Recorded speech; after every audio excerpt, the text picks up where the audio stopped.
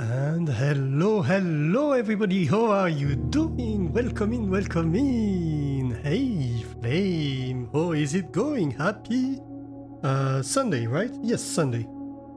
I'm definitely not lost in space and time. Everything's fine. I know what day we are. We're good. Maybe? Maybe. Panic time! Right? And we are back to Blueprints today. Yeah, that's right. I did promise we would play more of Blueprints. I'm holding my promise.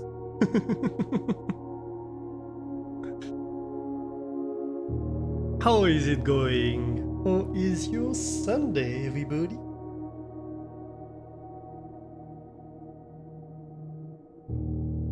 Also, I have fixed the cheese zone thingies, so we now have a full list of cheese, and also when you type the cheese command, now it gives you like randomly one of the cheese you actually have, not one of any in the list, because otherwise it's unlikely to hit the cheese you actually have. So there you go. Hey Zeta, how are you doing? Welcome in, welcome in. Ooh, 49% Coulommiers. Nice. Your Sunday has been good. Lots of RimWorld. Ooh, nice, nice, nice. Are you playing with Odyssey, I assume? Everybody's playing with Odyssey. To be fair, it's really, really good.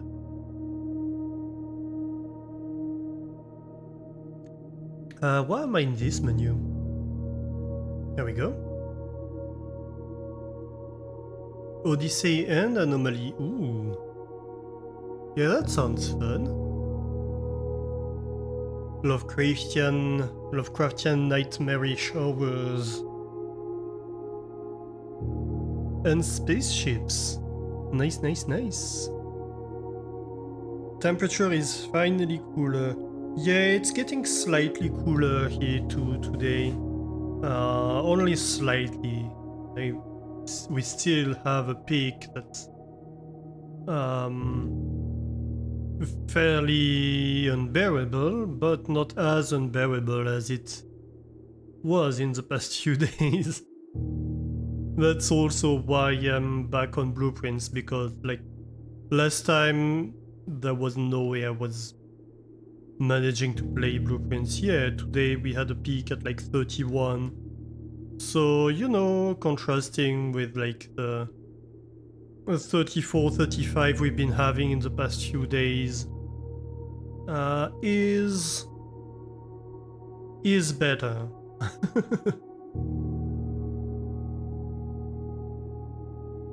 It's much more bearable. So yeah, I'm back in a temperature where I might be able to think. Which is required with this game, so, you know, it's useful to be able to think when you need it. Alright, let's see. Shall we play day 45? What do you think? Shall we play the game?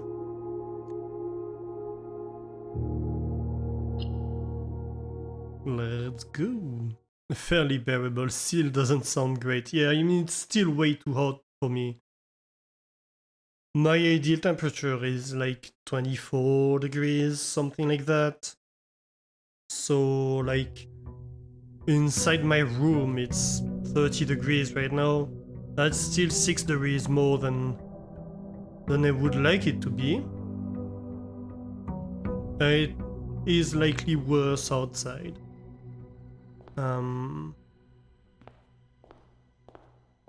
But I can survive in this temperature. Nothing new in here, hmm? No. Orin Nevare. Okay, so. What do we have? We have no particular curse. Right, and we did manage to open like a few of the seals. Yay, button! Oh, right!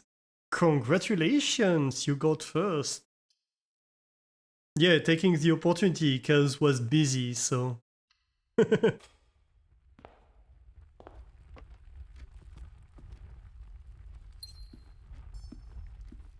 Otherwise she would have been all over that little button. Well, she usually is. Oh...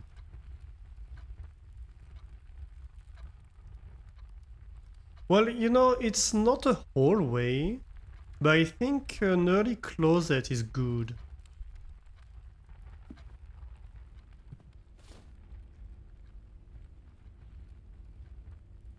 It's not amazing items, but, you know, we'll make do.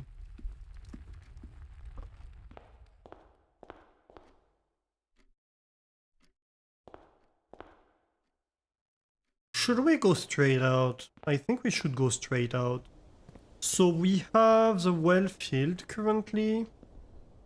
I think it might be nice if we can get a lot of keys and get to the bottom. I think we still had some chests to open.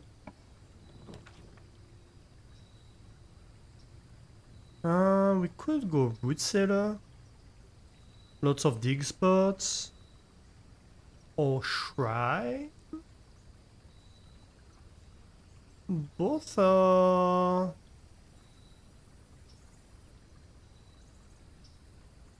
okay choices, I suppose.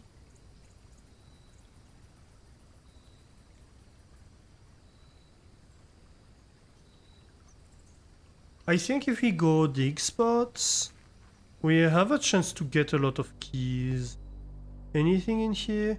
I've never seen a particular item, like an extra item in here. I don't know if that can happen.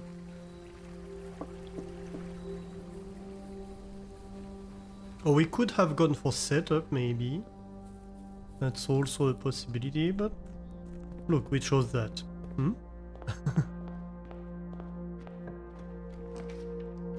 Oh! Early lab or breaker bar, or utility, I mean.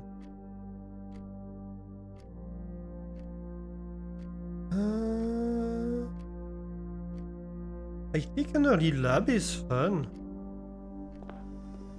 We can set up the experiment right away.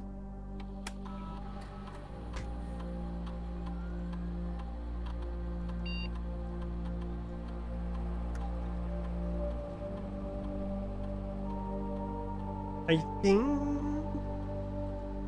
this would be very good if we go for dig spots. And gold is nice.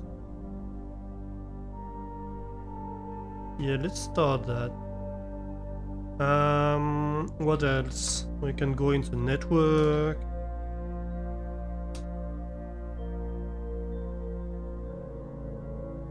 And order something. What would we order? Maybe a metal detector.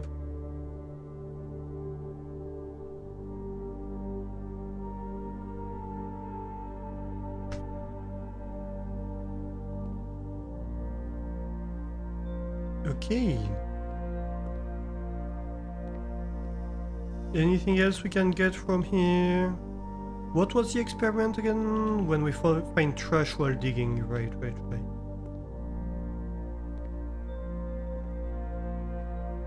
Nah, not much here. Okay. Ooh. That's not great. Maybe we go storeroom. Well, it has dig spots, but we don't have a shovel yet. Oh well. This might not be a great run, I'll be honest. Let's take the commissary, hopefully we can buy a shovel. Puzzles again? Yeah, as promised. How are you doing, Doran? Yes, shovel, very good. Sleeping mask and a metal detector, that's amazing. Let's take the sword shaker while we're here. Why not? What's wrong with puzzles exactly? I know you're all addicted to Oxygen Not Included, and so am I, but we do enjoy puzzles, right? Isn't it good old dupes running around? I mean, you can have both. Nothing's preventing you from making dupes run around. Hashtag not addicted. Oni is one big puzzle for you? Yeah, same for me. That's why I like automation-based and logistics-based games like that.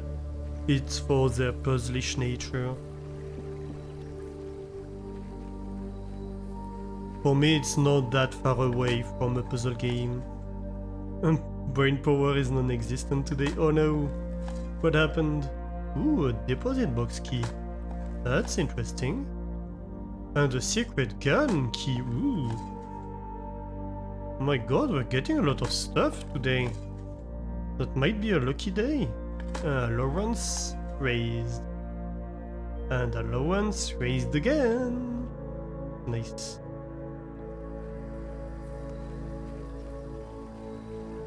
You also got addicted to crust? What is crust? More keys! Yes, yes.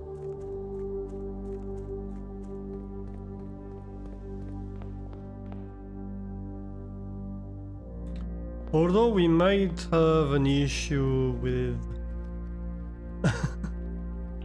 with the room's choice. Yeah, let's go spare room, you know.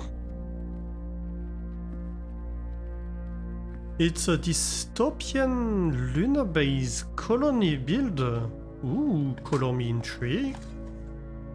Let me have a look at it in Steam. Crust, you say? The crust, I suppose. Ah, you're the CEO of a giant company, colonization company on the moon. So it's kind of like surviving Mars in a way?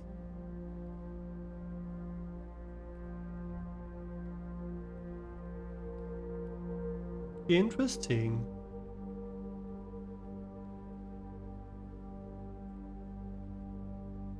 Interesting. Similar but not very much. Okay. Yeah, that sounds like a fun game. Let's get this hallway.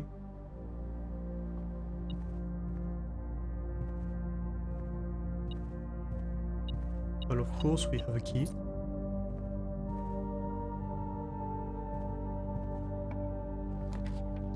Ooh, the attic would be great here.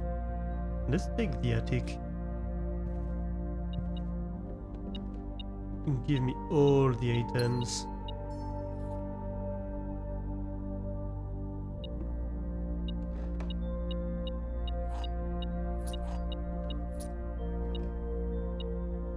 We're not getting a lot of items. Ah, here we go. The hammer and the keys. What am I missing? There's some stuff over here, possibly? No, not here. Where is it?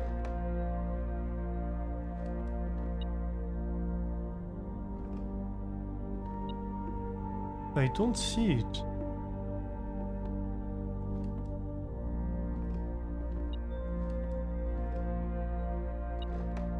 Oh, this key.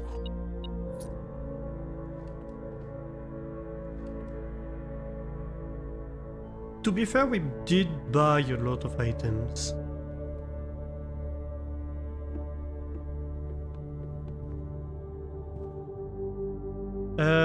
That says that kind of blocks us off. We only have one path forward, and I'm quite worried about that.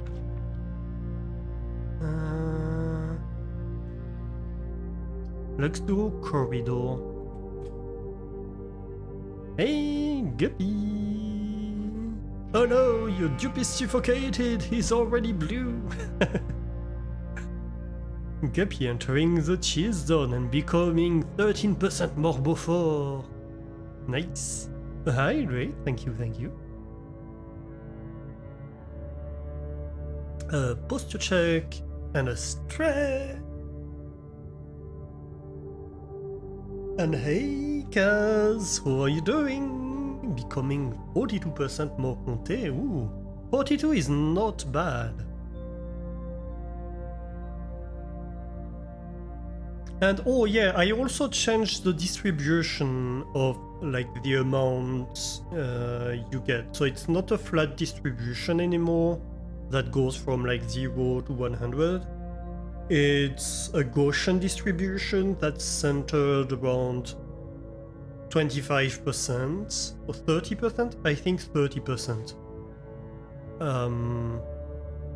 And so you have a low likelihood of getting 0, you know? But you also have a very low likelihood of getting something like 60 is kind of the max that you might get. So it's not people getting like 100% of a given cheese every single stream, you know? Hey, nice, 38%. So yeah, 38% bouton de culotte is about average. 42% was kinda lucky. And as you can see, we have new cheese. Doran getting that bouton de culotte.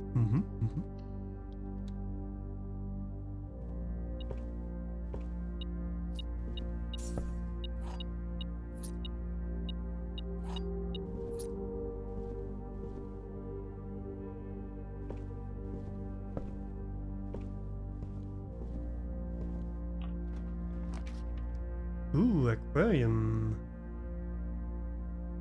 Would be nice, but it would lock us out of this, and I don't like that, but we kinda have to, I feel like. I feel like at this point we kinda have to. Ooh. Salty... how is it called? Ooh. And the broken lever too. We're getting lucky on the lever stuff. Oh, that cloister is nice. But we don't have the gems for it. Let's go there. Maybe pantry? Let's go pantry.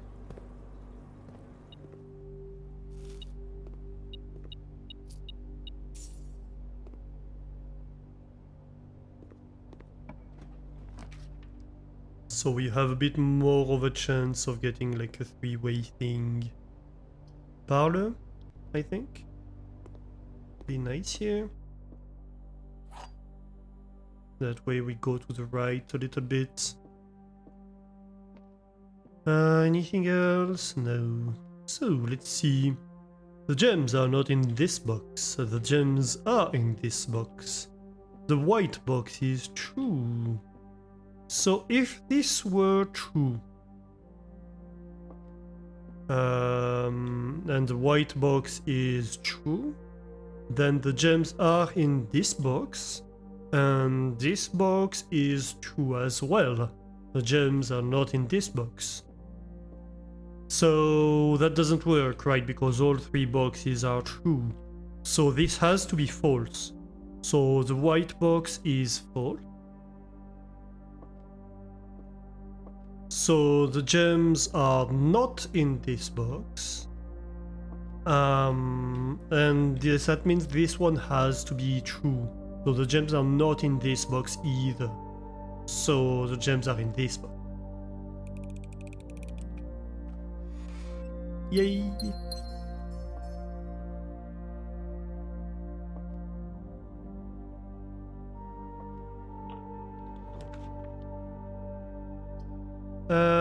Den or passageway? I think den. Yeah.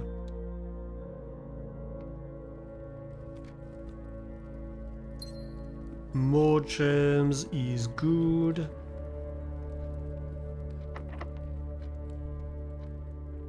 This is locked. We could get the secret garden key in.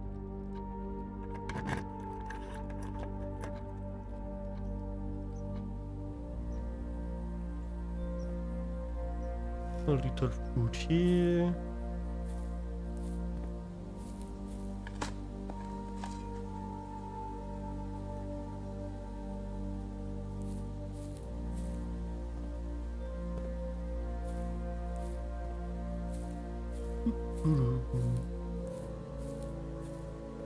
I'd like to try to make things go kaboom today, if we can, at some point. Okay, so we have the east door opened, that's good.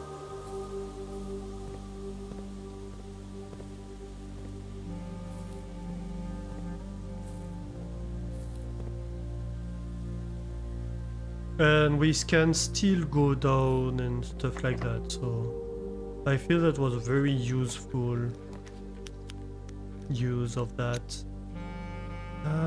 Utility closet might be nice, but we don't have the security room yet.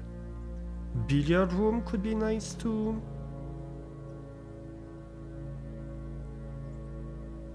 It gives us one more room afterwards, and it gives us stuff. Kaboom, yes. We have seen that, like, in the armory there's a light matcher. And there's a room. There's an exterior room where we know there is dynamite. I think we can probably, like, do something with combining these two.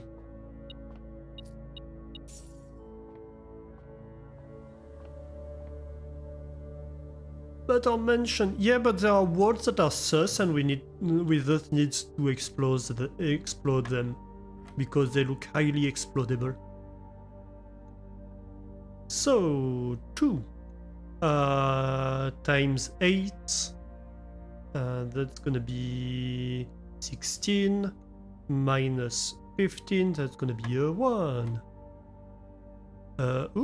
Minus 4, minus 6, that's minus 10, plus 13, that's 3, times 2, that's 6, minus 4, that's 2.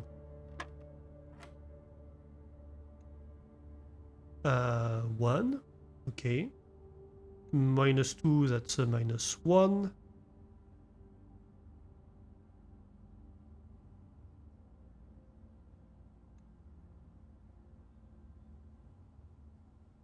Times 4. That's minus 4. Squared, that's 16. Okay, I was confused. Yeah. I was like, what do you mean we end with the minus stuff? But no, it's squared, so we're fine.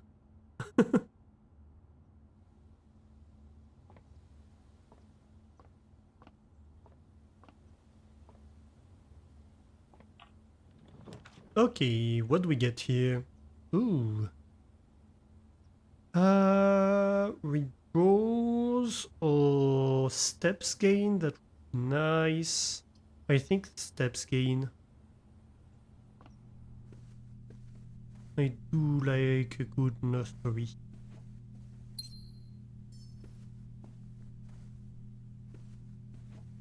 Any sneak rat in here? No. Not even a little hole. Come on, kids. Dig harder. I want holes in that ground.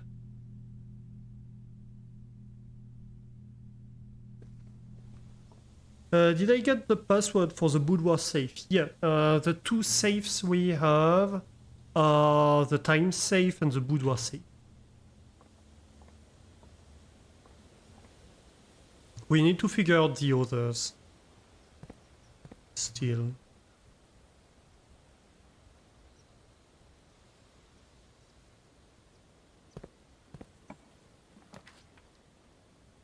Ooh. Yes, please.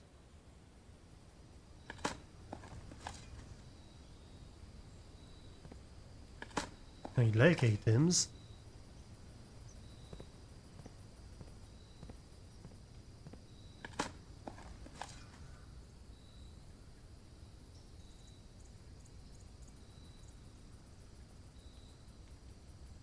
About Wu and medieval dynasty, she's raiding me all the time.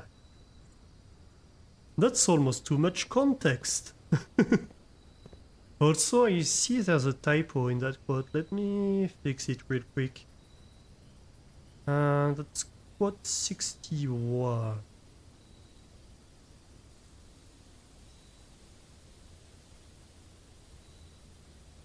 Let's go.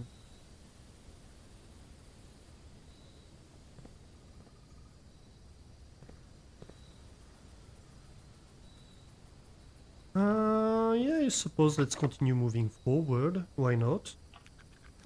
Lockpick that, very good.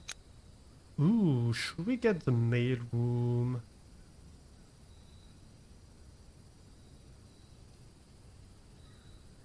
Oh yeah, we did upgrade that room. Or we could get the bedroom, but we have a lot of steps, so I don't care so much.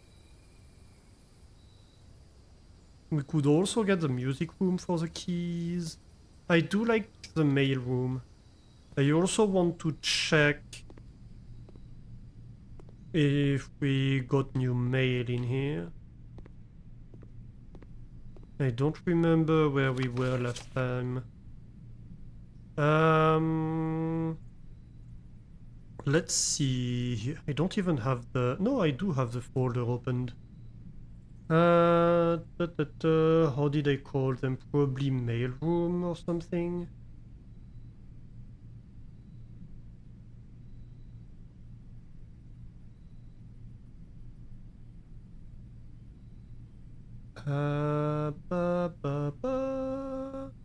Oh, Randolph letter. 1, 2, 3, 4, 5, 6, 7, 8 we had. 1, 2, 3, 4, 5, 6, 7, 8. Yeah, we got 2 new ones that we need to check out. So this one we should have read. Yeah. Confirm I remember that one. So how about this one? Simon, just in case it wasn't explicit in the emails, I decided to contact DC Power directly and get some additional usage instruction for the VAC system they installed. This information is actually as much for me as it is for you, as I often spend 10 minutes in the utility closet just pressing random buttons until coming up with a desired result, but I rarely understand exactly how it is I get there. After half an hour on hold, I finally got to speak with the technician who personally designed the system and compiled a list of helpful instructions. I'll add that material on spreadsheet I'll include with this letter. As always, hope this helps you. So A5 or the 6 indicator lights are all same color. Pressing the 6 indicator will always sync it up with the other 5.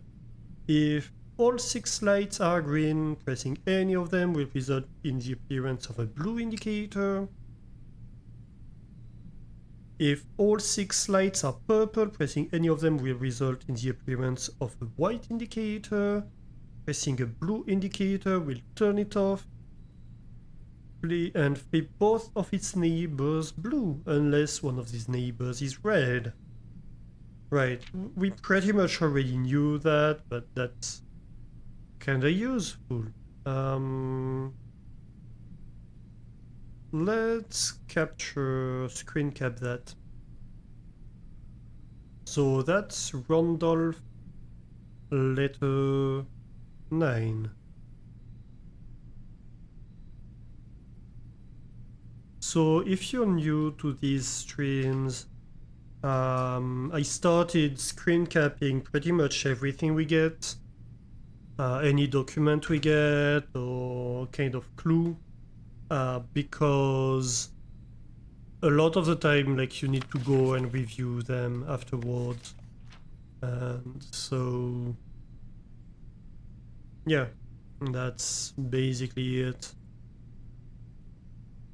I think we call that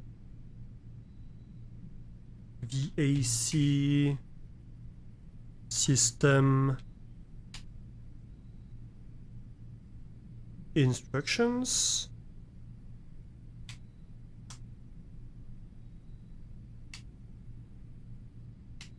Randolph letter 9.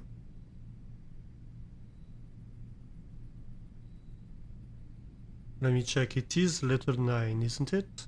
Yes.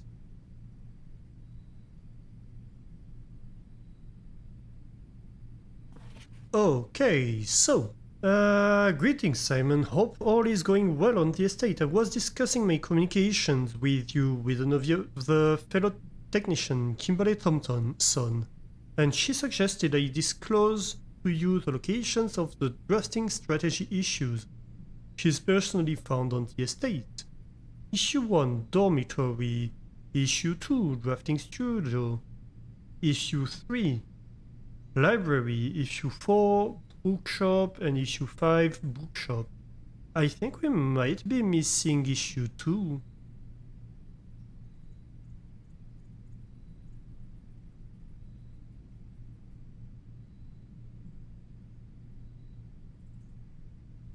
Also, do we have the board one? The board stamp? Let me check. Yes, that's a Murajai stamp. Okay. So, that's gonna be... I know we are missing one of them.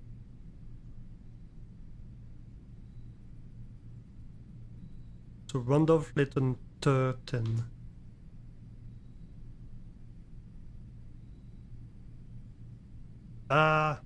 Randolph letter 10. Okay. One day I really need to do a stream where I organize all these things in like an Obsidian document or something. But that's going to take a huge amount of time. That's why I didn't do it. But the more we wait, the more daunting it is. So it's like a you lose scenario. Yeah, press any button above to activate blue, press the blue indicator next red indicator to activate purple, 5 purple indicator are needed to activate the 6. So that's the rest of the instructions we found earlier. Okay, well, that was informative. Thank you very much. I think we go back maybe to the aquarium.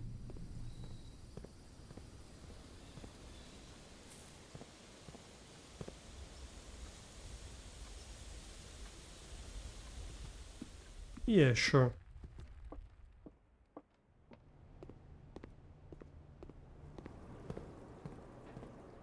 Oh, I missed that apple. Oh yeah, no, that's true. The secret garden does spread apple across the board. Forgot about that. Oh, we could get tunnel and go like straight to the foundation. Or we could redraw. I think we take one tunnel. We have a good chance of finding holes in here, yeah.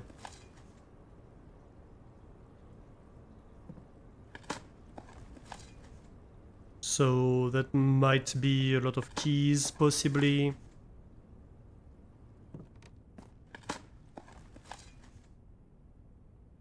Also allowance raising, that's not bad either. We might honestly go one more tunnel. Huh.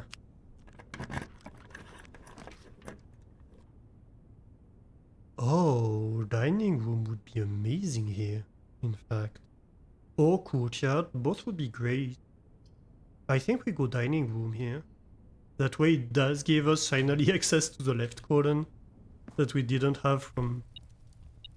Like, we've been missing that one from the start.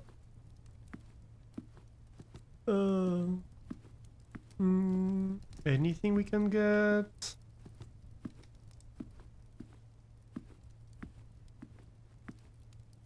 No.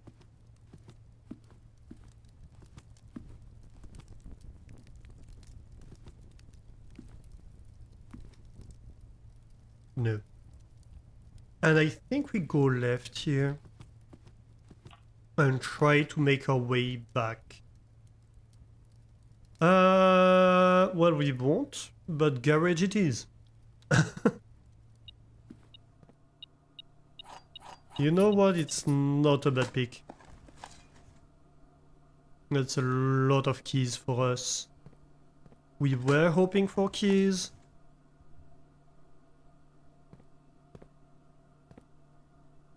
Last time we did manage to open the car.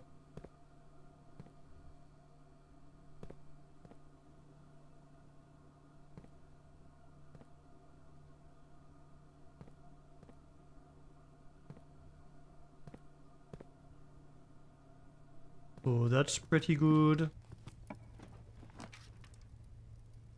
Oh, boiler room would be good here, if only for the access it provides. How many mechanical rooms do we have? One.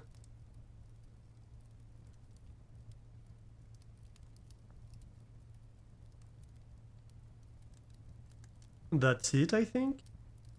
So that would be two. Wouldn't be very interesting for us in the mechanarium. So let's go boiler room.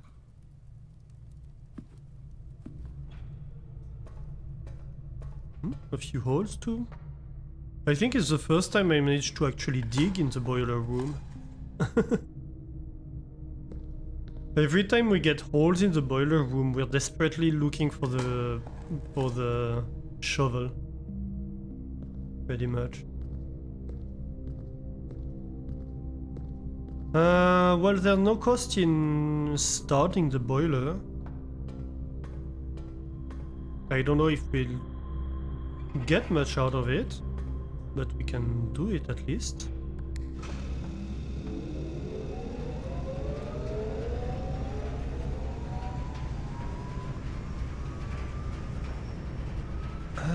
Do we go left or right for now?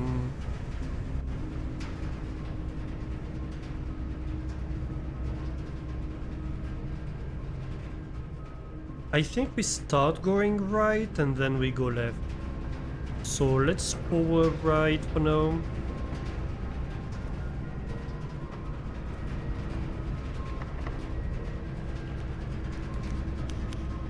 Observatory here.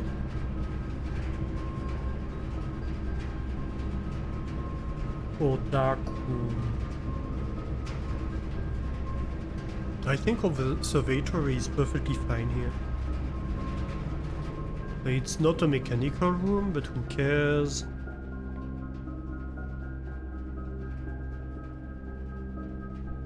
We do want the diamond, we do want the apples, we do want that. And that's the flower, so that's fine too.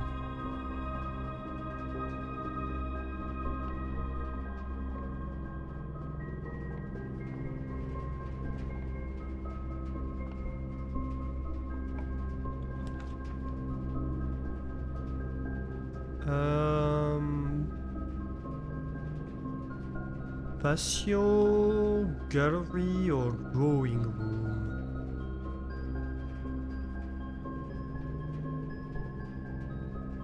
I think drawing room is fun here.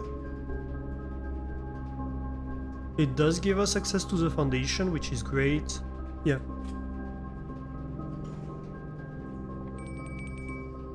Yay! And we have food, so we have a lot of steps available. The armory could be cool. I'm hoping to slash some stuff. So we have this save that we still need to figure out.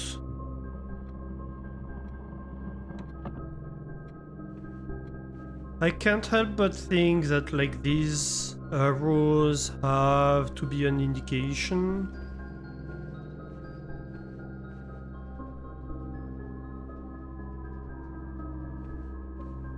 Now that I think of it, it could be clock related, couldn't it? Right?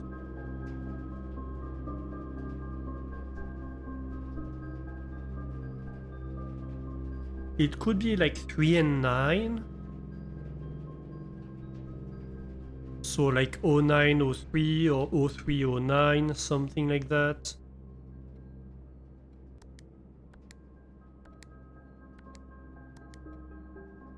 Nope.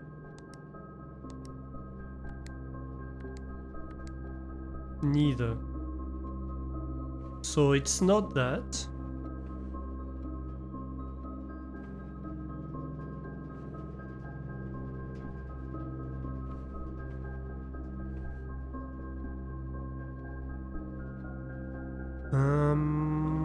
Anything in here? In the painting, aside from like the clue to access the safe? I do not think so.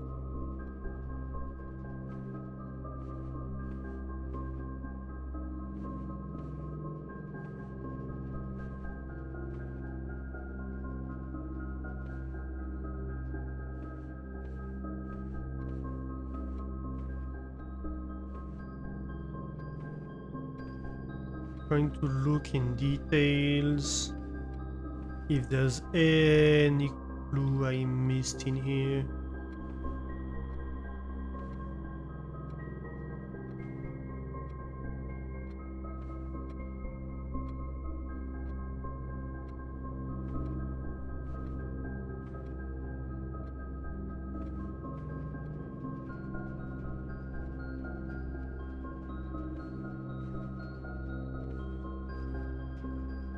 Can't click anything on the phone.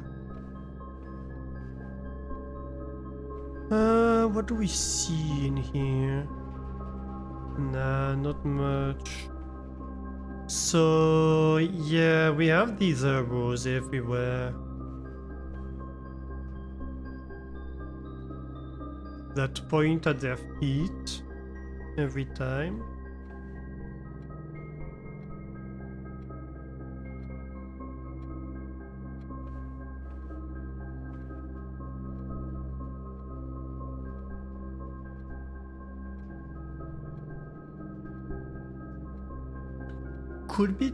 Could it be like some kind of fun with like defeat? Possibly. Hey! How are you doing, Ailing Light? Welcome in. Good after evening. What time is it for you, if you don't mind me asking? Because here it's pretty early evening.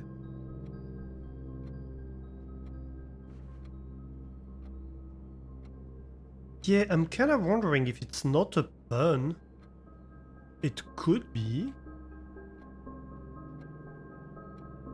Let's see. Maybe in history of Orindia?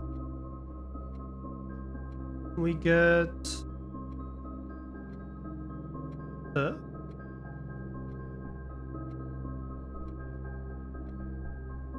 like a date or something? Or maybe in the history thing. Okay, so first of all, let's check the history thing. Let me put on the webcam.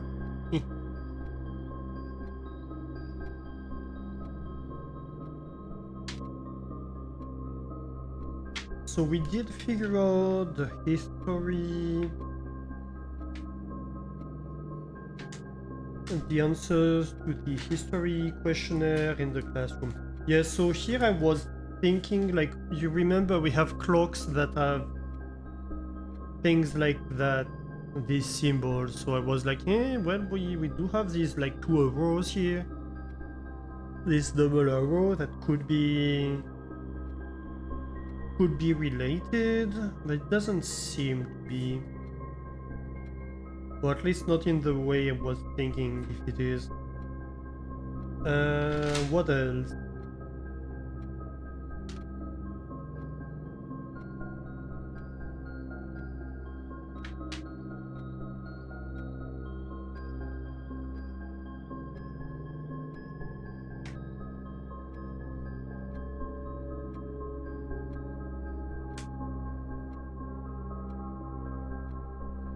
Classroom.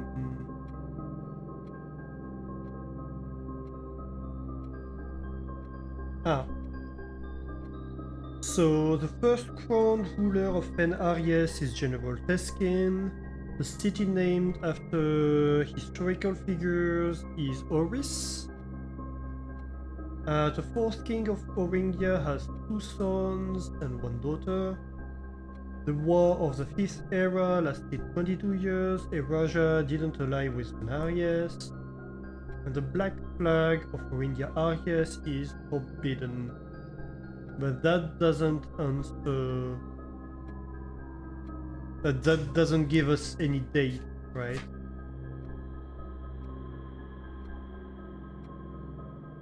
We'll need to have another look at a new clue at some point too.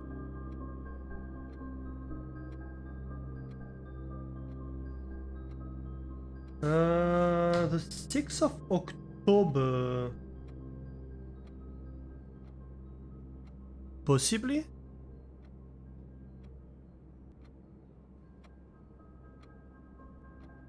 So 10:06?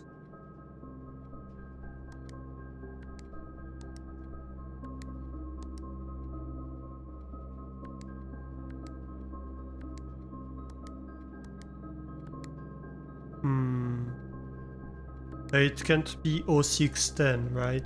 I think it's in English notation, the dates we figured out.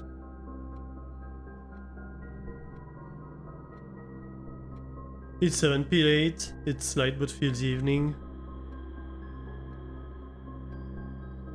But what people feel is afternoon differs, I think. Yeah, that might be. Yeah, because 7 p.m. for me is like early. Like, it's still afternoon for me, to be honest. Another question burns your souls. What happens if one were to enter the cheese zone twice? Well, you could try. You might be extra cheesy. Who knows?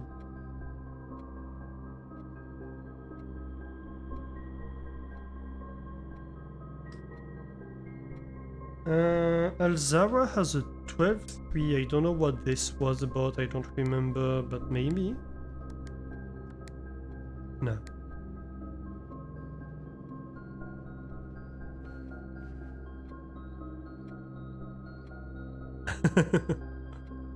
Do it. Says Kaz.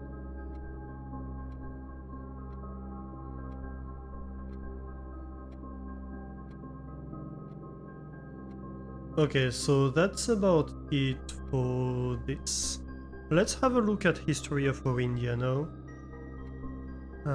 That's the complete book. Yes, it is. So I need to go and find Image Reader, History of Orindia. Perfect. That's almost it. Let's like crop top here. Crop the bottom. Right and left. Yeah, not bad. So we're looking for dates. Orindia was once a name used to designate the realms in the eastern waters, though the term is no longer employed in the halls of politics nor commonly known to the average citizen. Its memory flickers in the heart of those who hail from the land that it once encompassed. And many of the elder generation, in hushed circles, still refer to themselves as Orindians. Yet we must not let the flame of our history dwindle into the obscurity of whispered conversations, nor permit our leaders to enjoin us to abandon the name of our land. We must keep alive the embers of our past and preserve them for the generations yet to come. Ajera. Most historians mark the beginning of the first era, often denoted as Ajera, by the ascension of the first king of Orindia, whose name Oris would later grace the burgeoning township in which he once crowned. Oris was known before his coronation as a prominent merchant, lord of considerable means and affluence, whose sway in the region made him the ideal candidate for the unification of the surrounding provinces. Regrettably, history is not always forthcoming, and the surviving records of those bygone days are mostly limited to trade agreement and sale receipts. Well, looks dangerous, that button. Also, the old person might just override the old person. What then? Perhaps someone else can go first?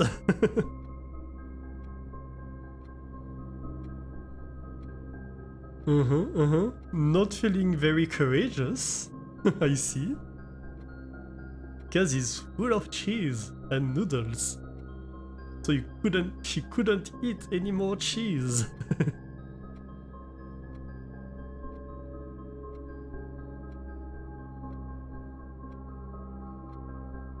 Nevertheless, we can deduce from these ledgers that Oris had but one aim: expansion.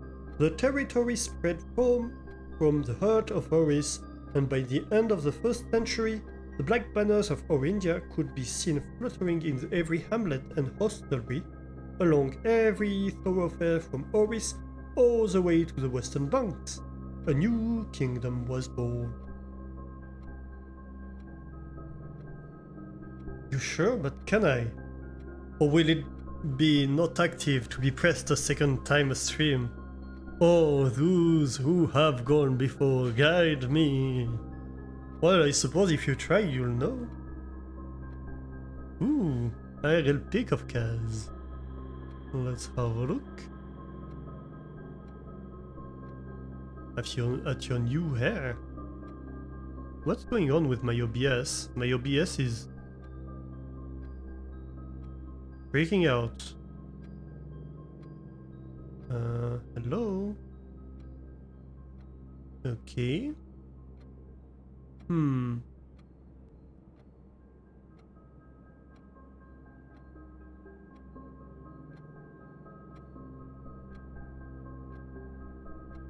I don't see the pic, guys. Would hate to spoil it for you.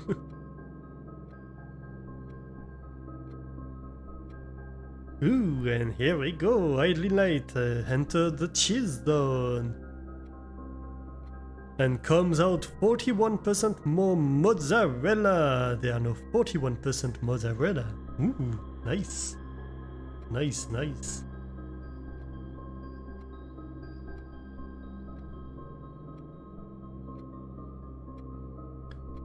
The second era, it was the 4th king of Orindia who split this vast domain into 3 equal shares. 3 realms for his 3 children. To the eldest, he granted the fields and mountains of his great-grandfather, the Middle Province, and heart spring of the kingdom. The eldest accepted the gift and called his new realm Orindia Aries, after the angelic paragon of royalty, Orinda Arya, sorry. To the youngest, he bestowed upon him the realm of Arch-Arias, the land of the northern storms, a wild and untamed expanse which at the time was not as developed, but a good deal more vast than the eldest brother's lot. And to his middle child, his only daughter, he gifted her the southern region of Eraja, the mystical realm of the ancestors, a land steeped in tradition, magic, and the poetry of the old tongue. So now you can use the cheese command to see how much of different cheese you might be.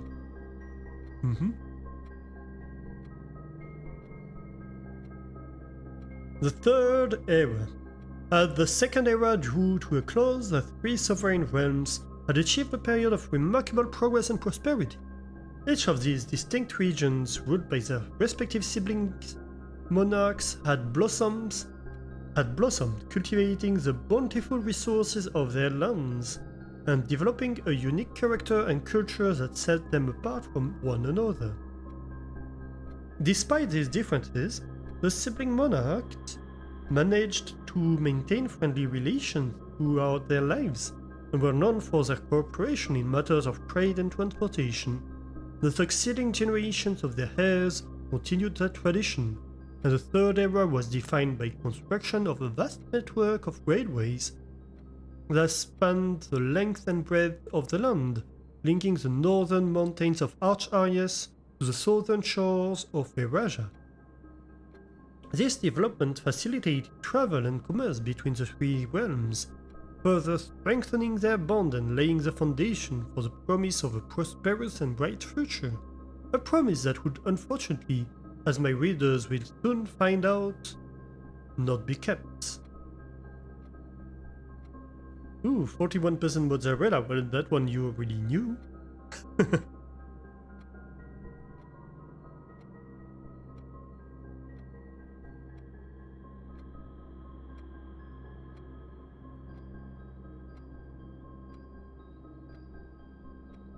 The fourth era.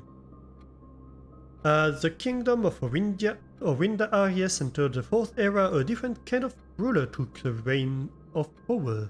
King Desiletes III was a king who listened to the voices of all his subjects, from the most influential advisors to the humblest of citizens. He was a king who often was seen among the people, eating, drinking, and conversing, a sight that shocked not only the gentry and the court, but the masses as well, who could scarce believe that they, as peasantry, would ever sup with the crown. Desiletes was renowned as the king of the people, and it was therefore a surprise to no one when he made the decision to move the capital from the secluded mountains of Redington to the public stage of Oris, leaving castle and court behind. The people were overjoyed by this choice, and the city welcomed their king with open arms and great fanfare, yet not all were swayed so easily. There were those that viewed the king's conduct to be unbecoming of his station, and were wary of how readily he could be persuaded by the tears and tales of the common folk.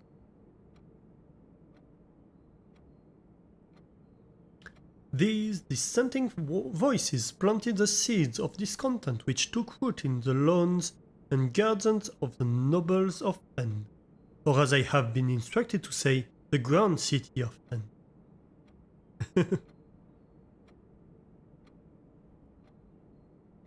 After the passing of King Desiletes III, the fourth era came to an abrupt end. Thankfully the king died naturally in his old age and surrounded by his people in Oris, far away from the growing unrest among the western city of Fen.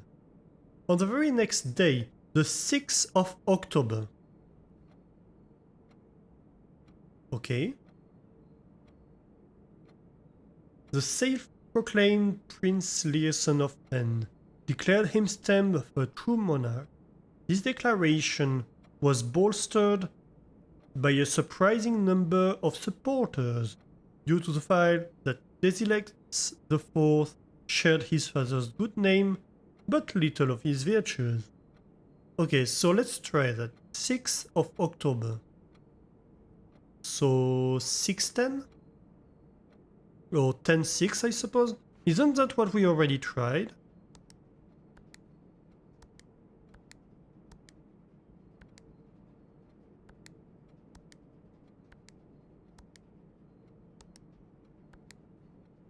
I think that's what we already tried.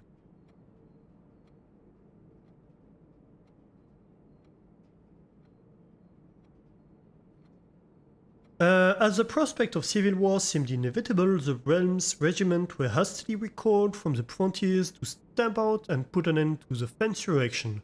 However, instead of restoring order, what ensued was a savage and merciless campaign against their own people. The Garden of Fen, once a center of splendor, were transformed into a battlefield as the cries of the innocent echoed through the city's street, stained in red.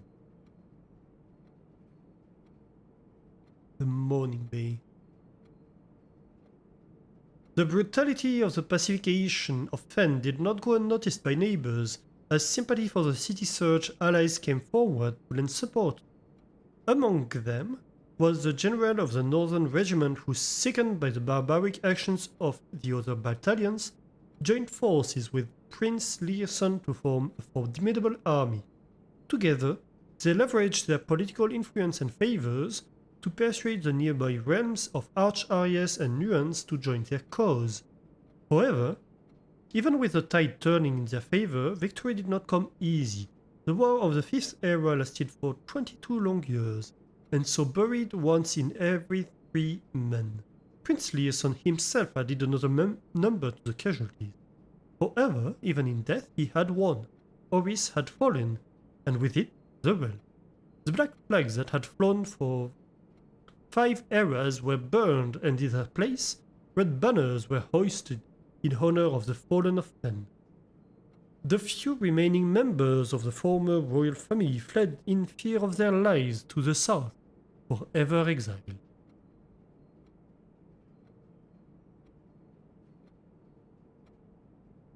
The current era today, the realms inherited by the 3 Fen Arias, Arch Arias, and Eraja once again stand united as allies. Though the distance between our people has grown, our connection to this land remains as strong as ever. The spruce and birch that span across our realm serve as constant reminders that we all share a common past. And as those trees continue to grow, so do our hopes for a common future, a future where we are not defined by the colors of the banners we raise, but by that which connects us, a land that we each call home.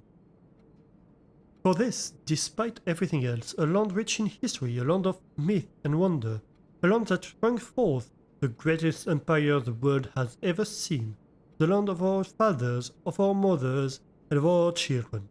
This land is, after all that has happened, still Orindia.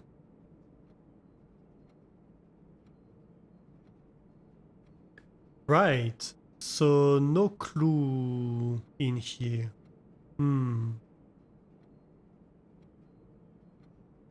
What else could we have?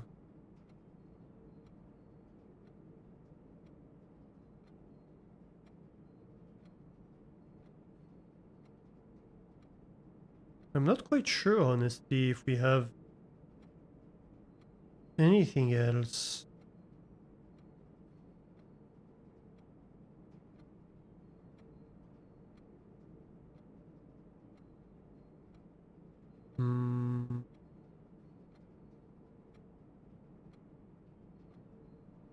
So we have screen caps of the drafting strategy guides 1 and 4.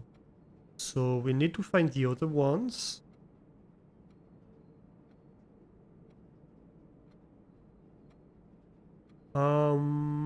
What else can we get?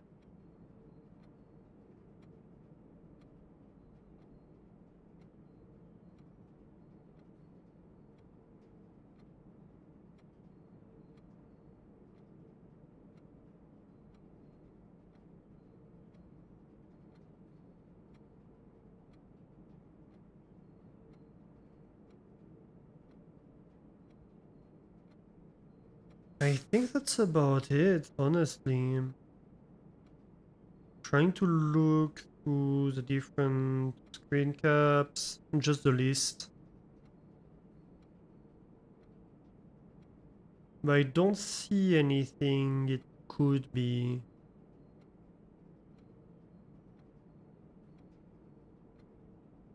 Do we know how many numbers? Yeah, it has to be 4 numbers because it's a date. We know it's a date, it's like day month.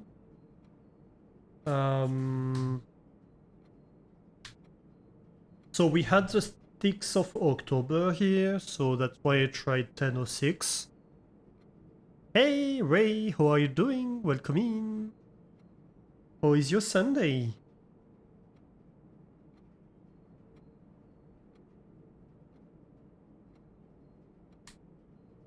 But yeah, that didn't work.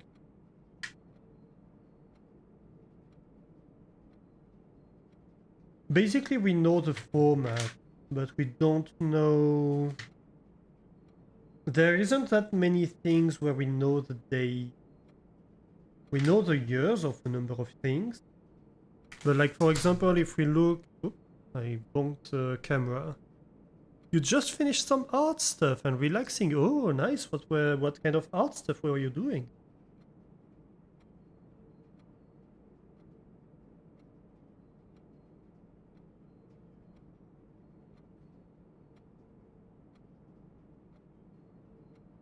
Yeah, so we know that they married. Let me read that. I think it's 28 12 or 28 11. 28 11 actually. I think. So on the 28th of November, and that's one we use to open the orchard.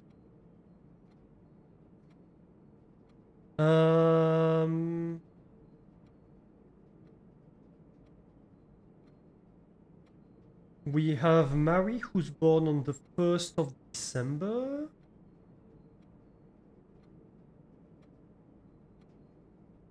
And we have the death date of Herbert, who's dead on the 5th of November. But that's about it for the family tree. Cat animation, it was a request. Oh, nice.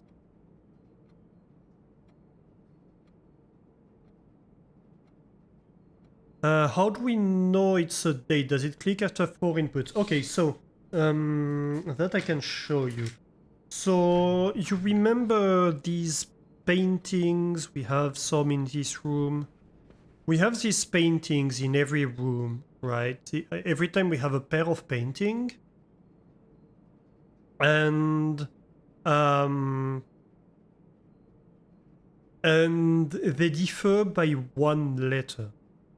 Okay, so this would be what's the combination for these ones again? This would be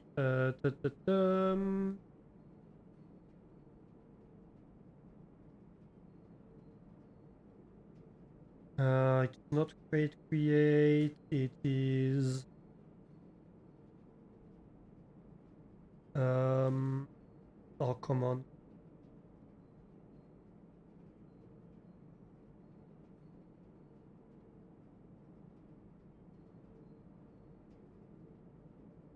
Not short and cut.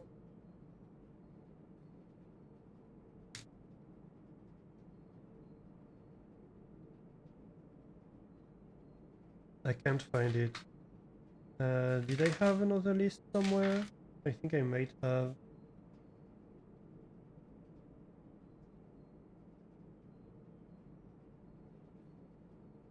Nah, not here. Maybe the previous page. Yeah, we did have some in here.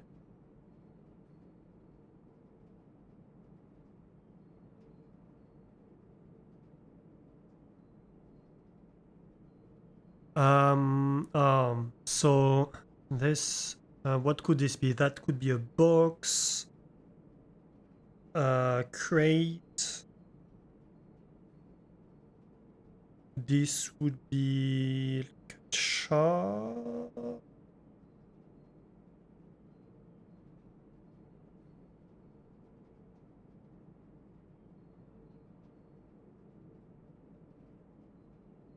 So that doesn't match, obviously. I wrote all of them normally. Oh, create and rate. Right. So this one is create and rate. So like that's a rate of progress of some value, and that's a crate. And so they have one letter difference, right? The first word has a C that this one doesn't have. So it gives us a letter. This letter is a C. And for a certain location in the grid, it's always the same letter. It might be different paintings, but it's always the same letter. Different room, different painting, same letter. And so we made a list of what letter we found where. And that's the chart we ended up with.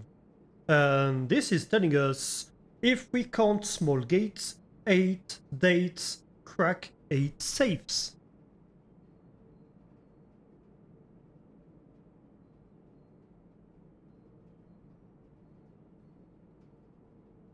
So yeah, we have 8 safes that we can crack, and we're counting small gates, so that's, for example, the gate to the orchard with that. And they're associated with dates. So that's how we know that the answer has to be a date of some sort. Hang on, I have to fix something with my OBS. Like, one of the modules is just freaking out. I have to restart it, I suppose. There we go. That's better. Better than having like a white square in the middle of my thing. Hey, Gamer Nature! How are you doing? Thank you for the raid! How was your stream? Welcome in, everybody! Welcome in, welcome in, welcome to a stream of Blueprints today. We've been playing quite a little bit of Oxygen Not Included lately, but today we are on Blueprints and we're trying to crack this safe that we found over here. And it has a code that we're desperately trying to figure out. So yeah, but how is it going today? How was Tales of the Shire for you? If you have to raid and run, don't hesitate to do so. You've been streaming for a while, so you may need to take care of yourself or to run to do something. You were playing Blueprints a little earlier with crowd control. Oh, interesting. What does crowd control do with Blueprints? What about the thing with the if?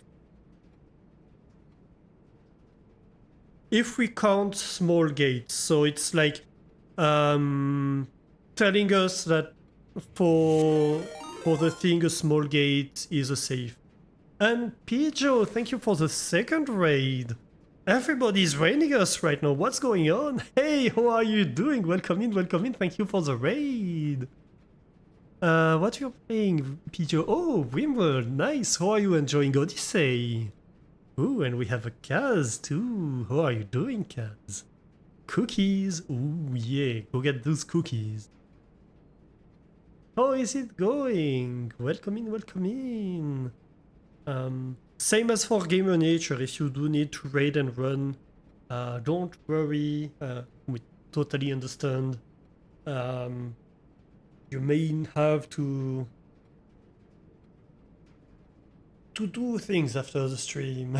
Almost lost a colony today. Oh no, that's not great. But it's very fun, and getting close to the end, you think, oh, nice.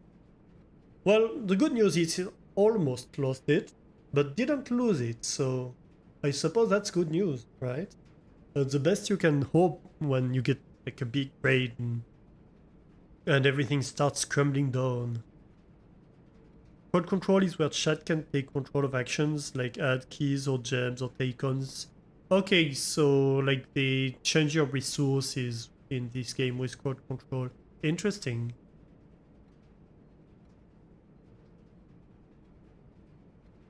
I was wondering how it, like what it would do in this game, you know? So yeah, I'm trying to figure out this. I was thinking that maybe it was a pun with defeat because we have these arrows pointing at feet, but it's not. Well, or if it is, we haven't managed to find the right date. So we were looking at history of Orindia earlier. And we were looking at the different dates that we have. And so yeah, to finish what I was saying, so we have this message here that's telling us like if we count small gates, so it means small gates are also considered as safes. 8 gates crack 8 safes. So we have 8 safes in total, including gates, and one gate we know of is the Orchard Gate, which is like a small fence gate. And we know that it's like 8 different dates that are the codes for these gates. So the one for the Orchard, we figured out was the marriage date of Simon Sinclair and Clara Ibsen, which was 28/11, so 28 of November, and so it was 4 numbers. So we expect these dates to be 4 numbers each. And we expect them to be formatted in kind of American format with the number of day first and then the number of month. And so we know that Herbert died on the 5th of November, but I really don't expect it to be. We can try 05/11. Yeah, no. And what else? Have a good luck, Gamer Nature, and thank you again for the raid. And we have Marion's birth date, where we have 12. No, not 12. Sorry. We have 01/12. And that's not it either. And so when it comes to people, that's all we know. What else do we have as a date? Hang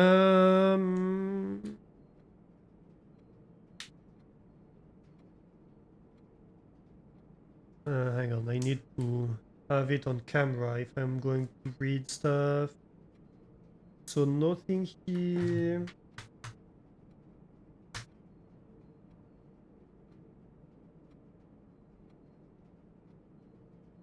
We have borrowing dates for people, but I really don't expect that they would do something like that.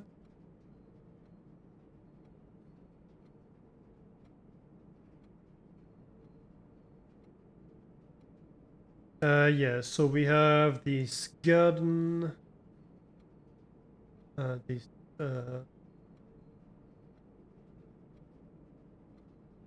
wedding date,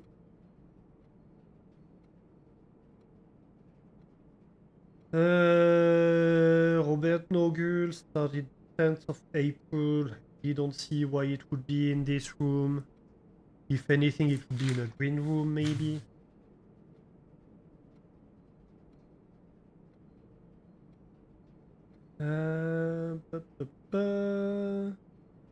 Nothing in here related to date.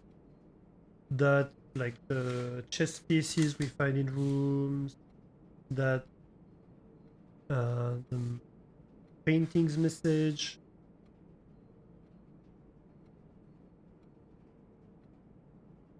This is the code.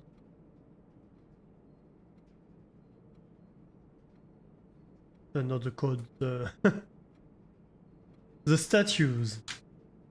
I can talk. What else? Nothing in here. We have the disappearance date of Mary. 22nd of February. I really don't expect that, but who knows? 0222 doesn't work.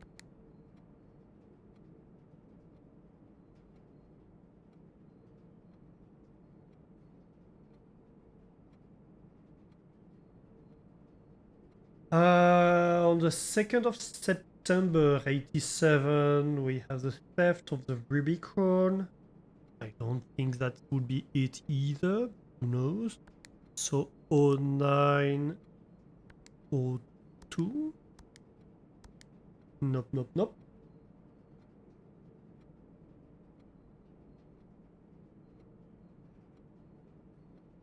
Uh, 25th of July 87, an admin created an unusual pattern for a password. Well, that's just mails. I don't think really this has anything to do with the code.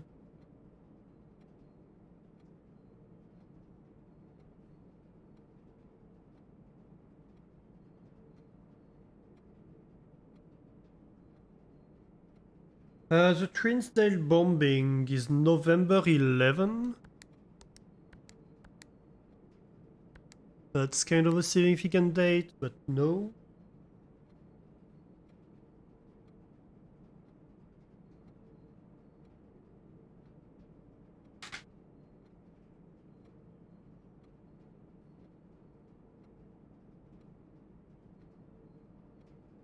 We have this 13th of December here.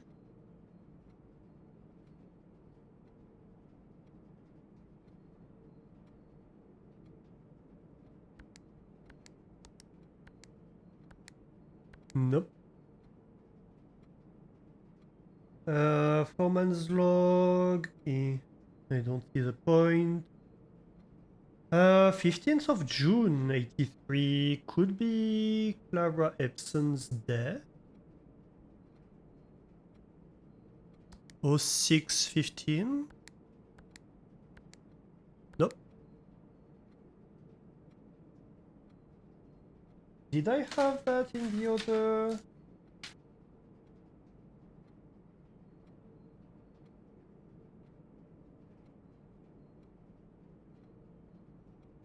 I didn't write that down.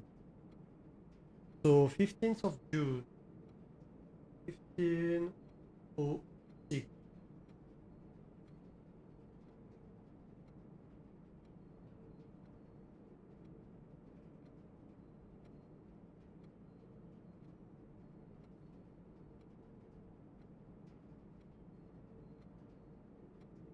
Yeah, so this was our first kind of like family tree, which was wrong. I misinterpreted the tree we found. So we had to redo it.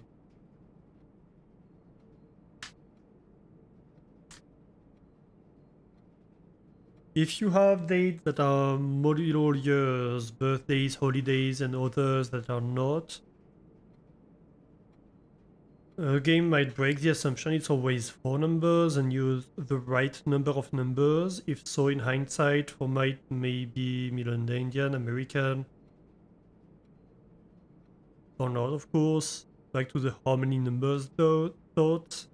It could. I don't think it would because it's inconsistent. It would be bad game design, you know? Like, I think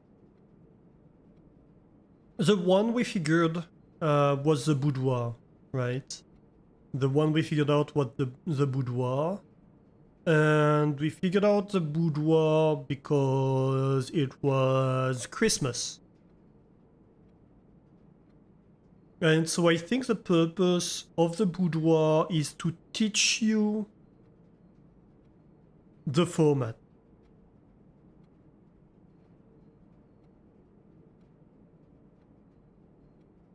And yeah, I have years in my notes. Initially, I thought it were years. When they say dates, for me it was years, right?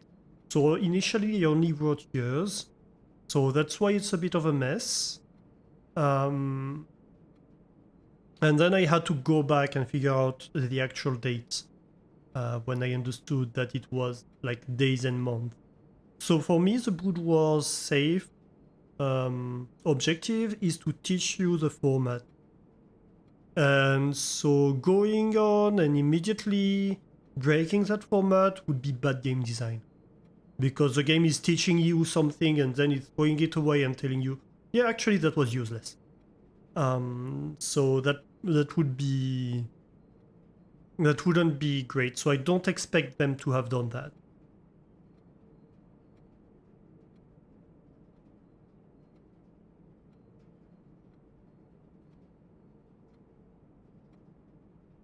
Like, that's very important in puzzles. When you have recurring puzzles, you can increase the difficulty, but then you need to have taught something to your audience, right? You need to have taught the format of things to your audience. What's going on with my computer here? I'm kind of worried. I have stuff that's frozen.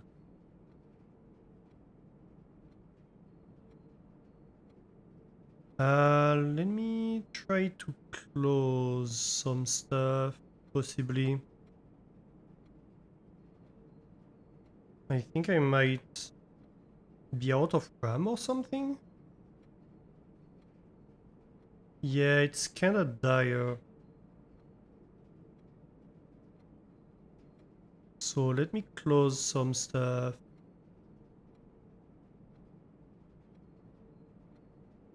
In the background. So we may hopefully recover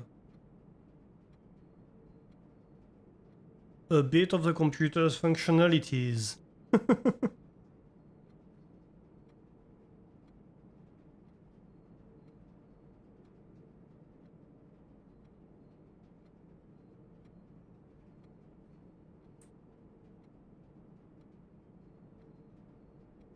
Okay.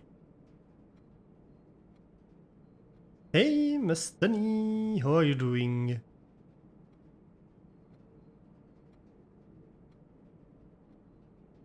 Assumption based on past experience with the game sounds fine. I don't know if the game does no let's play with the assumption things. Some puzzle styles do. That's true. But yeah, I think... I don't think that's what they're doing here. What is this? Oni overhaul?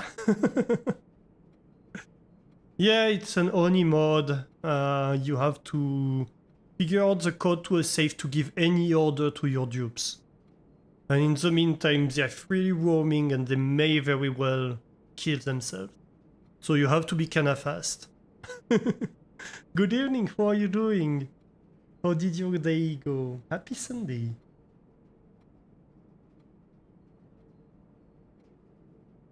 Doing good, nice, nice. Let's see here. What other dates might we have? Yeah, so I wrote down a number of like numbers by like counting the paintings and stuff like that that had the same number of arrows and stuff like that.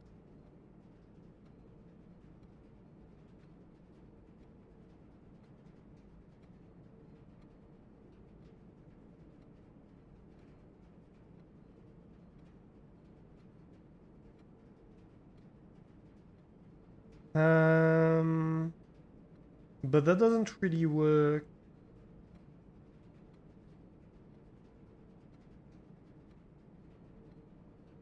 Or at least I couldn't find out anything with it.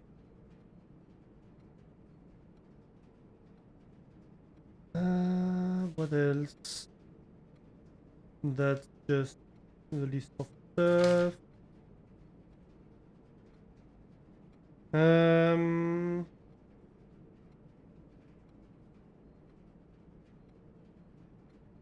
We have a date for Denis Revain, but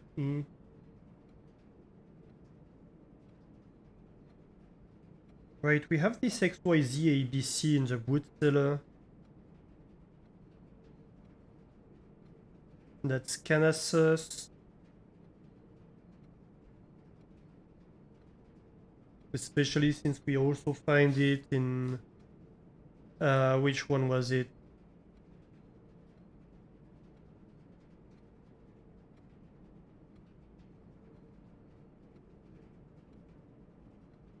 In A New Clue. In the conference room, they're talking about like 8083 being a lie. So maybe a 1017, but I think it would be more for the office. But we can try. It would respect the format of a date. I don't know what date though. Yeah, no, not that.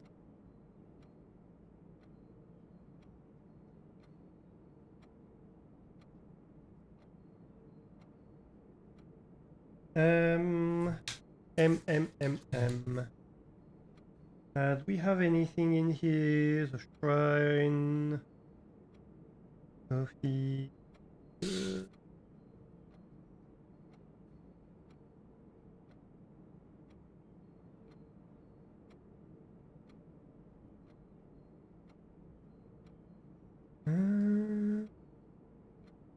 No, I'm out of ideas really.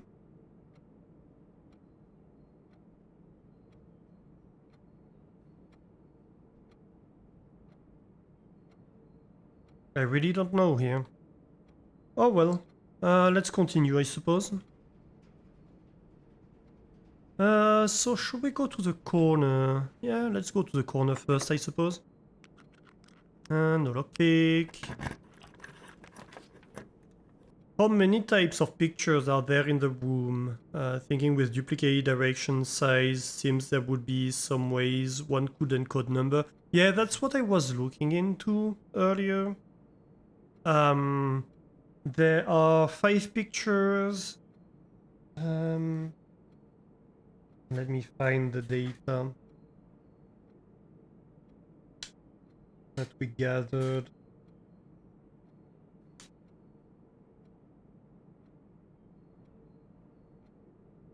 Okay, first of all, let's choose a room, right?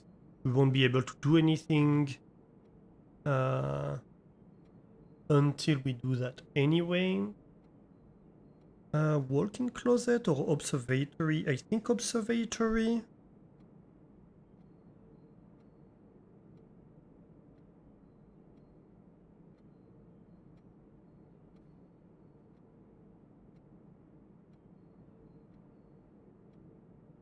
I mean, this could be more allowance too.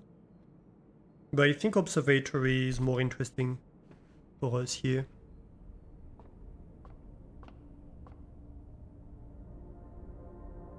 Ooh. So let's see. Everything is 50% off. Well, it's a bit late. Apples are extra delicious. That's useless. A key, and that would be like more dead ends, I believe. So we won't open that one. I don't know if not opening it helps. Hopefully it does. Okay, so let's go back and have a look. Yeah, so there are 5 different paintings. There's like the dude with the cane. There's the woman. Oh, actually, yeah, it's 5. There's the kid. There's... Wait, no, that's the dude I defined as cane. So there's the dude with the cane, there's a woman, the kid, the guy with the top hat, and the horse. And so all the paintings in this room are of these 3 types. We have some that are like multiples. We have some that are facing left, some that are facing right. And we have some of different sizes. And every time on all of them we have these arrows that are kinda sus. So what I tried to count is the total number of times each was represented. So we had like 15 times the dude with the cane being represented. So like 1, 2, 3, 4, 5, 6, 7, 8, 9, 10, 11, 14. Wait, did I miss one? Or was it 14? 1, 2, 3, 4, 5, 6, 7, 8, 9, 10, 11, 12, 13, 14, 15. Yeah, I miscounted.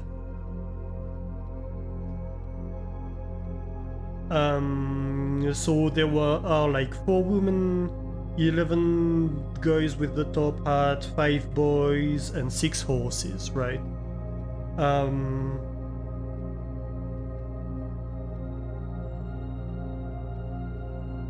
Then if we count like those facing right being like a plus and those facing left being a minus, so like this minus this would be 0, for example.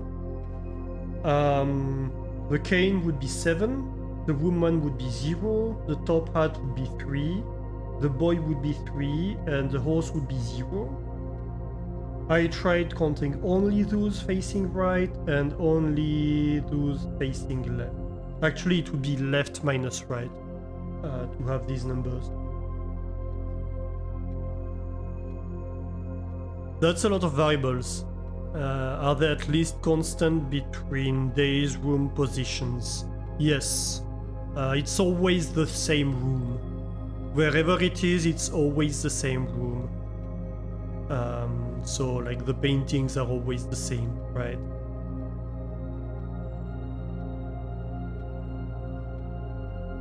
Five is bad for dates, yeah, that's my thinking. There are 4 pictures with triplicates. Or did you miscount? There's the cane dude, there's the top hat dude, there's the cane dude another time, and the cane dude a 3rd time. So there's like 3 times the cane dude and 1 time the top hat dude.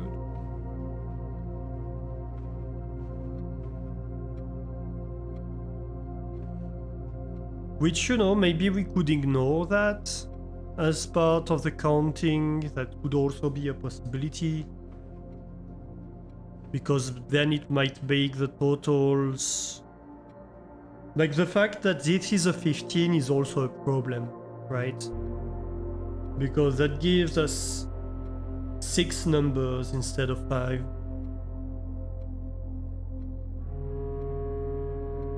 Actually, the top hat also is a double digit, so 7 numbers. But if we discount the triplicates, it's not the case anymore.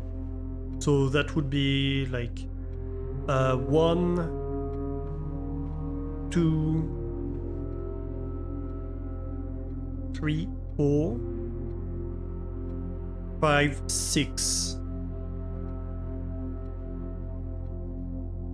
So it would be 6 for Kane.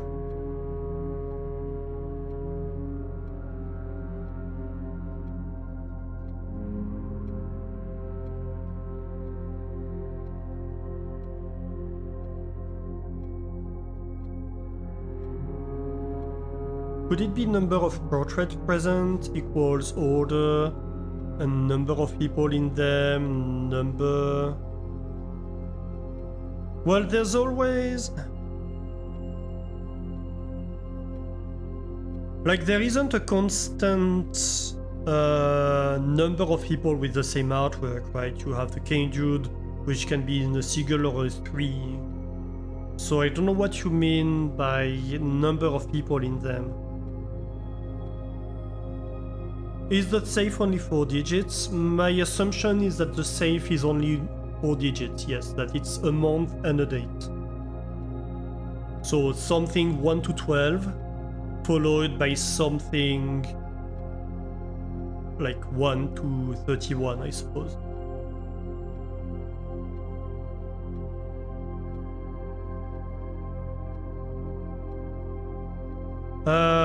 The woman will just be the total number because she's not in triplicate, so it's 4.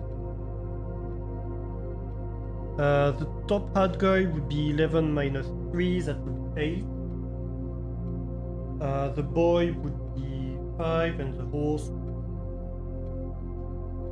because they're never in triplicate. That correct? Yes.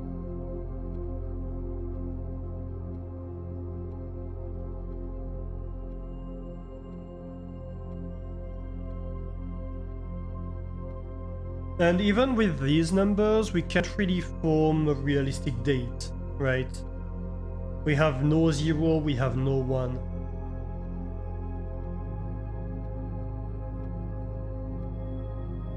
And we would need a 0 or a 1 to form a month number. So that doesn't work.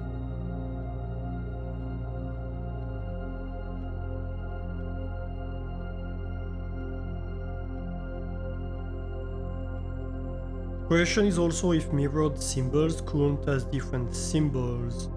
3 of the triple ones seem to be both same symbol, same direction. So currently you have 0 theories of...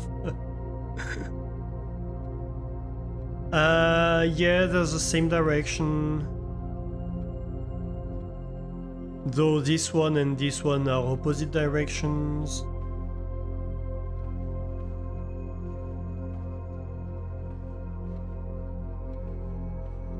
Also, we have these arrows. Like, I'm fairly certain the arrows should mean something. So my assumption was like the length of the arrow. If you take everything else the same, maybe the length of the arrow was the order of the numbers.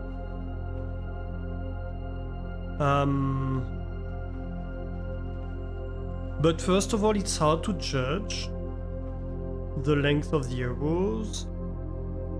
Second of all, I think we have 2 that are roughly the same length. Everything else considered.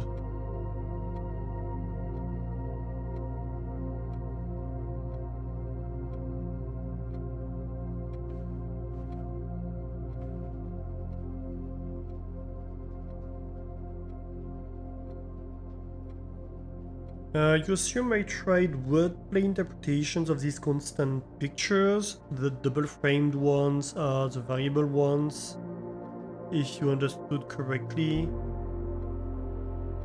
What do you mean?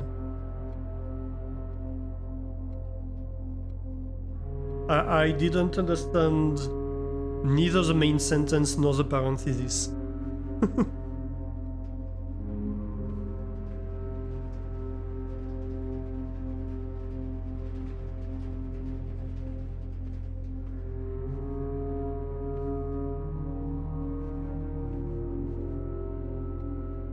What I tried was to be like, oh, this might be pointing at feet, so maybe something with the feet. The arrow seems to say something about speed, seems to you?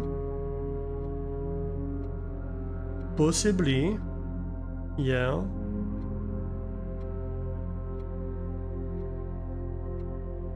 Would not be sure how to order the woman and the cane one. Yeah, and like... the boy and the man seems to be about the same length. Even almost the same length as the horse.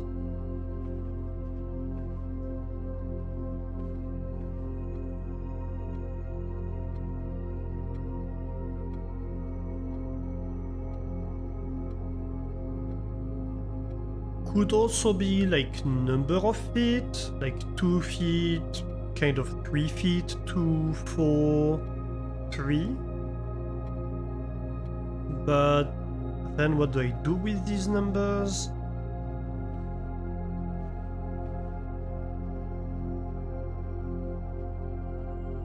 I explained the double pictures. There's a pun where the letter is missing and the letters are constant for position in building. Ah, yes. Yeah, the pairs of pictures, yeah.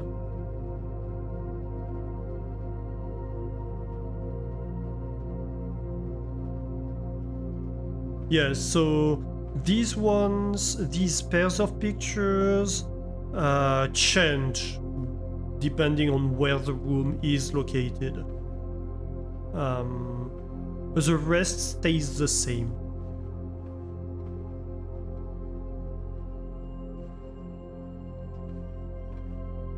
And here we don't really have pairs or anything.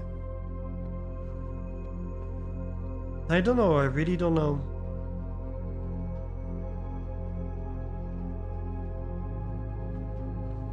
Okay, first of all, let's go and like enter the antechamber. Might as well.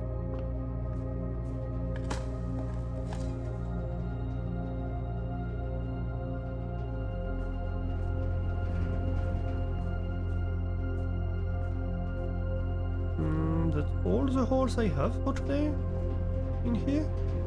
I'm kinda disappointed. I was hoping for 3 at least. Let's have a look.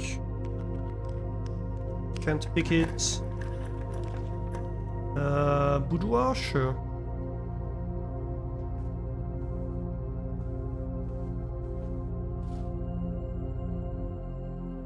So this one we did open. Oh, actually we get a diamond in here, I forgot. So you see here we have the pair of pictures in the boudoir. So plain and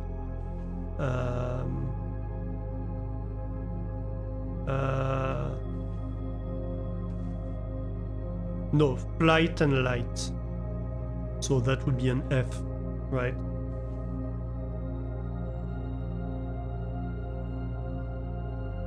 You think boy faster than fast walking man. Step length would be a different thing though. So horse, boy, straight man, crouched man, woman would be your guess. What the game wants you to think. Yeah, probably. The woman seems to be stealthing. Yeah, she's in stilts, so it's like, yeah, you can't walk very fast with those.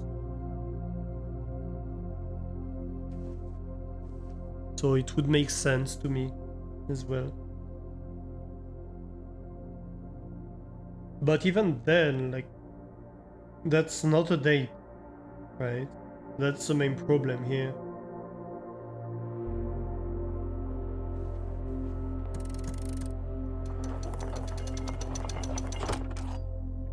Give me that.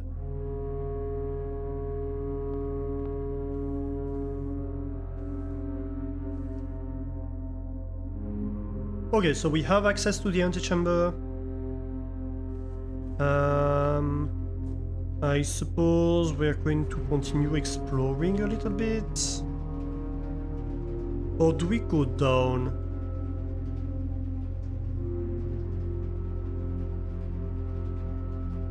Hmm. I think we go down afterwards, honestly. Definitely not the ballroom. Library then? Sure.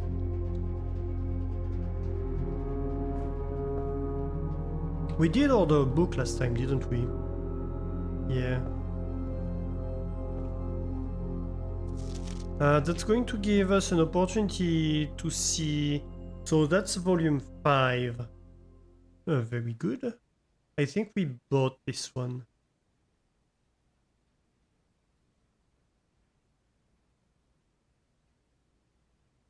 So, The Death of Drafting by the editor. No exit strategies. A guide to dead ends. Grave mistakes. An introduction to the tomb. Grounds for termination, guide to altar rooms, enshrined ideals, introduction to the shrine, top 5 dead ends or favorite picks, dead end contest, mail-in sweepstakes, a word from the editor by the editor. Let's read and then we'll take the screen caps after, right? Let me remove the webcam. So, the death of drafting. A fear every architect faces. Every architect has experienced it. You're drafting your house room by room and everything is going smoothly. Suddenly, you realize there's only a single path available for expansion. And it is imperative for you to draft a hallway, or else your design will have no hope of further development. But on the critical draw, the drafting gods offer you nothing but dead ends. Rooms with no exit, and even fewer prospects. Dead ends are the death of dreams, the death of plan, and the death of the expansion. In short, they are the death of your house. But are they genuinely as daunting and menacing as they appear? Perhaps beneath their morbid exterior, dead ends hold some inherent value. In this volume of drafting strategy, we will delve deeper into the world of the grave than any architect has ever dared to draft, to discover once and for all if there is any life beyond the dead end. Oh, Draxus is the god of the dead. Interesting. We have a list of gods somewhere. Let me find it.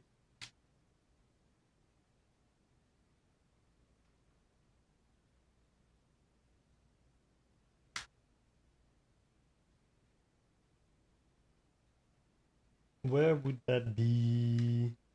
We have one here, but I don't think that's the right one.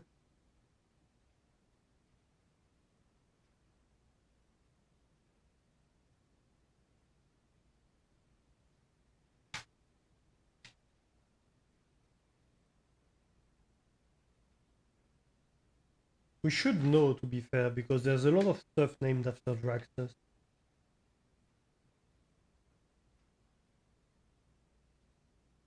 Um,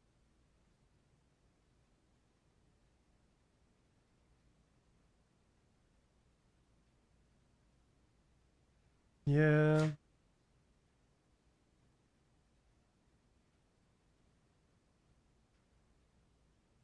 Not here, definitely.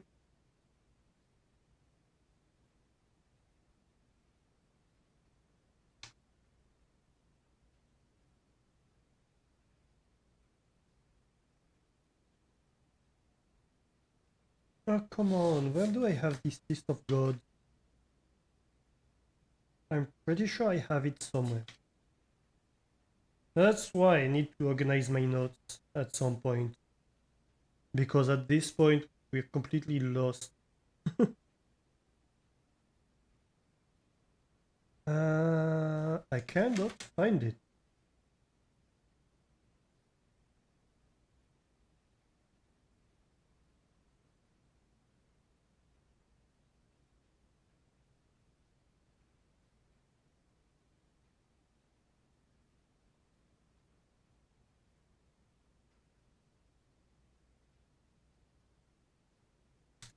I suppose we can write it down where we had like the Broom Angel written down, although it's not ideal.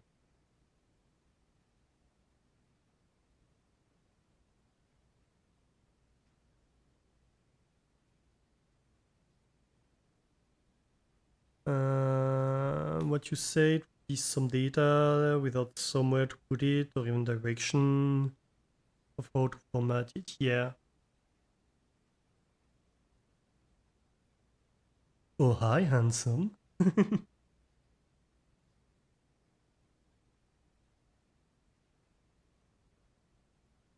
Are you trying to seduce death, Kaz? Or Draxus, should I name him? So Death, Angel, Draxus.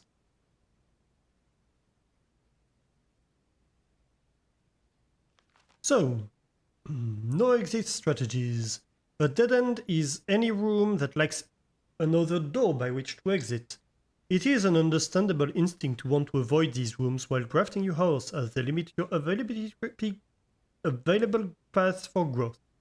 However, seasoned architects quickly learn that you do not want to completely ignore them.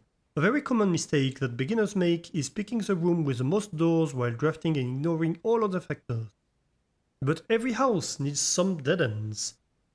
We have closet, lavatory. Don't be afraid of drafting a few dead ends. Each dead end room an architect drafts removes that floor plan from the draft pool. The more dead ends you draft, the less likely you are to draw them later on when decisions are more critical. The key is figuring out a way to draft dead ends without blocking your house's potential for expansion.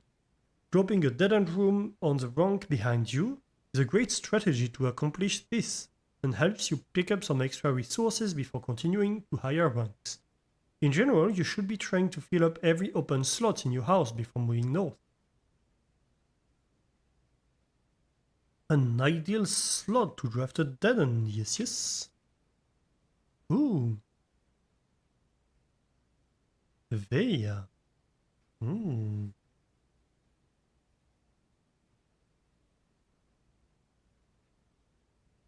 Hang on. I have notes on this somewhere else. I have notes that are like split across several pages, and that's annoying. Ah! What was that noise? I'm making weird noises sometimes. It was almost a Chewbacca noise.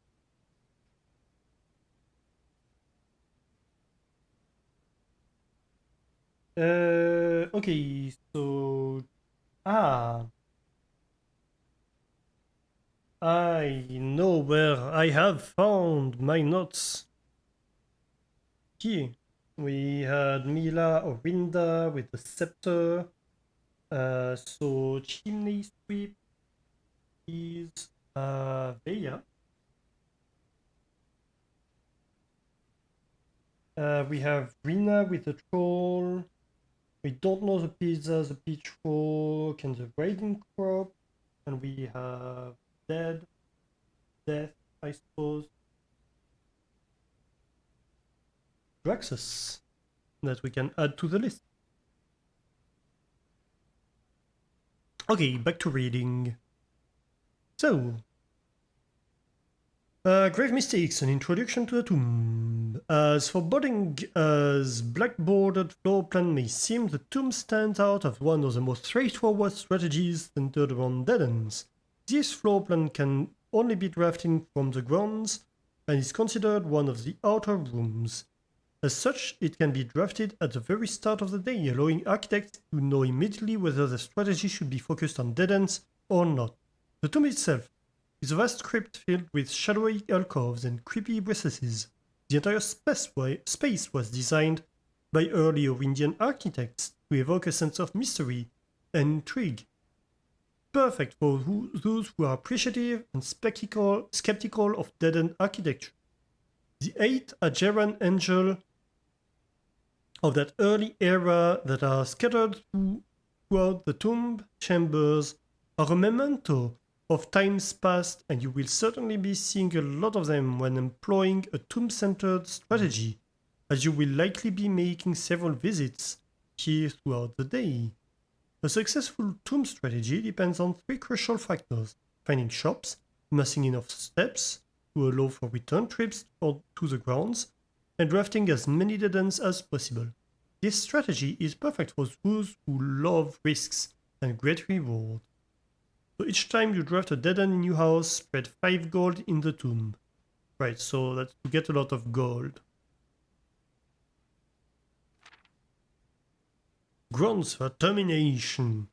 Architectural Digest Guide to Outer Room. Tomb isn't the only dead end you'll find on the ground. There are a total of 8 outer rooms, which are rooms that are draftable outside of the house. These floor plans are unique, not only in where they can be drafted, but also in the fact that they are floor plans that cannot lead to the expansion of other rooms, making them perfect candidates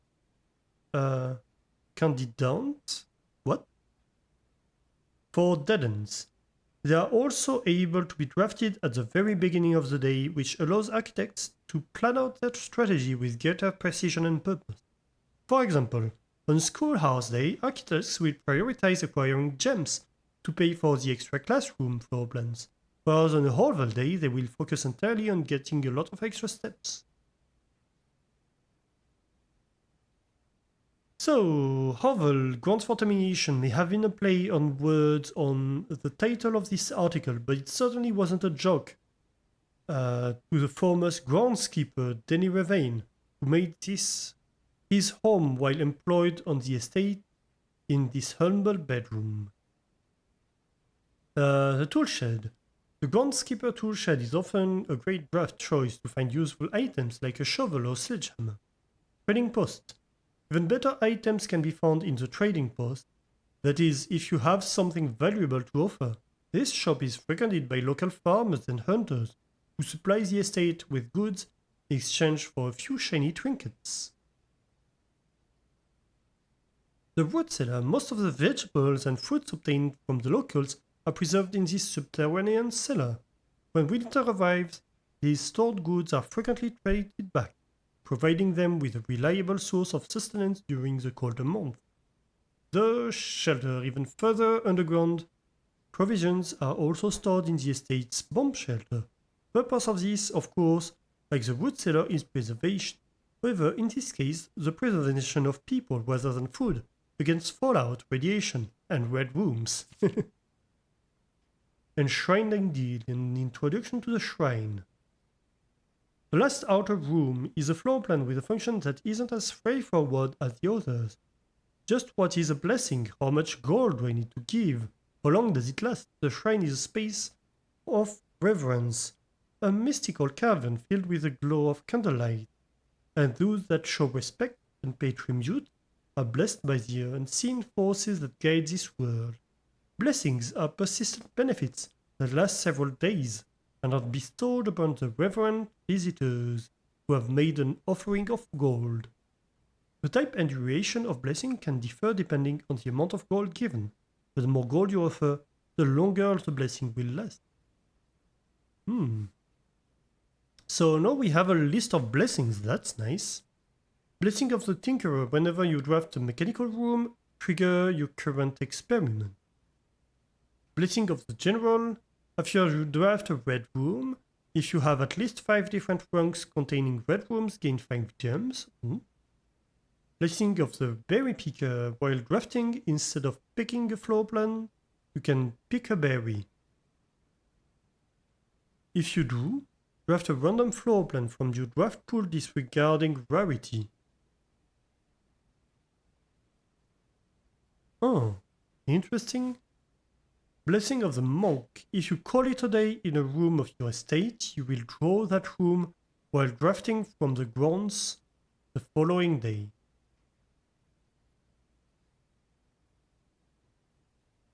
Okay, so that could be a good way to get a room straight away. This could be a way, like, when we have a dead end that we need to fill to get possibly rare rooms. Blessing of the Chef. For each different type of spread that you do today, add an extra dish to the dining room. Ooh.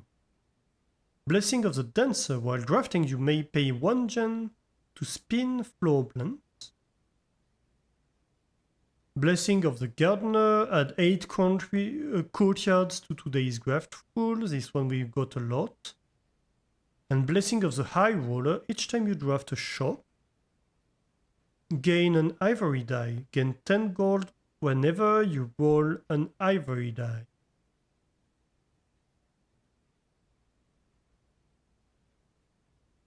That's an interesting one. That's 1, 2, 3, 4, 5, 6, 7, 8.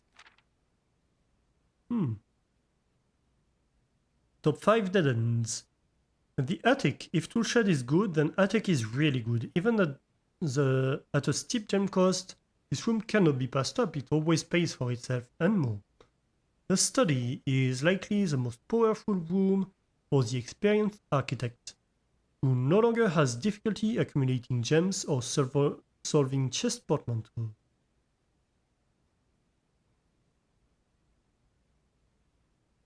Chest portmanteau, you say?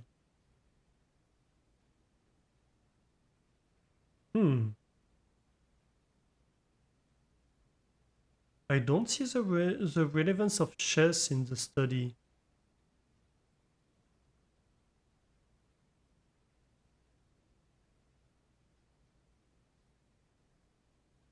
But okay. Code check. More than any other room, the code check allows architects to center their strategies on a specific item of their choice. The hovel. The risk may scare some of some, but those who see their steps as an expendable resource and throw caution to the wind, hovel is an unbeatable drafting force. The secret passage. Surprisingly, this room is actually categorized as a dead end, allowing architects to utilize it in both dead end and color specific strategies. Let me take a sip. Dead End Contest, Mailin Sweepstakes. On January 20th, 1989, Taro Martise shocked the world of architecture by drafting 19 dead ends in one day. Can you beat his record? Draft 10 to 20 or more dead ends in a silken day, and you could win 200 gold and the trophy of sweepstakes. Eligibility, the Dead End Contest, sweepstakes. I can't read. 19 dead ends? The heck? That's a lot of dead ends. Are there even that many? Word from the editor. As we conclude this haunting October edition of Drafting Strategy, we trust that you have unearthed the darker side of architectural design and found inspiration in the morbid realm of death and dead-end rooms. From the despair of a drafting lavatory to the chilling allure of the tomb, we believe that even the most eerie aspect of our world can spark creative brilliance in the architect's mind. As you venture forth into the shadows, remember that there is certain beauty in the unknown and macabre. Embrace the challenge of designing spaces that both captivate and unsettle, that provoke contemplation of our own mortality and the secrets that lie beyond. Interesting. Okay, let's take screenshots. So that's gonna be drafting strategy guide 5.1.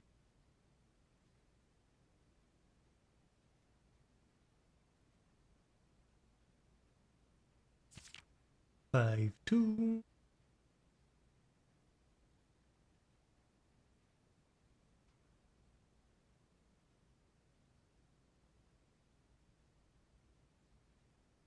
and a 5-3.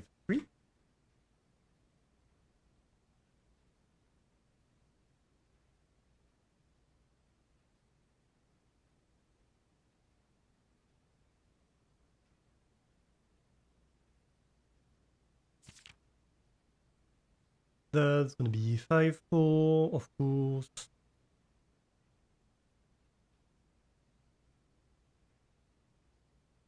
And what comes after 5-4? I ask you.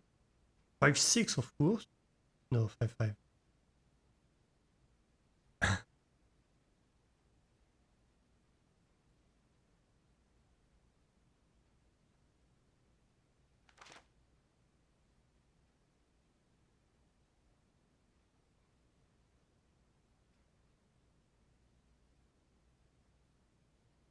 That one will be 5-6 forever. And this one...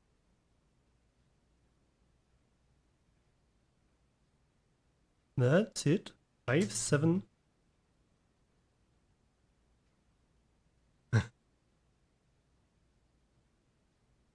And finally 5.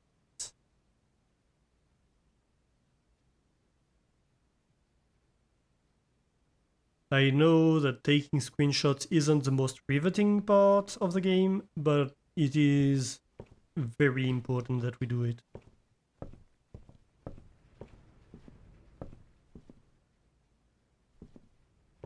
Let's go have a look at the stats. So, steps taken, 3,800 steps. Wow. 292 keys, 464 gems, and that's fun. Two numbers like that in a row.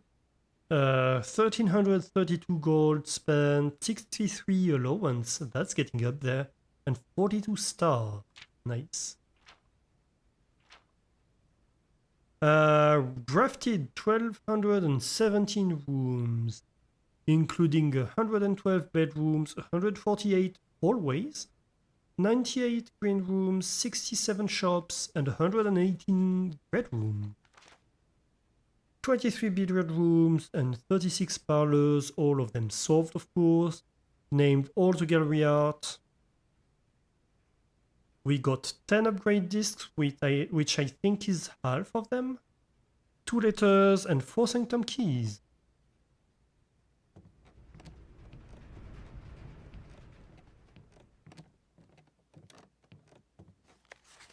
And in the scrapbook, boom.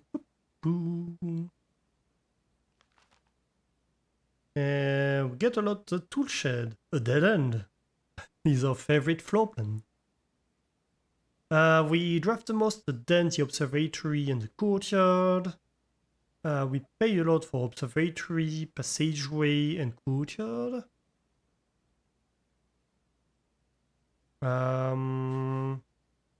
Most time spent in the library, the drawing room, and the entrance hall. We've made a few contraptions, though not all of them, far from that. We're missing one stamp. We're just missing one stamp. Maybe one day we'll pick the solarium. Most avoided floor plans, solarium, I think because it's too expensive, we can't afford it generally, also it's a dead end. The study and the locksmith. Same problem with both of them. All three of them are dead ends, so it's not always relevant. And the classroom, we got 6 grade, that's the highest. So we're kinda getting there. We need to go to grade 8. Okay, so back. Do we go down? I think yes. We have a lot of keys. Honestly, we achieved most of what we were hoping to achieve for today. Except, I suppose, the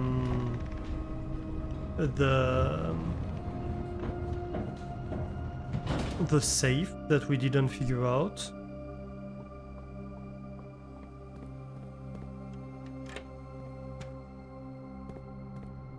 But, you know, we're doing our best. Okay, so let's go see down here. Yeah, so this is empty, so let's open all the chests and see, like, what we have. We should have enough keys, I think.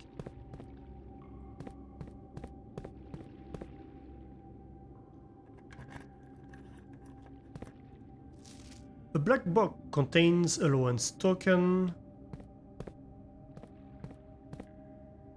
The green memos in boxes near this box are both lies.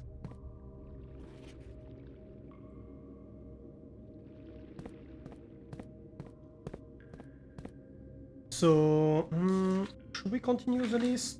Sure, why not? We had starting listing these. Need the webcam back on if I'm going to do that. And I need to find the list. I think we figured out most of what there was to figure out. It doesn't hurt us.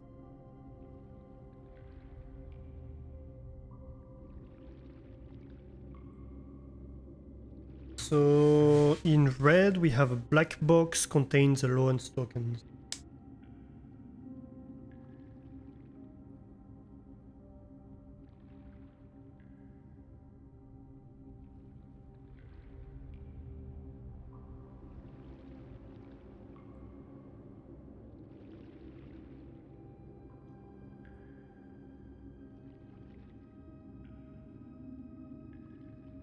So you were talking earlier about breaking expectations. They do this a little bit in this location. Because you expect red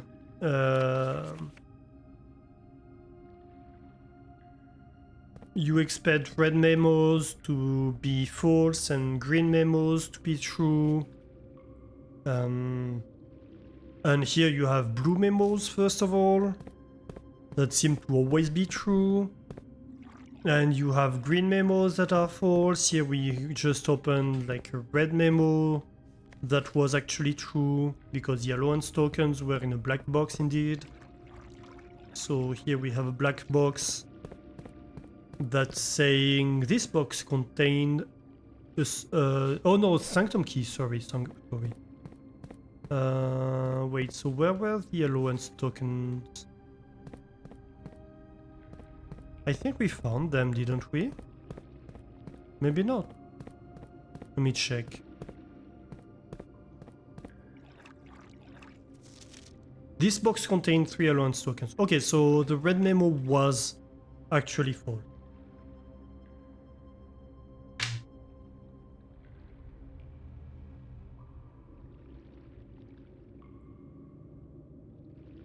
But we had red saying a box in the water contains 3 allowance token, and that one was true.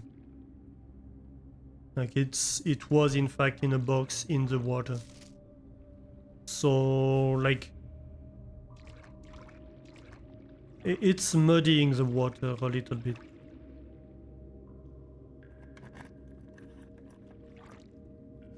We have the box containing allowance tokens is marked by wave.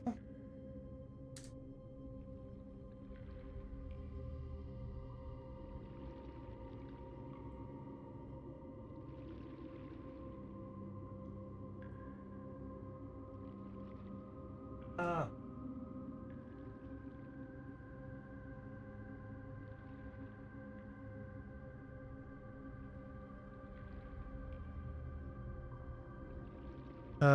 Was this true or false?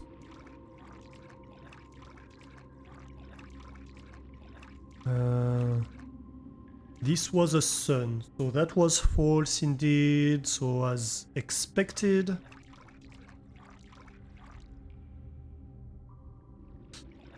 Did we have something about... Only one blue box in the water contains a memo with a true statement.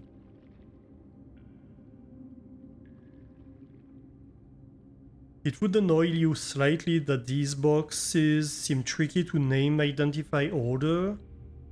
Only thing you remember is that there was a caveat to the red equal false thing. Or is this something else again? Or is it because outside of the house box?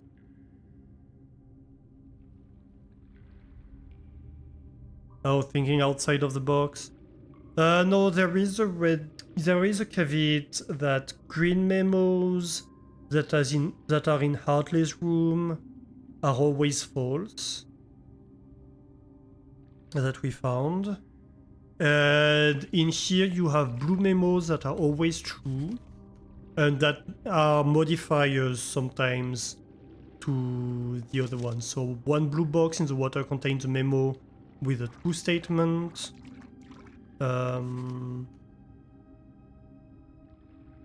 That's a false statement.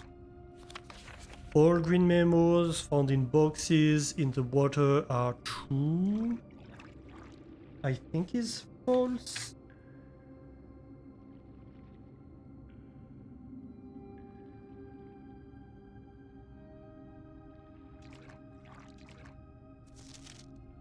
Found in boxes in the water are true. Have we found any green memo in the water? No, we haven't found any green memo in the water yet. So let's see, this should be a true statement. Okay, yeah. Green memos in blue boxes are true.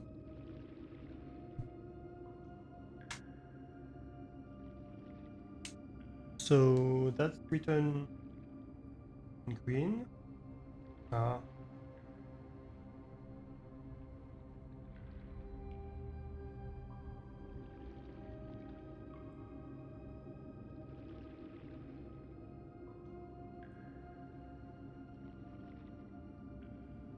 And this has to be true.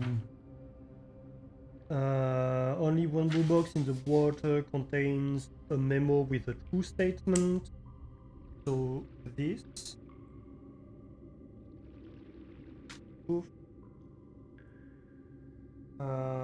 relates to that.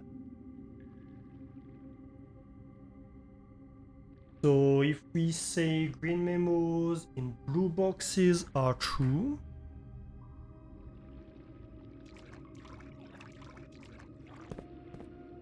that's the blue memo.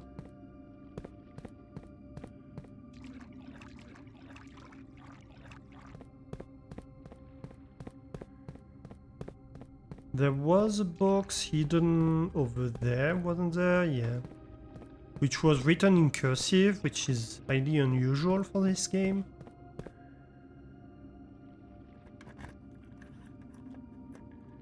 And so this one should be true. The box containing allowance tokens is right. And that was the case, yes.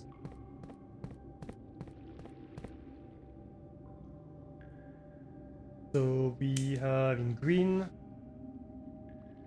the box containing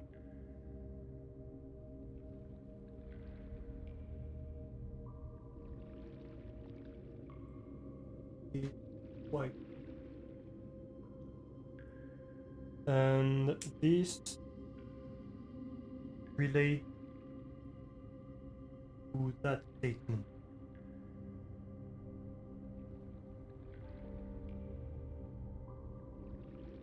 Okay. And possibly that one? Let's see. Aha. The sanctum key is in a black box. My god, we should have opened blue first.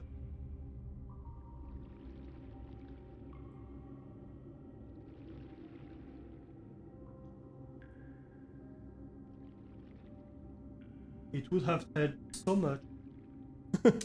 Like we're opening this stuff after we've found the stuff to find. And so the sanctum key was in here, wasn't it? Yes. So that was true as well. Okay, so Blue had a lot of information. No stuff to find, but a lot of information. A prize is in a box marked by wave. Was this a wave? No.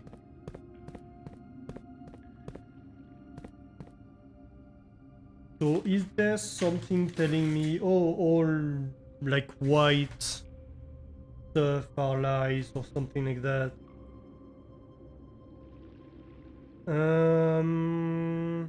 So that was green. The sanctum key is not in a box. Buried. That was wrong. So that was false.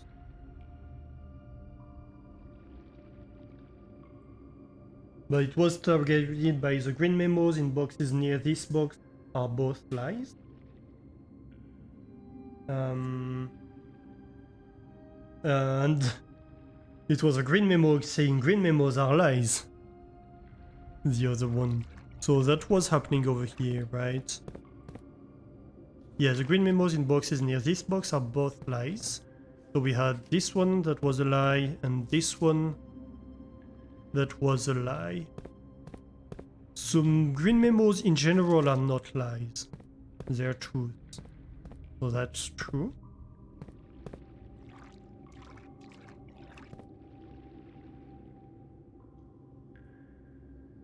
But we have found... the pink boxes do not contain any prices.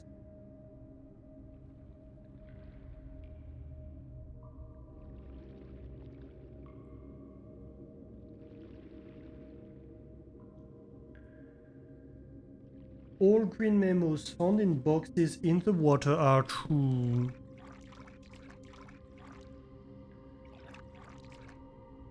I don't know about that.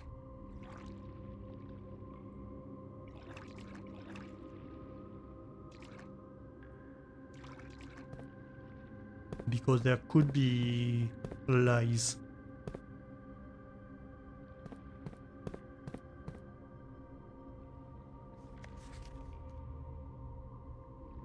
So yeah, we need to finish reviewing the red boxes, or the pink boxes I suppose they call them.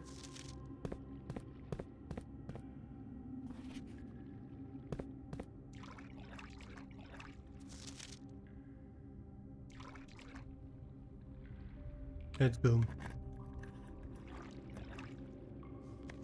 Only one box in the reservoir has a price, and that's a lie. So all green memos found in boxes in the water are true. That's a lie. So the red was the correct color here.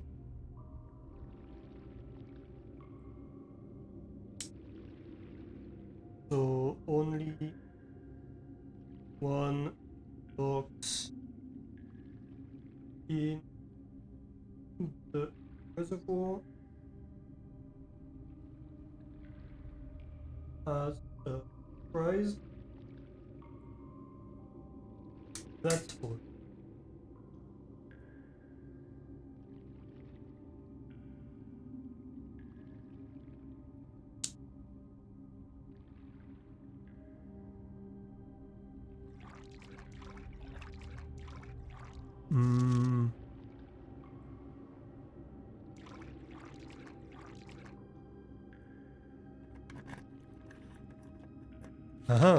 The sanctum key is not in a box in the water. That's true.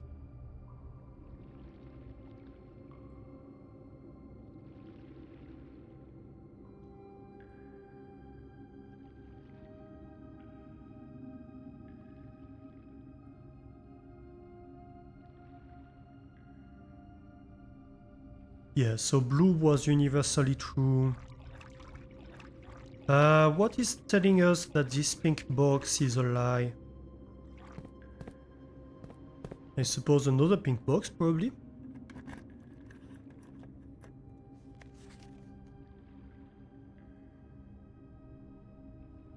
All boxes marked by Sun contain memos that are true.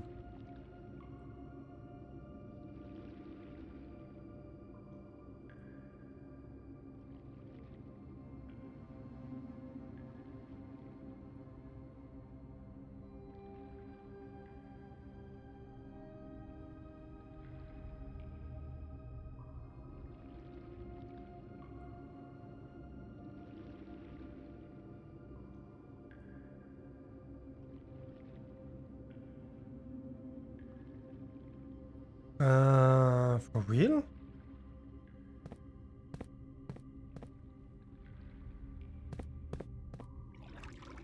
So that was a sun, that's true. That was a moon. That was a sun, that's true. All the blue memos, sun memos? Perhaps? Yeah, that's a blue memo. It's sun. Uh-huh. Yeah. No, it's not all sun memos, but that's a green memo that was true. So it kind of overrides.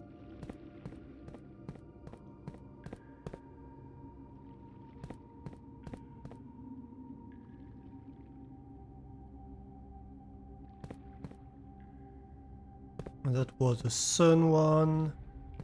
It was a mist. What was the one in here? That was a sun one. A box in the water contains 3 allowance tokens.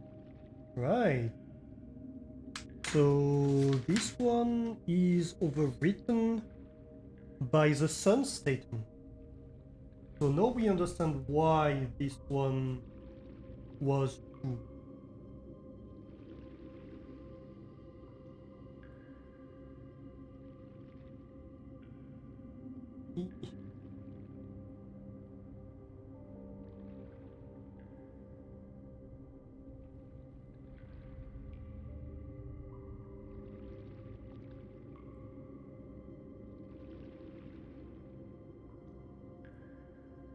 What is the outcome if we successfully assign true, false, both, none, etc. to the boxes correctly?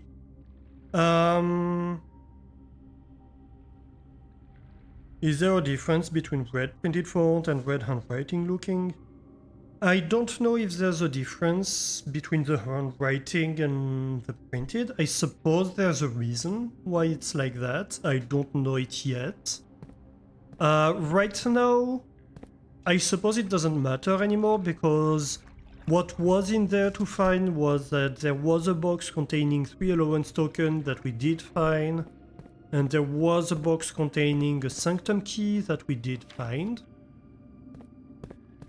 So right now, like, understanding fully the puzzle doesn't really matter anymore in terms of like finding stuff, but it allows us to understand like the system. And possibly we might find other boxes somewhere else, we don't know, right? We might find boxes that follow the same system. It could be a teaching area, yeah, or it could be just unique to that area and maybe we're just wasting keys. But even if that's the case, then I can fill up the reservoir and never come back down again because I have all the information that's down here, right?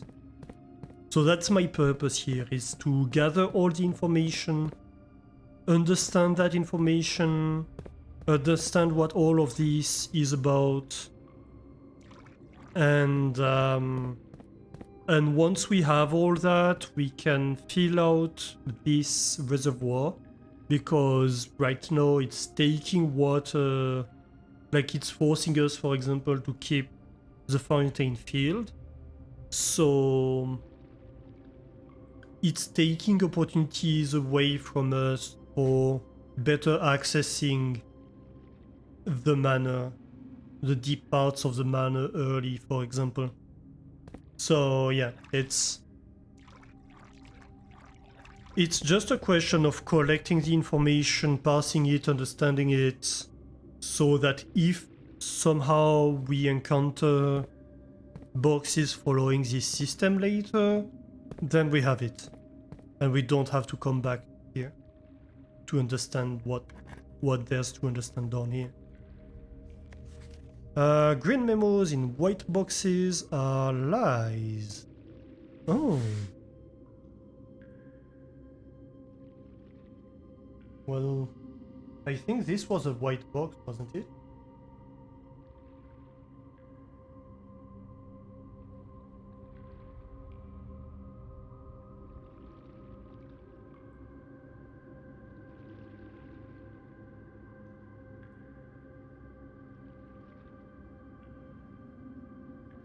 You understand now, you think? Good. So Sunken Key is in a white box. That's a lie.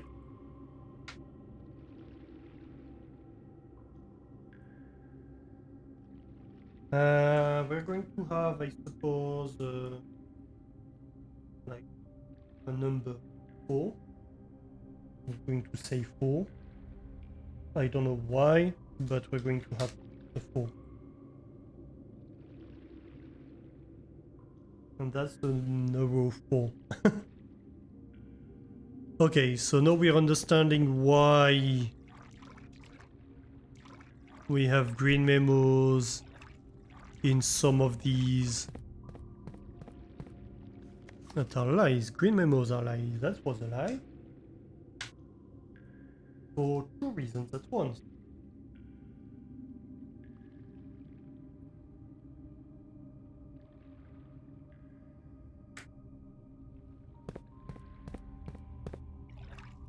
It's blue.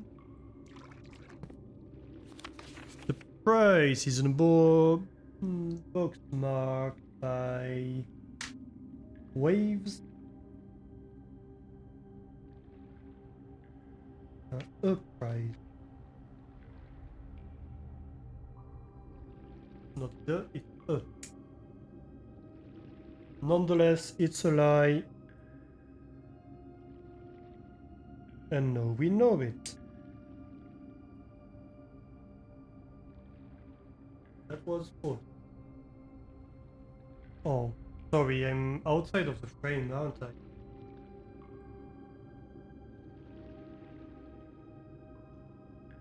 Okay.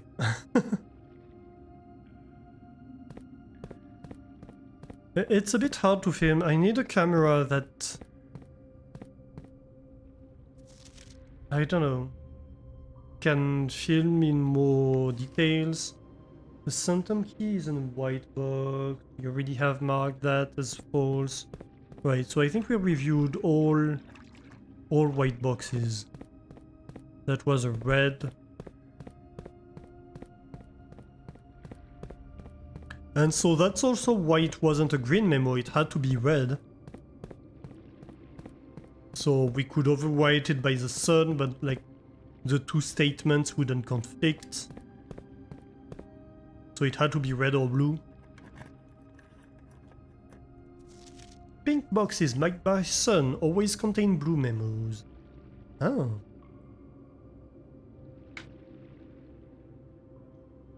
That would have been really useful to have early on.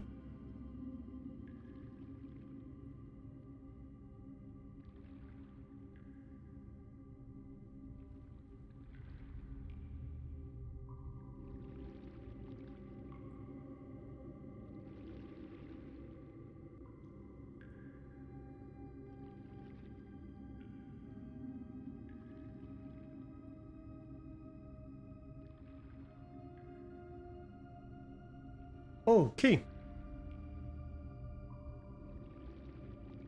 And that's it, I think. So we don't have a memo that's a contradiction and we don't understand why currently. Like all memos that don't match their color in terms of truthiness, we have been able to understand why. So we have completed the puzzle down here and opened all the boxes. And we have 3 kills left. Perfect.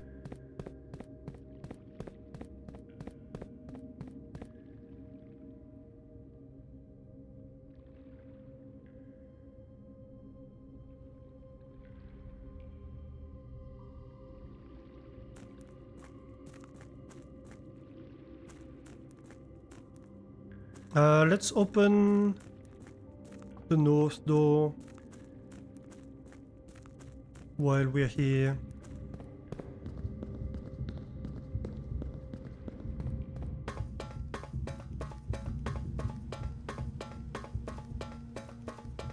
Nothing in here? Nope.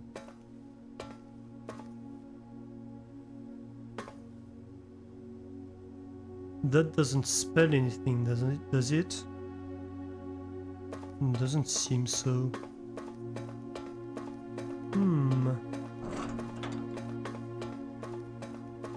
I'm also still curious about the patterns on these. They're not always the same, and that's highly sus. Okay, let's open the north door. So that we may enter room 46.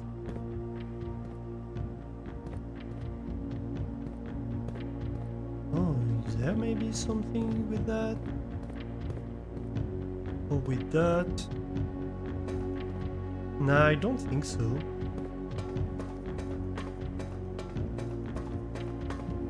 Actually, are these the same? Yes, they're the same on both faces at least. So at least there's that.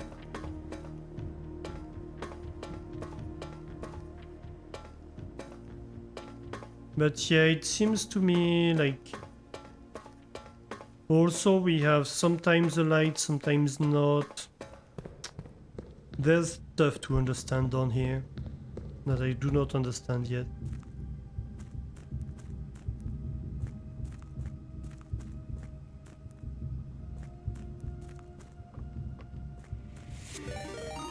Hey, Belak! Welcome in, welcome in! How are you doing? Thank you for the raid! How did the Elden Ring go? Were you throwing pots today again? How did it go? Did you manage to beat the boss? It was yesterday, right? That I was in your stream, I think? I think it was yesterday. Hey, Frenchie! Welcome in! How are you doing? Bonjour, bonjour! Or rather, bonsoir. How is it going, everybody? How are you doing? How is your Sunday? Friday for you, so probably yesterday for me. Possibly, yeah, 2 days ago. Yesterday went super fast. I kinda intended to stream at some point yesterday, but like it just flew past by me. Yeah, welcome in everybody. Doing alright? Hope I'm doing well. I'm doing great today. I'm doing great. The temperature is finally going down a little bit, so I'm less dying. And yeah, we're returning to Blueprints today, so I'm quite happy with that. I've been binging on Oxygen Not Included lately, which is a game that's absolutely fantastic, but I was kinda missing Blueprints, you know? So yeah, welcome in everybody. If it's your first time in here, I am Alistair. Welcome in. I stream a variety of games, but mostly centered around automation, colony or city building, and puzzles. Today we are playing Blueprints. If you don't know this game, it is a roguelite puzzle game. So you have a manor, and when you open a door to a new room, you draw a choice of 3 rooms that you can have, and they have different geometries, different effects, different types as well. And you, at the start, you have only the entrance hall and the antechamber, at least initially. And you need to find the mystical room 46. And in the grid of the manor, there are only 45 slots. And actually, room 46 is the room we are about to enter. So, if you intend to play the game, I highly recommend not spoiling yourself. Or if you're not that far yet. Like, it's really a game not worth not spoiling yourself, so like don't hesitate to like drop a lurk or something if you need to. But yeah, it's generally an absolutely great game. You find items along the way, so right now we have this vault key that we kind of hope to find the vault further in the house, so we may be able to use the vault key in there and try to understand better what's going on. It's generally, oh sorry, the vault key is hidden behind the webcam. It's right here. But yeah, generally there's a story. It's very story rich, and you're trying to not only find room 46, we've done that a few times already, but even when you find room 46, there's a lot of story to unpack and trying to puzzle out, and that's what we're doing. So that's why you saw my notebook. I'm taking, oh, no, wrong scene. I'm taking a lot of notes and trying to understand what's going on in this mysterious manner. Hey Dr. Nozimo, how are you doing? I'm doing great, and you, how are you? Happy Sunday. So yeah, and also like there are further things to solve after solving the mystery of room 46, after managing to enter it for the first time. You still have a lot of things to do. And so we have a number of resources. We have steps. Every time we enter a room, we spend a step. And if we run out of steps, we have to call it a day, which means that we throw away everything and we start a new day. So this is day 45. Each day is a new run, basically. We have keys to open locked doors. We have gems that allow us to get certain rooms where we have to pay gems for them. We have coins that allow us to buy items, to buy stuff. And finally, we have dice, ivory dice, that allow us to withdraw sometimes and like get more options for the rooms. And yeah, I'm fairly advanced in the game. So yeah, let's go to room 46, shall we?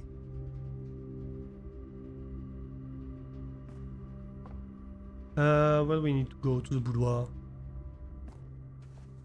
And so yeah, my main objective today is to, well, first of all, advance the story, try to understand more things, find new clues, stuff like that. But also to try to open safes. We have found a number of safes. There is one we managed to open, and the other ones we're still trying to figure them out. And I'm not doing great so far on that front, I have to say. Here we go, room 46. we can pick the crown. Sorry. The crown of the blueprints. The former ruby crown of Orinda Arias, recently set with freshly cut sapphires.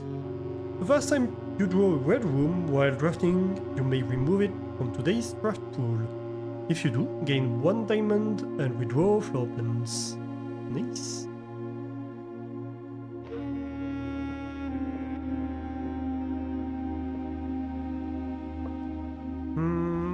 What do we have here? Oh yes, we had this. 8 letters, 8 payments, 100 gold, instructions to follow. Yes, yes. I remember that.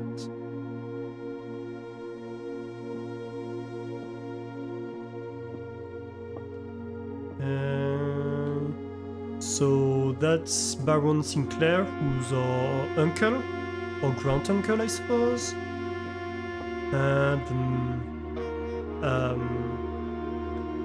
what is she called? Clara Epson, his wife. And so we inherited the manor from him when he died. And that's us. Simon Jones, without sigil. And the missing bust here is Mom.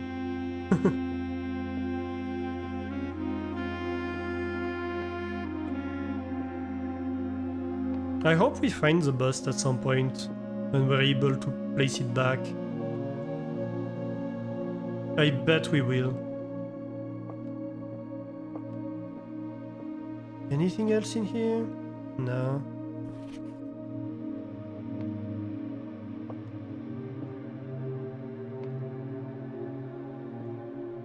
That note we've already seen. This we need more rooms to open.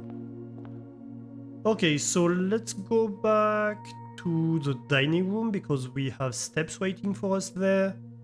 And then we can start expanding from the boiler room and trying to get the vault, hopefully.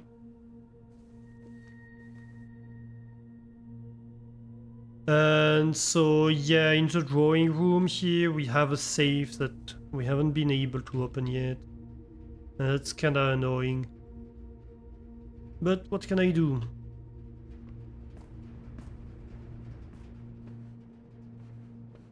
Yeah, so we have this safe.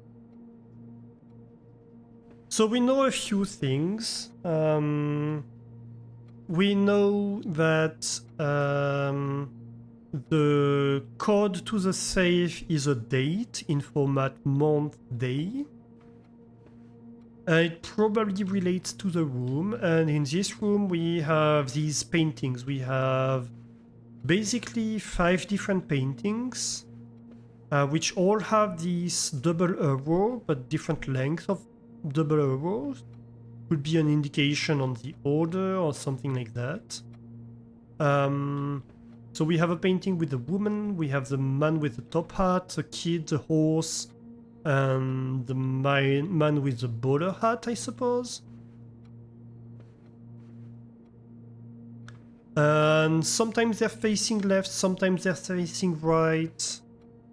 Sometimes we have 3 of them on the same painting.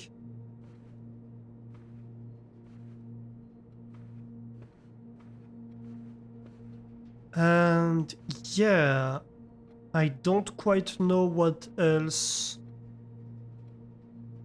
to make of that.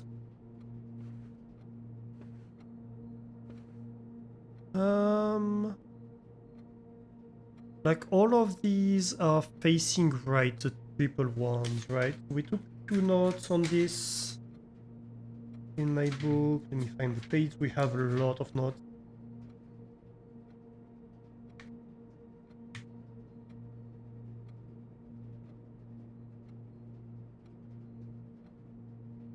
Right.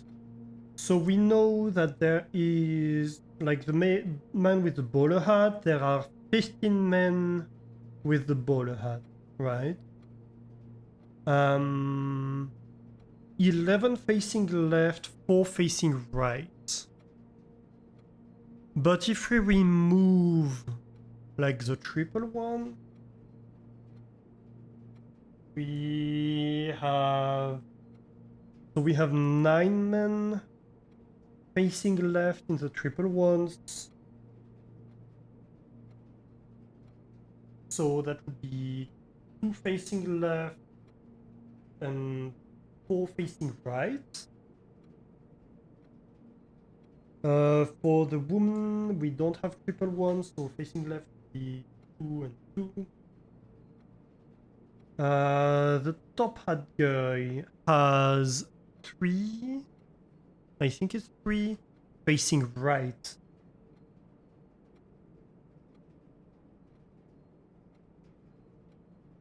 So that would be 4 facing left and 4 facing right. And the boy, it's like 1, 4, and 3 for the horse. And so if we do 1 minus the other, so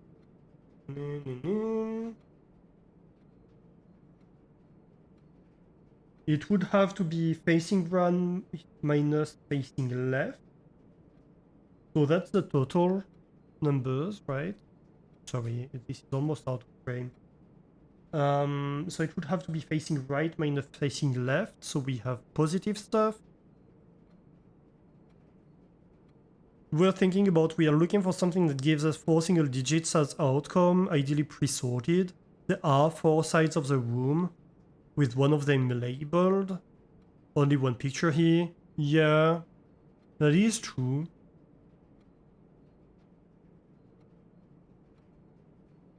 So right minus left would be 2, 0, 0, 3, 0.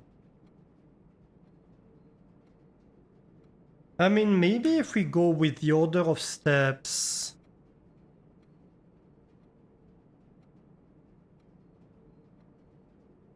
could also be 2 number if we are slow to interpreting as double digits.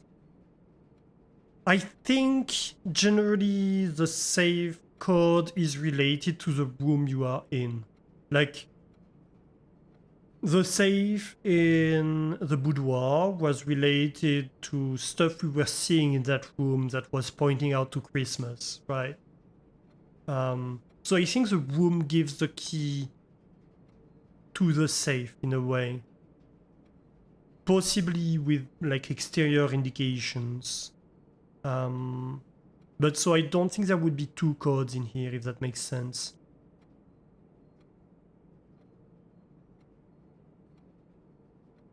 The orchard gate was right next to the tree in the picture that was giving us, right? The tree that had the numbers written on it was right next to the orchard gate, for example.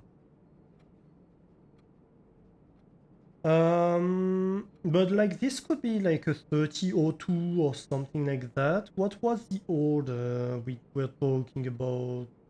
We were like horse, boy, top hat.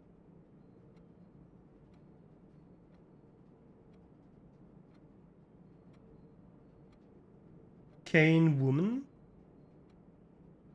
So maybe 0320? I suppose 03020 could be also 2 numbers technically.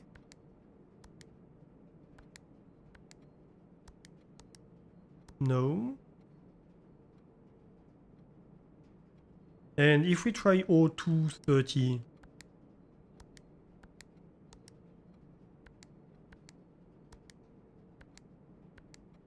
no.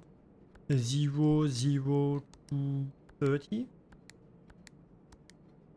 00320, 0302,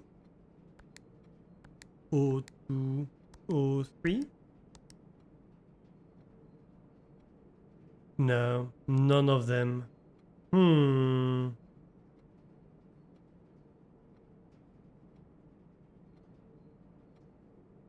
Do we get somewhere if we say left equals +1, right equals -1?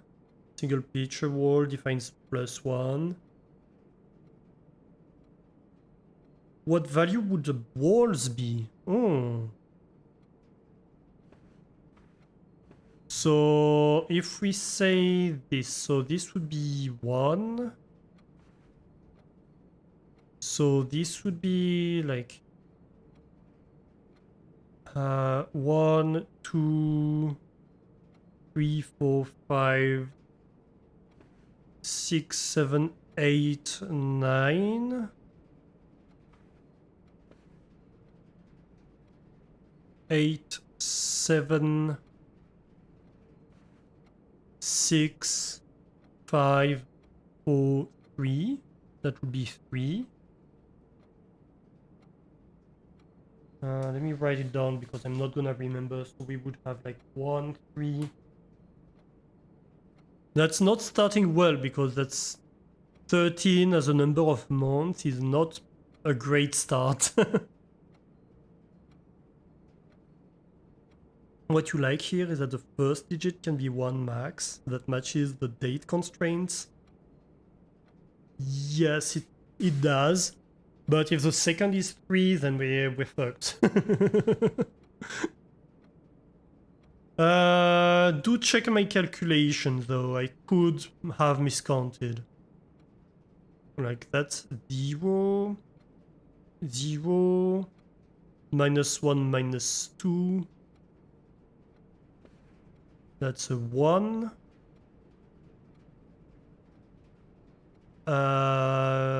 Still 1 with this pair. Still 1, 2, 3. Yeah, I believe that's correct. So that would be a 3. I suppose it could go like anti-clockwise, possibly.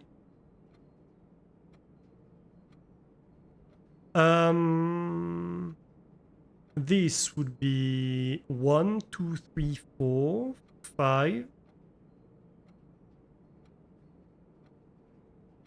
Well, these two cancel out, right? So we would have 1, 2. These two cancel out, these two cancel out, these two cancel out, these two cancel out, so -2. Right, so we're at -2 here. That's also not amazing for a date, although it could be a dash between. Possibly the minus could be a dash. I could see that.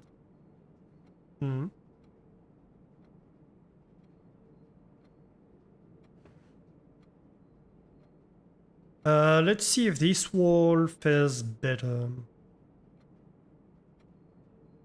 So that's a 0, that's a 0, that's a 0.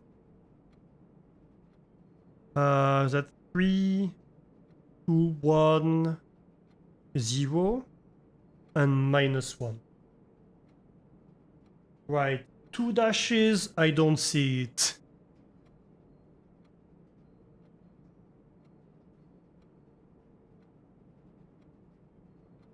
Lots of way to the numbers. The story would tell is that one person in the know would like to look at the wall and quickly calculate the number if you know the pattern. Yeah.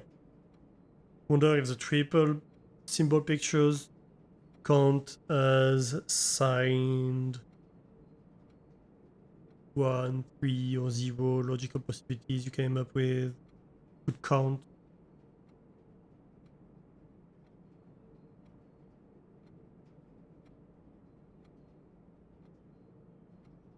You say like this would count as 1. I mean, possibly, but even then, that doesn't save.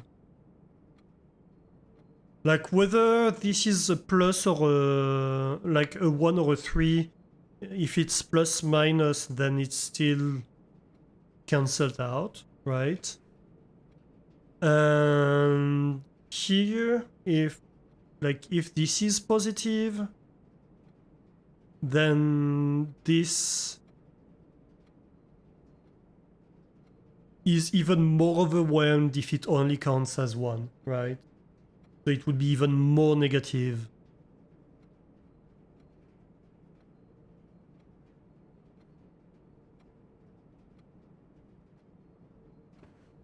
So, yeah. I don't know.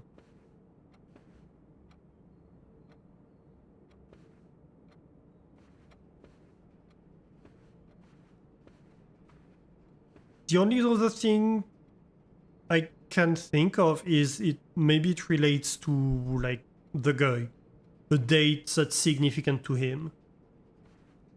That would be also my guess, but like then I have tried the dates that I think are significant to him, so at least the ones I have. You need screenshots. So, first wall. Second wall. Third wall. And fourth wall. Hopefully that helps.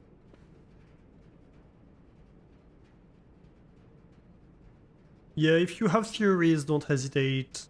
Of course, if somebody like the policy in here for like suggesting stuff is, or I suppose backsitting is, if you know the answer for sure, don't tell. If you're guessing, feel free. So if anybody wants to try guessing along with us, then feel free. Unless I'm getting really desperate, then in some cases I might ask for like tips.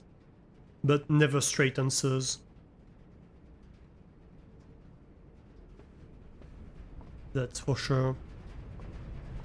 I might want to take like the dead end symbol now. Oh, it wasn't here. It was in the other observatory. Let's go there and take it. Because we want the vault, which is a dead end. So, like, making dead ends more likely makes the vault more likely.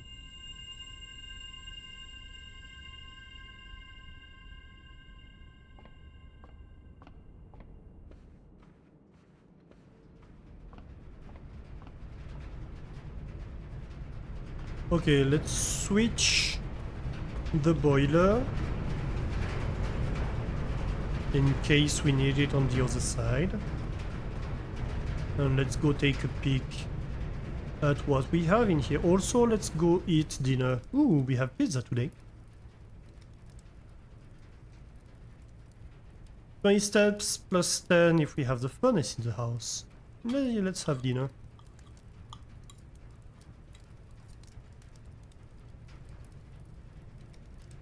What is my experience regarding the game throwing red herrings, by the way? The she...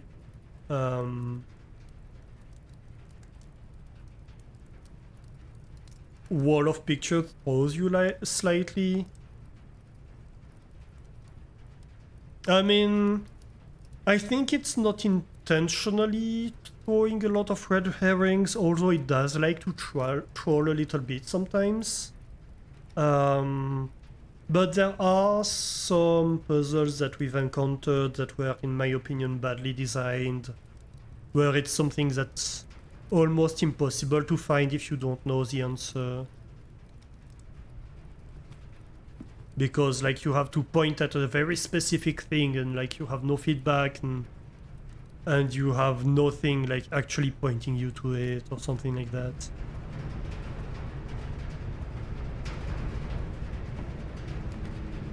Hey, would we look at that? The vault immediately. Nice. So lots of money to be had in the vault. We're gonna be so rich today.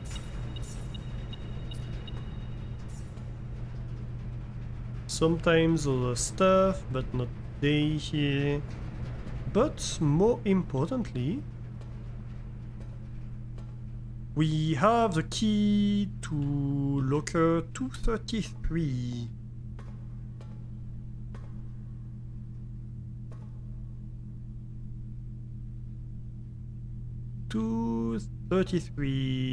Probable spoilers incoming, in case you're worried about that. Use key 233. Oh my god. 131 gold. That's huge. Allowance permanently raised by 2. Nice, nice. Was a date format month, date, or day, or day, month? It was month, day. Passport of Fen Arias.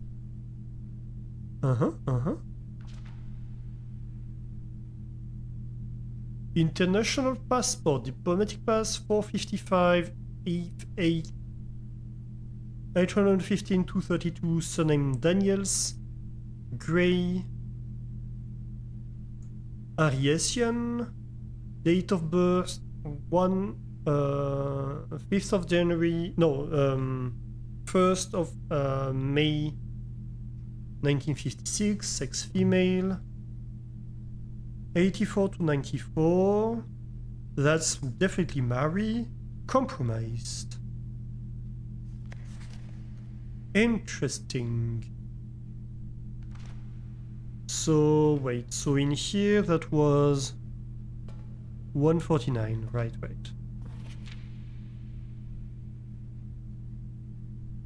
84 to 94, Samantha Hayes.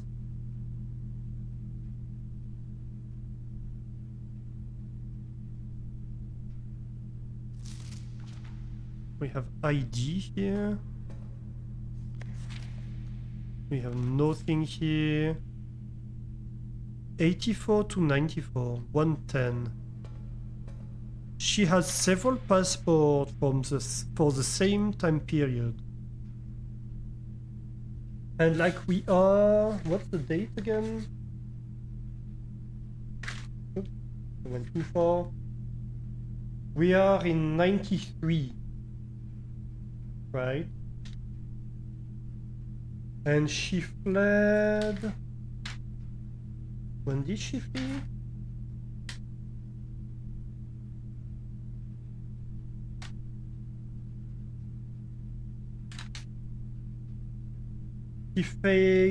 She fled in 87.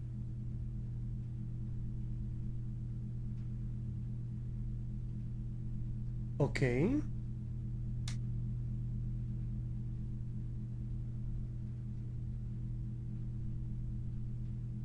So she's possibly like traveling undercover.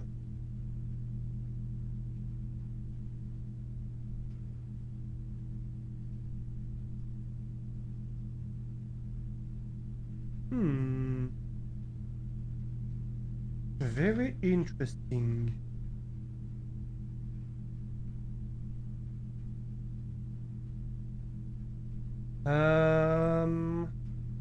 What did I want to look at? Ah, yes. So the Trinsdale bombing happened in 86.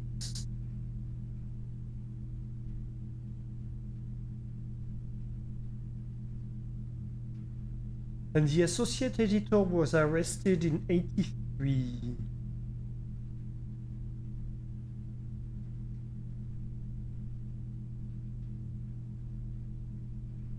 And she disappeared in 87.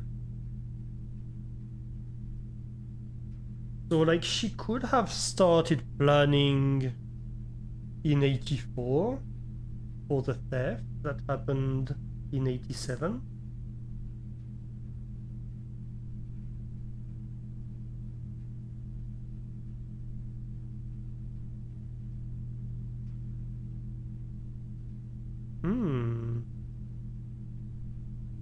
And these are Fen Arias passports.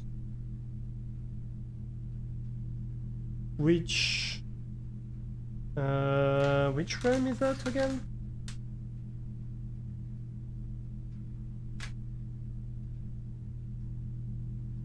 And Arias. It's not the one we're currently in, is it? No, it is the one we are currently in.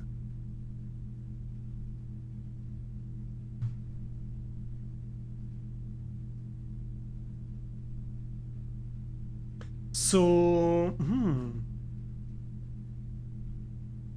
maybe she's an agent somehow?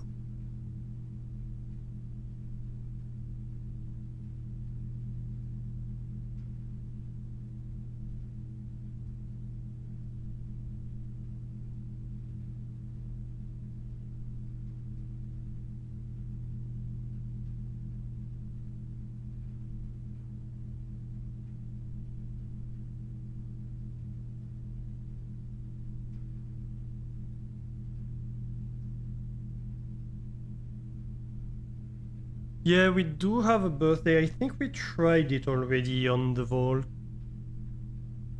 Is it the same birthday actually? 1/12/54?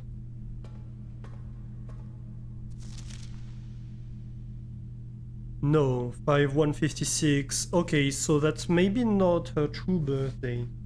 Well, that's surely not her true birthday.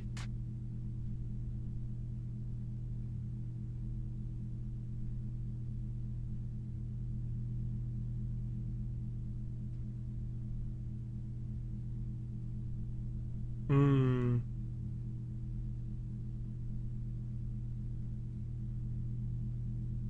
So it's not really her birthday. So 1/12/54 was Samantha Hayes.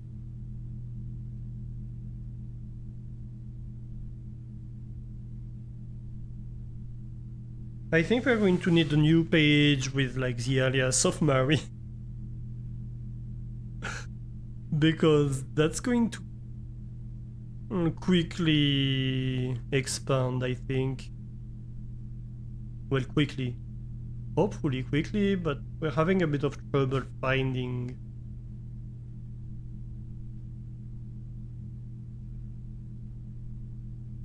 the vault generally. Let's see.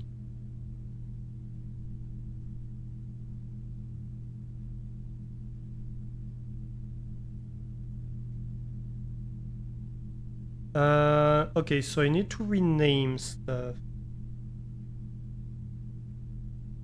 So what we had as Mary Passport was Mary Passport Samantha.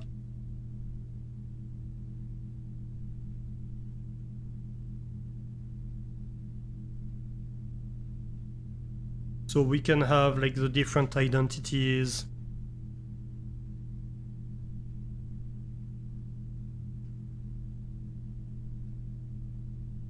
And so this one is going to be Mary Passport. What's the name? Daniels. Or is it Gray?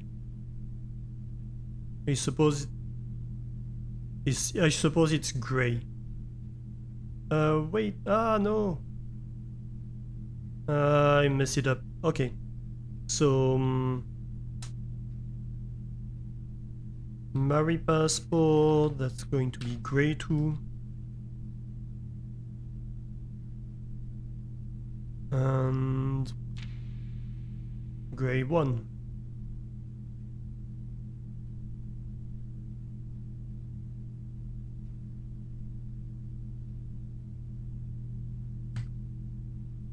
Okay.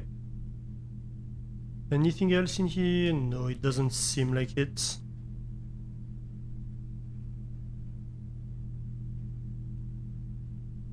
So... Ah, no. Reopen that, please. I don't want to lose that. So let's see.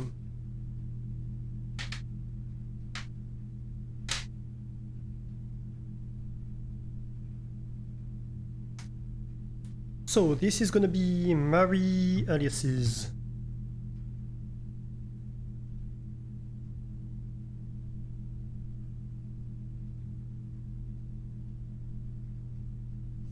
So we have Gray Daniels.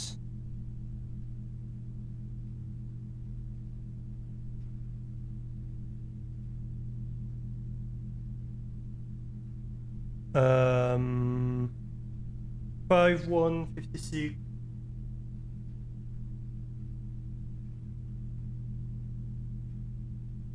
Compromised.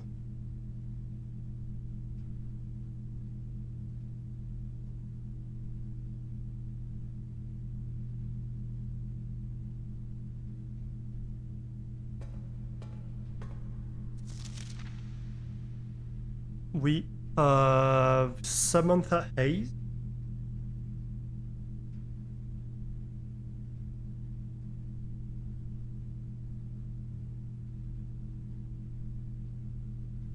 Uh, 11254. Fire.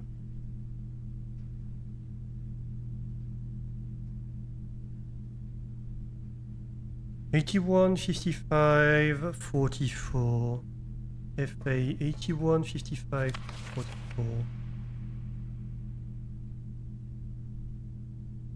It's not made at the same time, it's not sequential. What is 455? I don't know.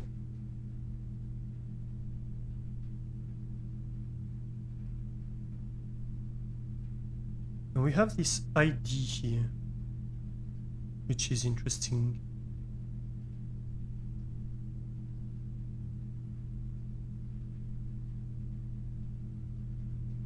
Okay, we need more vault keys. We definitely need more vault keys. So lots of items. What else? The den, I assume, and then we go up.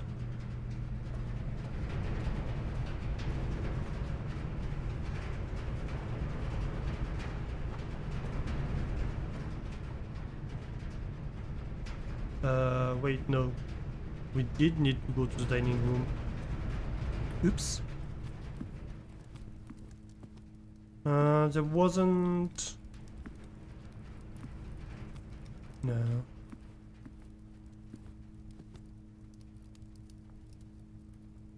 Oh yeah, so we need to go back to the tunnel and then left at the aquarium. Okay.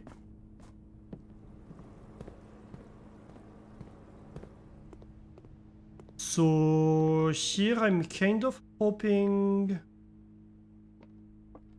to get the pump room.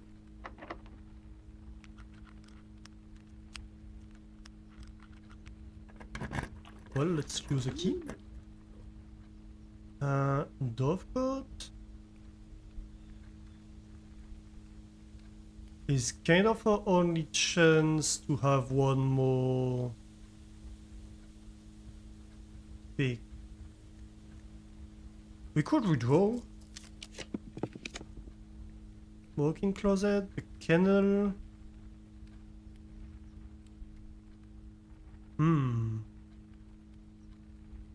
Oh, that would be nice, the freezer, and then we call it a day. We'd have so much money.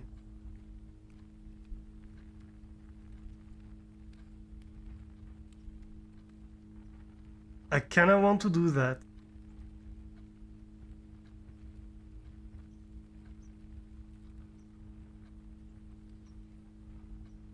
Yeah, let's do that. That's going to set us up for a great day. We're gonna have so much money.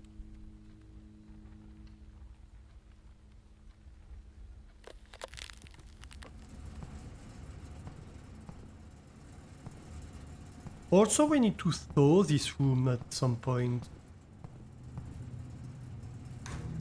I forgot about that, but we have a letter in here that we haven't been able to open.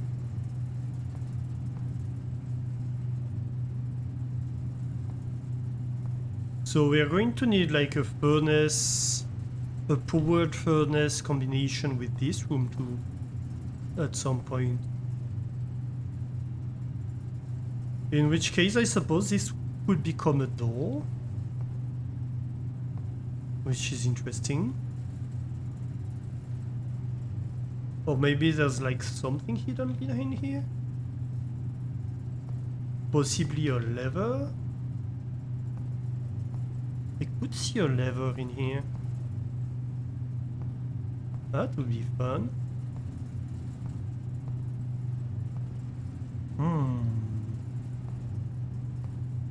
We need to think about that. Okay, so you're getting something with quick scanning, your screenshots. That seems simple. You did not get a screenshot on the first one with in time, but -1 or 1, -3, 2 might resolve to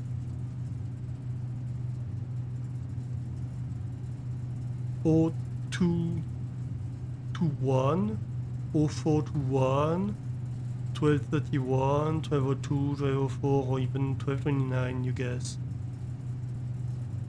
1231 seems prominent, but you don't know. How do you come up with these numbers?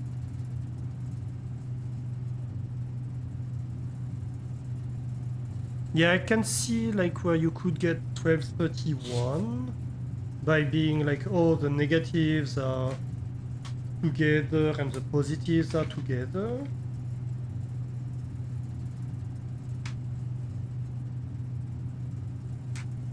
Or 1213, I suppose.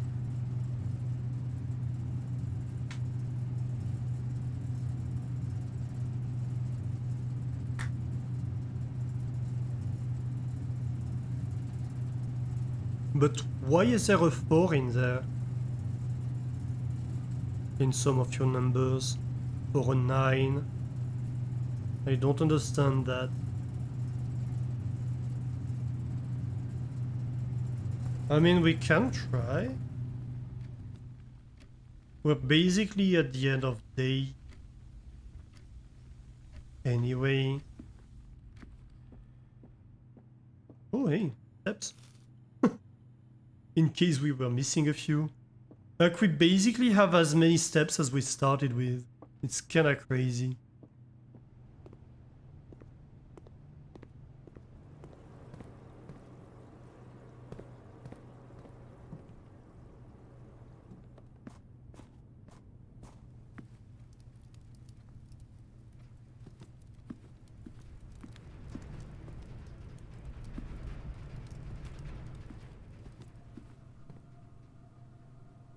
Anything in here?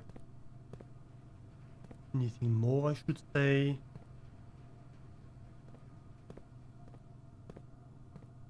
We have time to explore.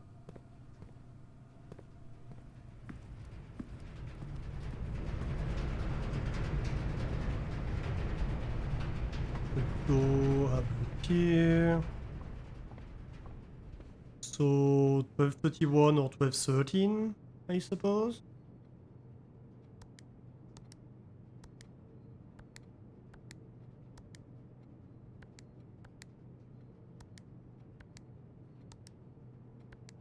No.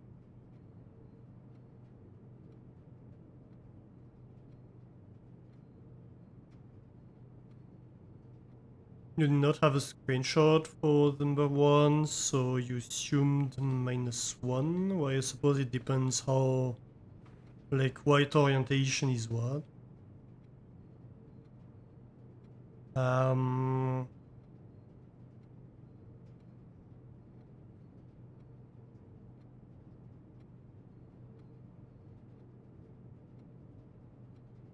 -1 and 13 are -4 if we say minus is what is front of month.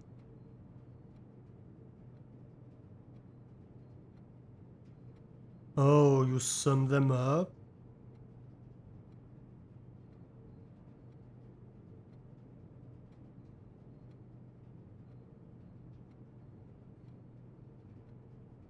Okay, so you would have like 3 and 4, or I suppose -3 and 4.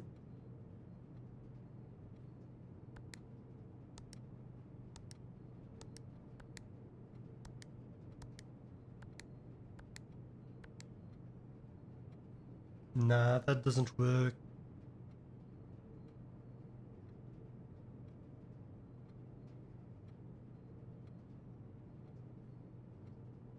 Unfortunately, that doesn't seem to work. Yeah, I'm very much at a loss here in this room. Like, take the most simple math that gets me a date number. What are the possibilities? Assume the person gets the right result. If they see it to make sense, speculation. Yeah, that's what I'm trying to do as well. But I'm just not getting anywhere that seems to work, unfortunately. Hmm.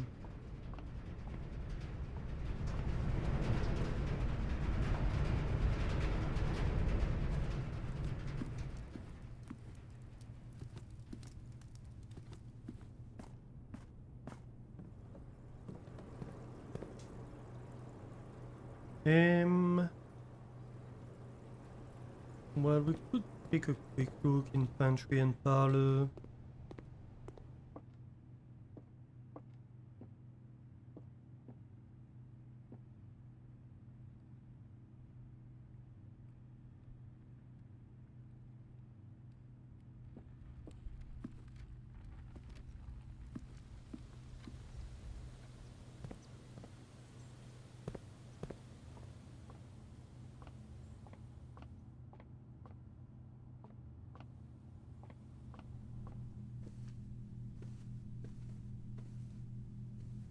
Nothing in here.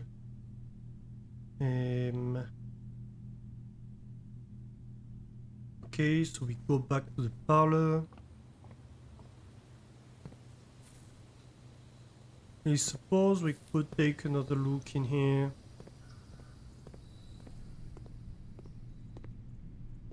But really at this point we're just spending steps. I don't think there's a point anymore to what we're doing.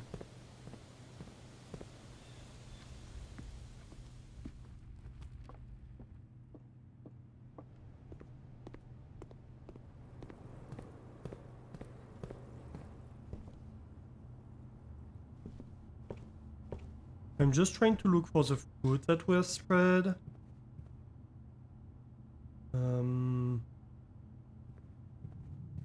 A little bit for the fun of it. Ooh, hey, banana! Salty banana. I love the concept of the salt shaker. Like, hey, you had salt on your banana, and that makes it better. Excuse me?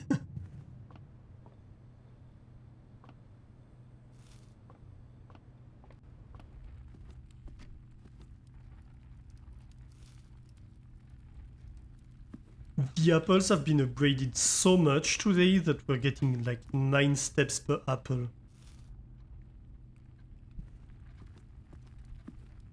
It's just so much.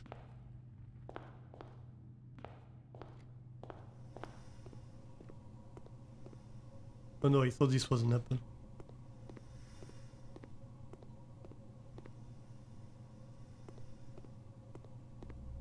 Ooh, an orange. Nice. That's not super common.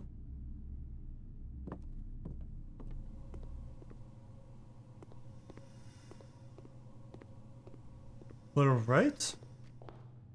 I suppose we can take a peek outside. Let's go have a look in the wood cellar.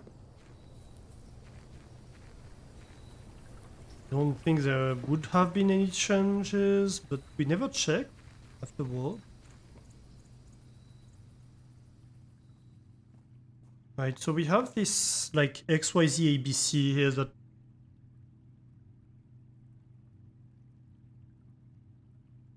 the XYZ ABC has to do with the signs. In a new clue? Did we figure that out previously? Because that's something we find in a new clue.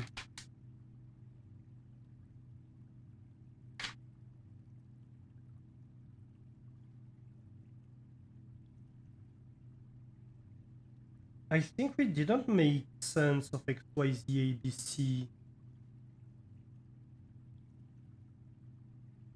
Yeah.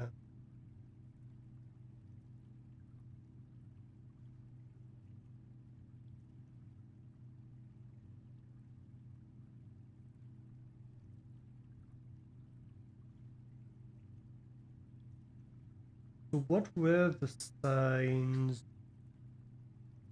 Route 8, depart, keep left, turn a fork, right, dead end. Record each stop on the way. That were the signs that we found in the book. And so the stops are these. And so we said, oh, these are like XYZ ABC.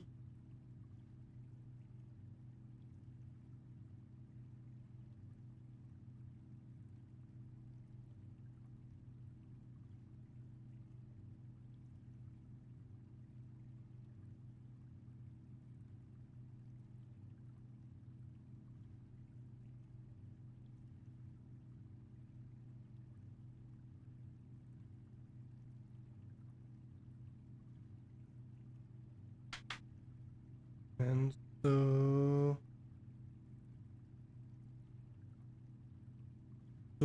we have books.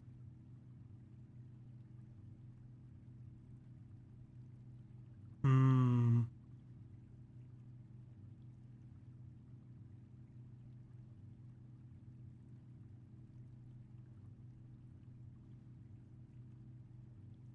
We know that page 1 in the book is a title page.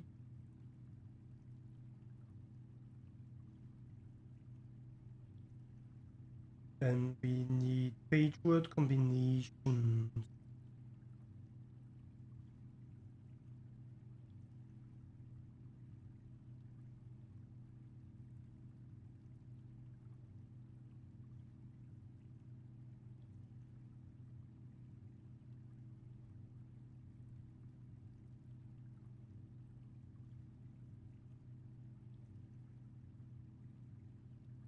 So could this text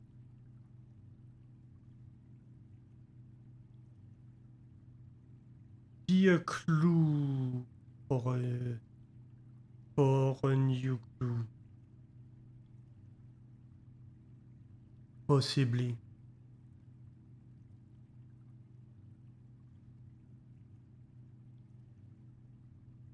31st of December, I tested, you assume?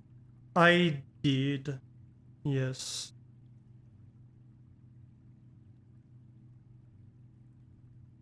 I think I did. Can we check? We can possibly check.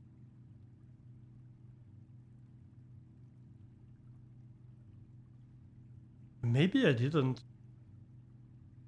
I don't know, no. um...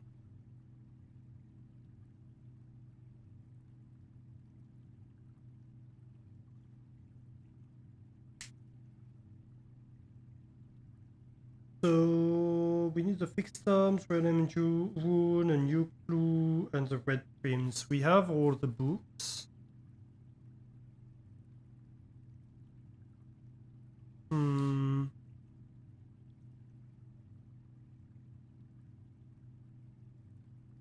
Okay, let's check 31st of December. Might as well. That's the best we have to do with our steps. Anything in here that I missed? I don't think so.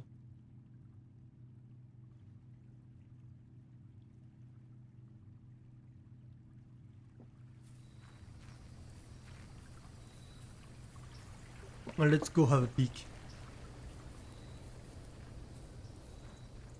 You're focusing on that because of Christmas connection, you think? Another prominent date of a certain kind? Yeah.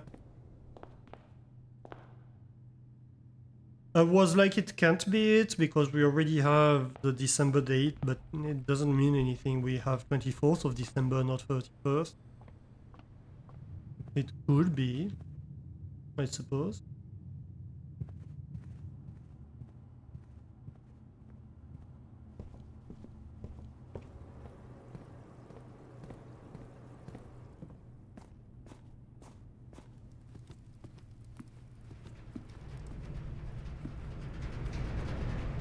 It was here, right? Yes. Did I try 1231?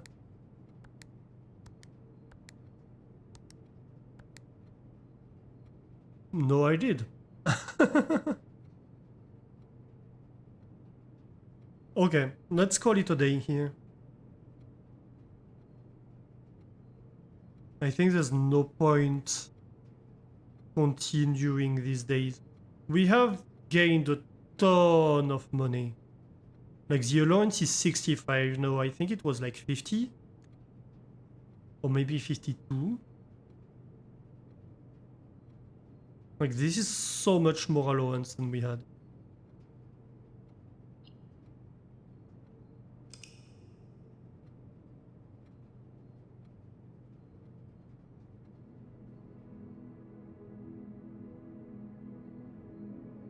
A garden excavation site. 27 excavated dig spots. And 4 green rooms. We had 33 rooms, which rank 10. Took 164 steps and found 10 items. Nice, nice.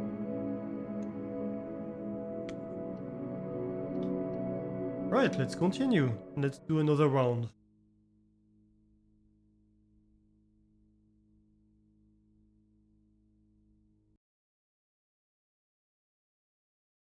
Also, I should put some music, maybe. That would be nice. Like, we've been in silence most of this time. Unacceptable. Ooh, and we have a package. A brass compass and gems. Ooh, nice. By Kay Thompson.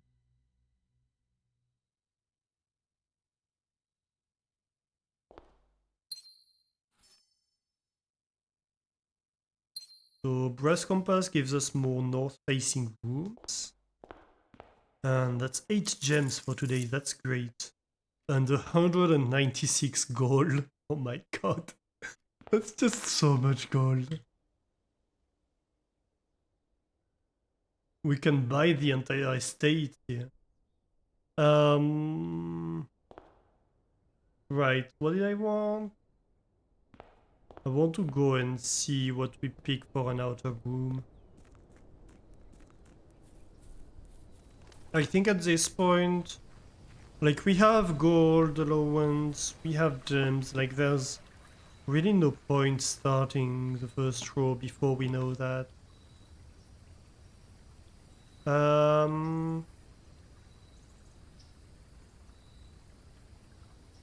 We could make an offering.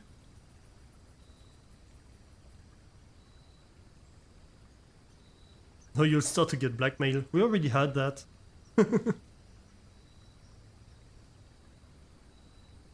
I suppose our uncle did. We could like gift 100 gold or something and see what happens, you know. Your turn now. Let's try to gift like 100 gold. That might be fun.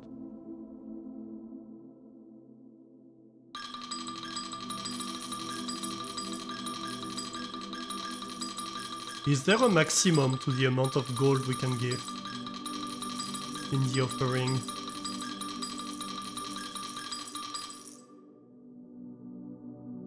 Give 100 gold to personnel to make them speak. Well, they're already speaking to us. Oh, 80 is the maximum. Hey, there is a maximum. I love that. Let's go. Receive the blessing of the berry picker.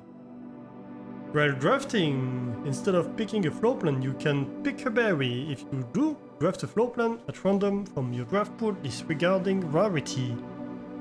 Blessing duration 7 days. Nice. So 80 gold is berry picker for 7 days.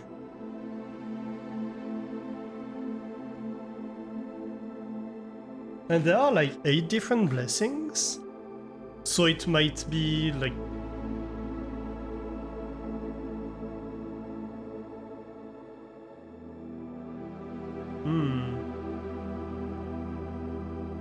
I don't know, because it's not 10 days either.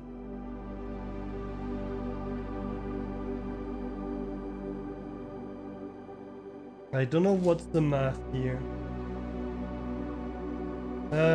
So, shrine. Turn on the webcam. So, 80 coin.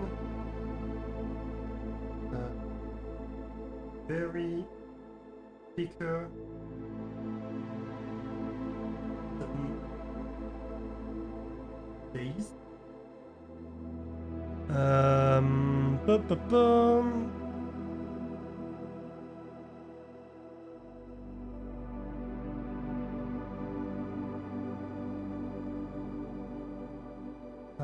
Can draft a random thought.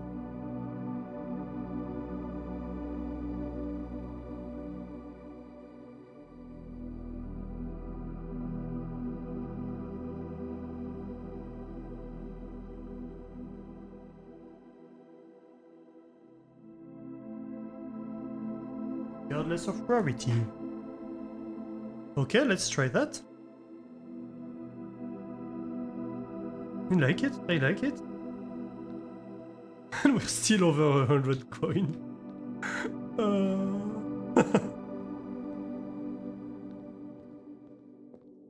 This is so fun.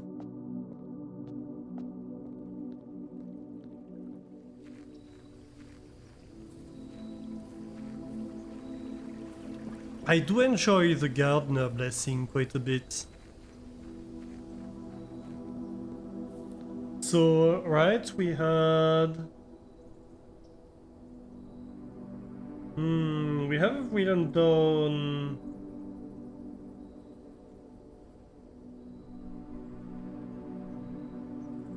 the number of days every time. We wrote it down for the Gardener, but not for the High Roller or the Monk.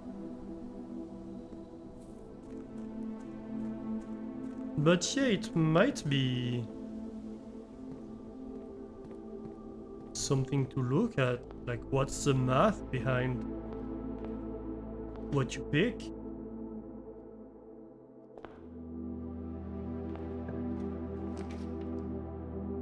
I think we go Den.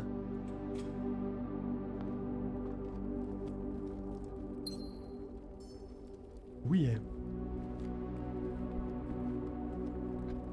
And here... oh, kitchen might be nice. Or the lab.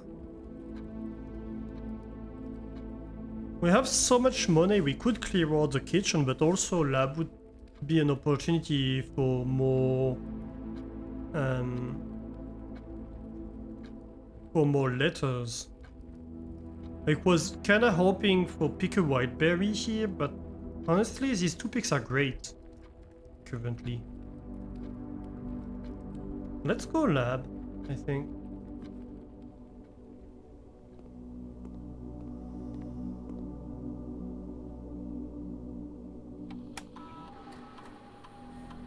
Experiment.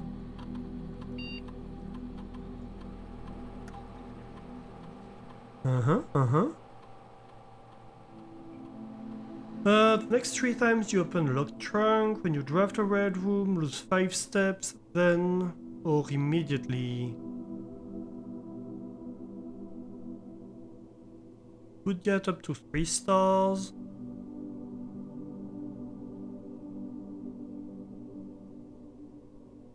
Or we could just get 2 dice. None of the picks are amazing, to be honest. So I think we do that. We just get 2 dice out of it.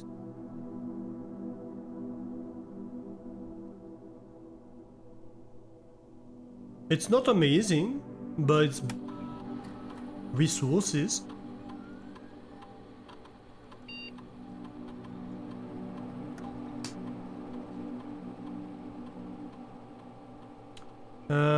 Did I mistype? What did I do?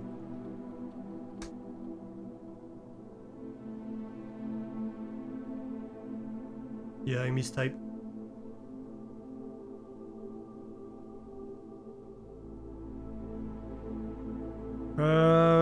We had ordered the metal detector. We can get like shovel.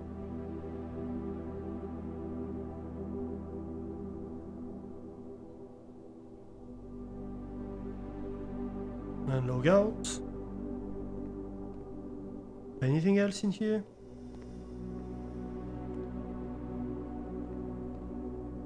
I still don't understand why.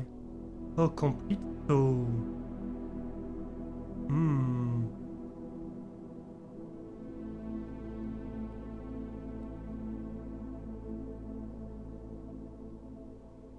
I might know.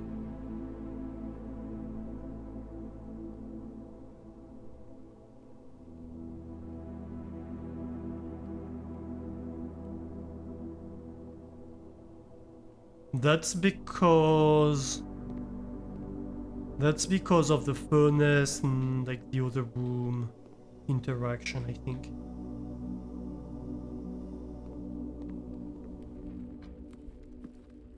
Okay, let's go across. Kitchen or den? I think den. Again.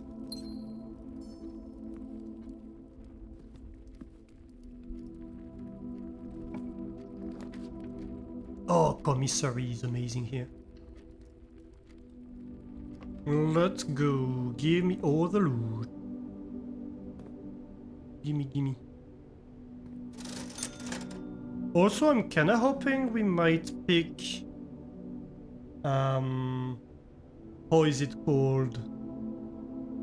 Like... the shop today? You know? We could get... like, there are a few stuff that cost 100. Oh yeah, so we have a ton of gems. Sword, sledgehammer, metal detector, and compass. That's not bad. Let's see what we can get here. West Wing Hall, I think?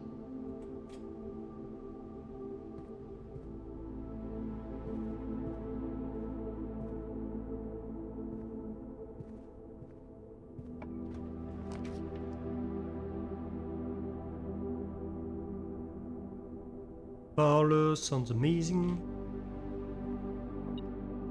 Ooh, what do we have here? Key? Very nice. I like the boiler room today too.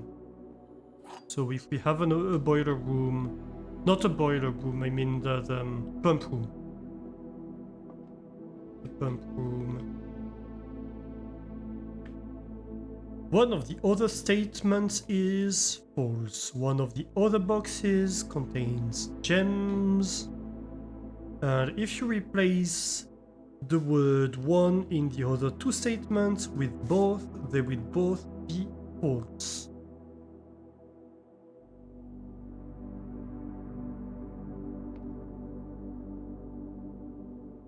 So let's assume that this is true. Okay.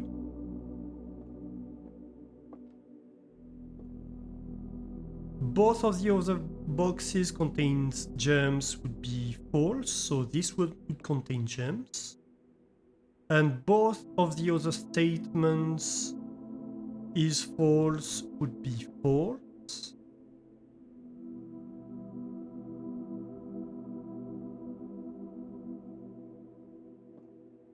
Which is true, because this one we assume to be true.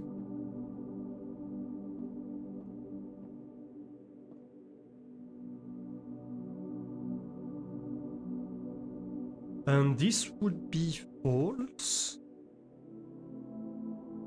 because one of the other boxes contains gems. If they're in here, that means that this is false as well. So we have a false and a true and a false statement.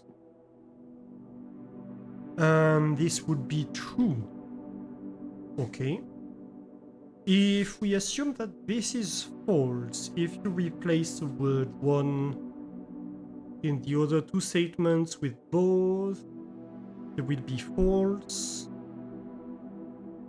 Is false.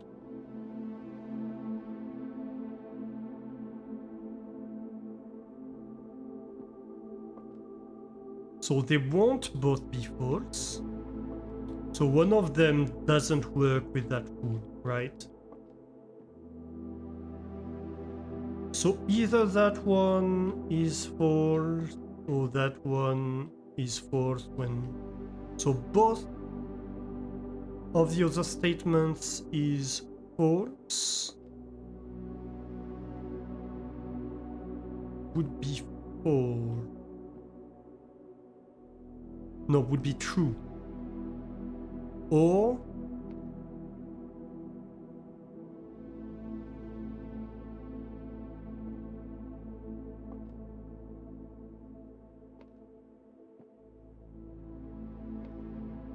both of the other boxes contain gems would be true. That can't be. So both of the other statements... Oh wait, I misinterpreted the other one. Both of the other statements is false. Would have to be true. So this would be false. So the gems would be in here. And this one we know to be false. Okay. I think the gems are in here. I'm not 100% sure for this time. Hey, Infinity! What are you doing?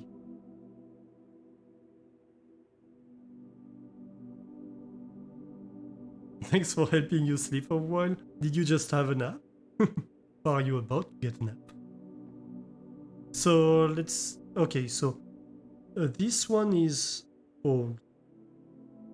Is true. Let's assume this one is true. I want to check. So if you replace the word one with both, they will both be false. So both of the other boxes contain gems. Is false. That can't be. And both of the other statements is false. So they wouldn't be both false. But that's true because we assume that to be true.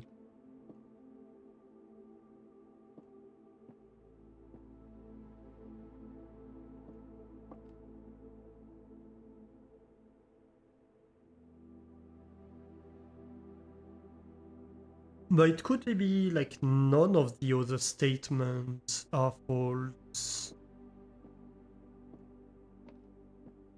Yeah, none of the... So one of the other boxes contains gems has to be false. So it has to be this one. So either way, whether this is true or false, the gems have to be in here. Okay. We figured it out.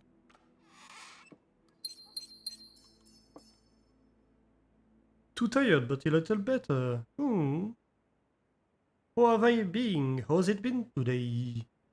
Well, I'm good. I'm pretty good. This is our second run of the day.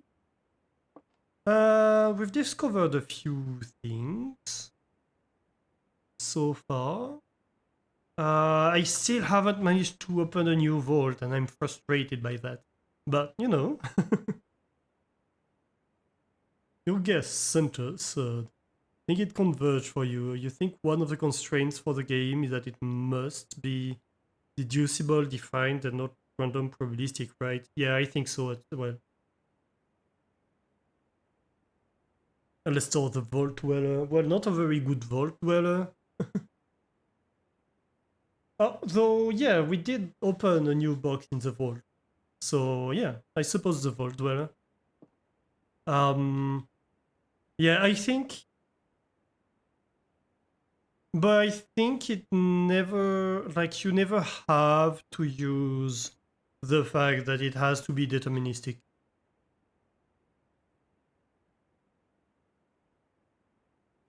You confuse what the true one was actually. So that's the fun part. We have cases, and it's not the first time we encounter this, where you don't know whether the boxes are true or false, but whatever assumption you make, it leads to telling you the gems are in this box. So here that's the case. Like if you assume that the black is true, you end up deducing that the gems are in the white box. If you assume that the black is false, you end up deducing that the gems are in the white box. So both combinations of like truthiness, falsiness leads to the same answer. And so it doesn't matter what. Right? Both, like, you can make either hypothesis and it gives you the same answer. And so it's not probabilistic, it's defined. The answer is well defined. But the truthiness or the falsiness of all the boxes is not well defined. Like you have two possible combinations.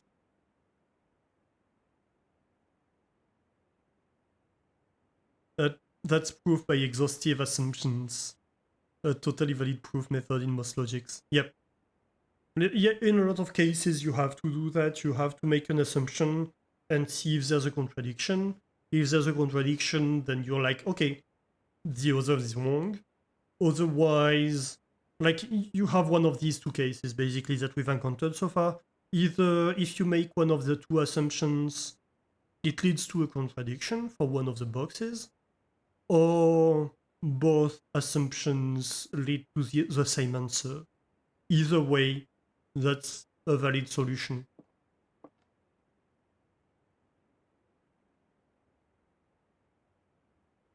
Should we go forward here? I suppose so. Storeroom, utility closet, pantry.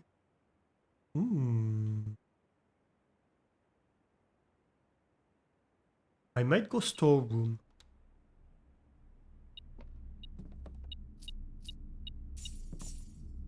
It's a hard pick between storeroom and utility closet.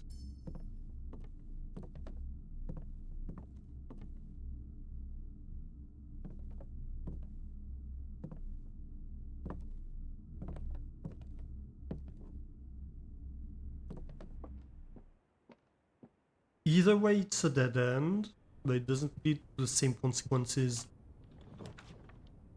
Oh. Well, I suppose we take the walk-in closet items.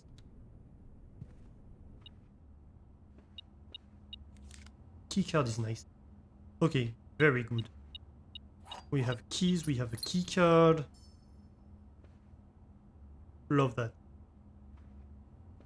And the shirt, we bought that. With a lot of money. Actually, I think it was one of the cheaper options.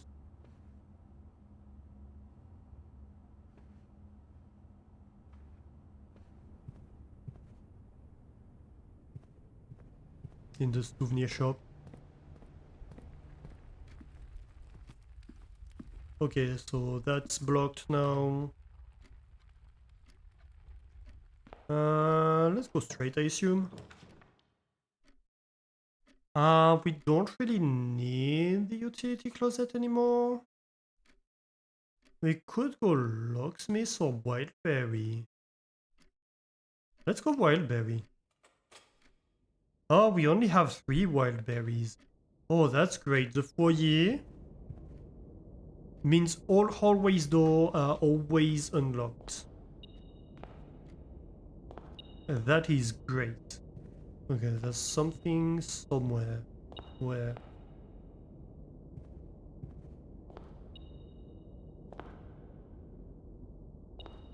I don't see it.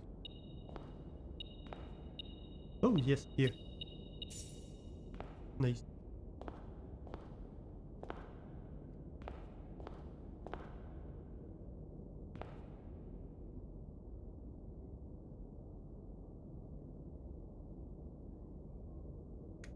Major key for... Like, can I smash it or something?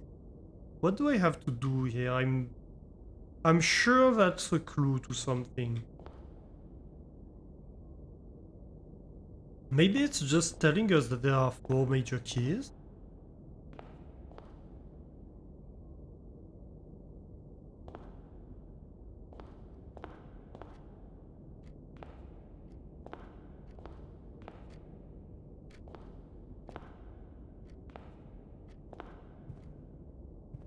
That might be what this is. Count gates.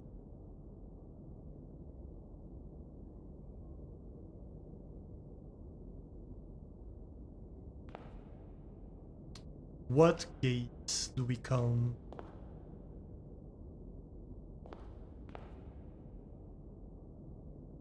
Che Arizona.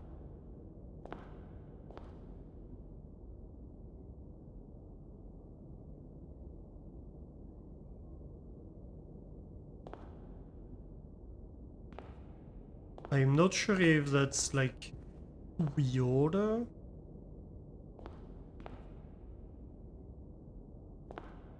Baron Sinclair, Lord Epson.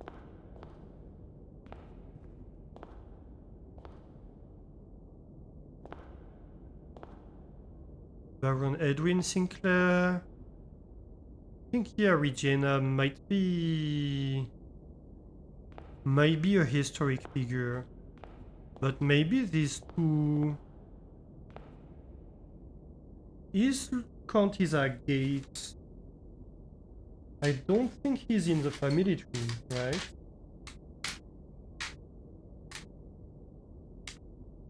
So maybe that's the clue. Maybe it's like major key 4 count gate.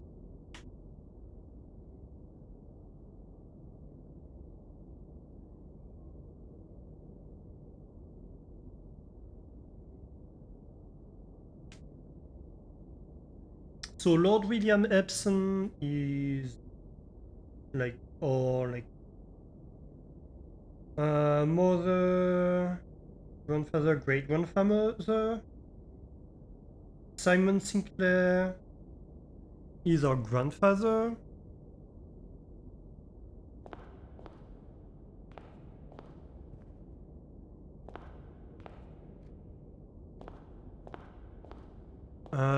Thomas Sinclair is our great uncle. No. Thomas Sinclair. No, it's all the great grandfather, sorry.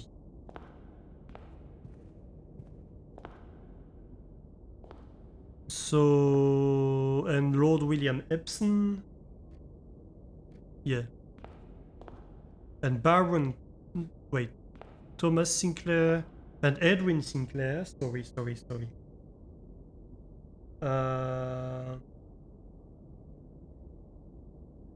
I suppose might be our great great grandfather.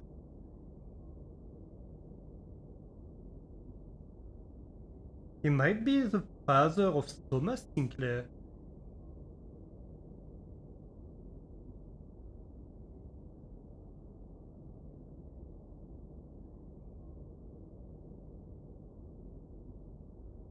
That would make sense, right?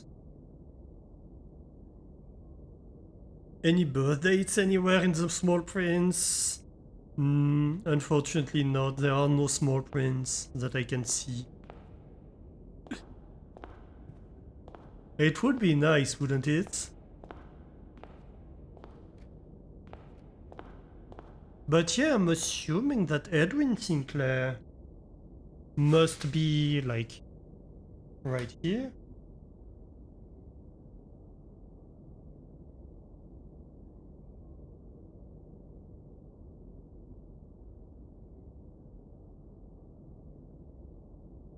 Aaron Edwin Sinclair.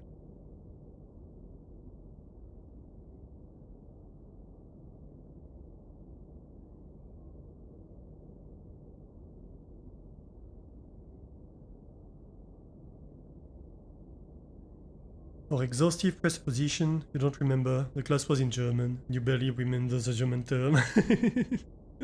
Took a while, you had a DNS error again. Ooh. You haven't caught anything about the specific puzzles, but typically in a case where things are either undefined or have a solution, you also have it that you can resolve them with exhaustive proof to get exactly that one solution. At least in the first order logic, that should be extensionally the same, all you remember. So my approaches were both valid, just differently difficult to see why. Yeah, so what I was saying is we've encountered two cases with these puzzles. Either like one of the assumptions leads to a contradiction, and so the other leads to an answer, and this answer has to be right. Or both assumptions may lead to a different set of truthiness, falsiness on the chests, but both lead to the same answer. If that makes sense. And at the end of the day, we don't care about whether a specific chest is a true statement or a false statement. We only care about whether or not it contains the gems. So if both end up telling us that whatever we suppose is true or false, the gems are in this chest either way, that's good enough for us. And that respects the rules.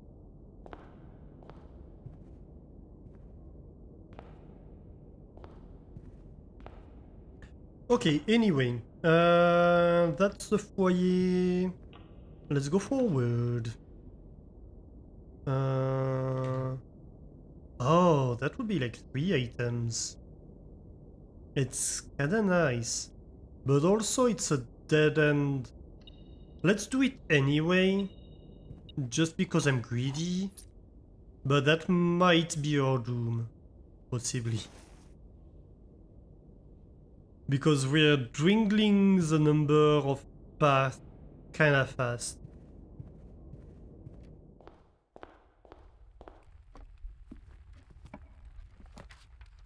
Okay. Spare room, yes. Please.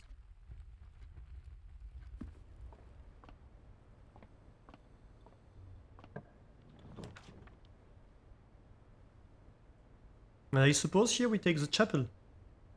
Because it's a path forward, so you know what? Why not? We can afford it.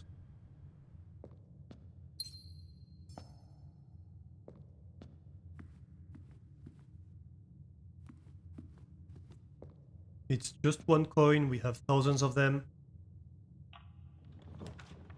Oh, the Chamber of Mirrors would be very, very nice.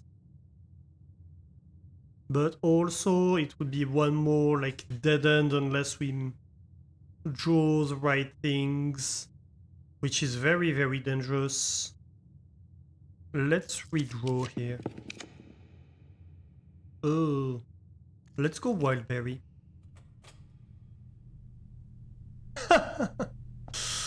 Well, we might be fucked.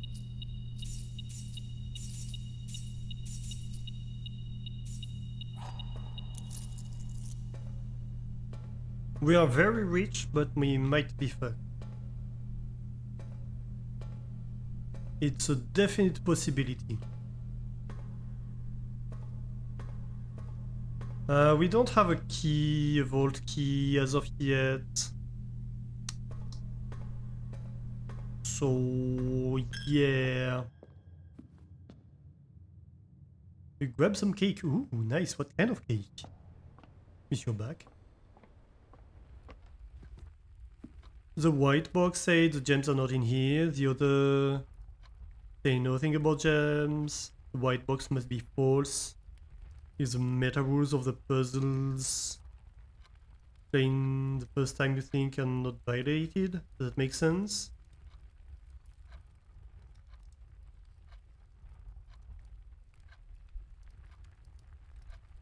So the rules are one box, at least one box is right, is true, at least one box is false, and only one box contains gems, like exactly one box contains gems. That's the 3 rules. That's all we know for sure, right? The white box said one of the other boxes contains gems. So in a sense it says the gems are not here.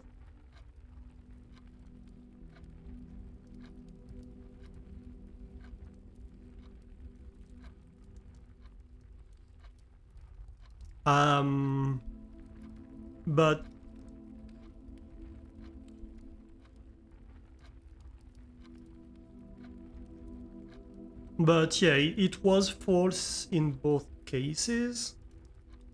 But like the blue box could be true or false depending on what you picked for the black box, basically. But either way, whether you picked true or false, you ended up with the gems being in the white box. If that makes sense. Okay, security room is great for us here.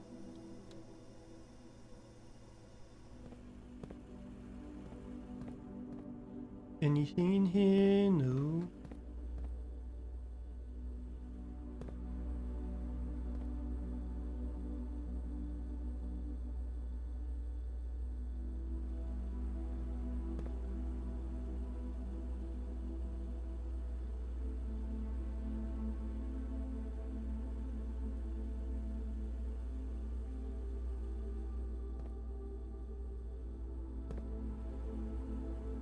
Uh, uh, uh, uh.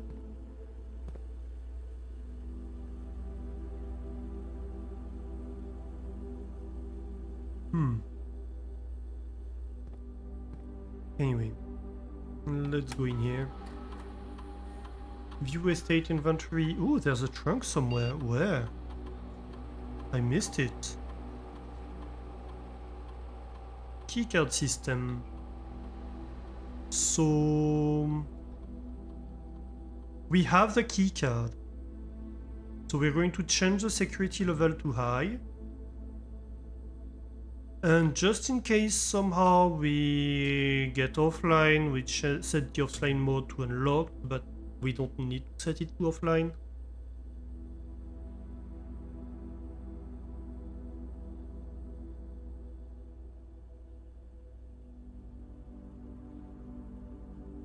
Is this an updated security room? I don't think so.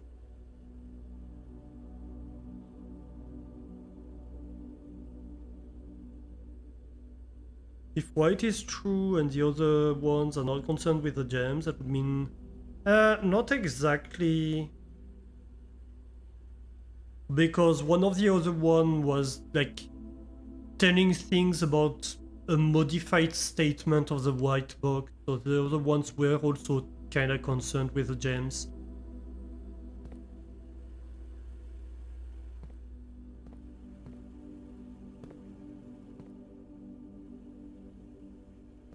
Where did I miss the trunk? Can I want to go back now? Though I'm kinda short on steps already. Oh well, let's not worry too much. Uh-oh. Well that's a redraw, or we are fucked. Boiler room! Yay!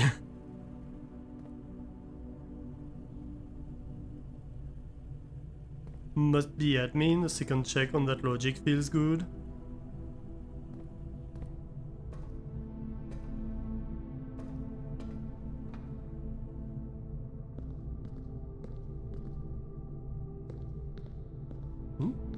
Do we have a shovel? No, we do not.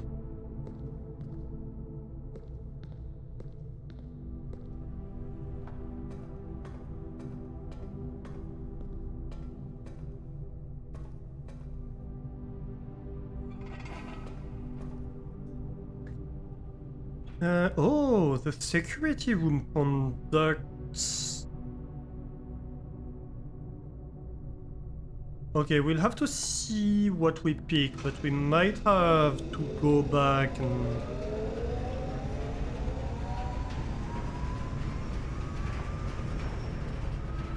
and have a look. Oh, kitchen would be nice as well. But we can't afford the kitchen right now. Corridor, definitely corridor, I think. Which means, okay, we are going to send the power left.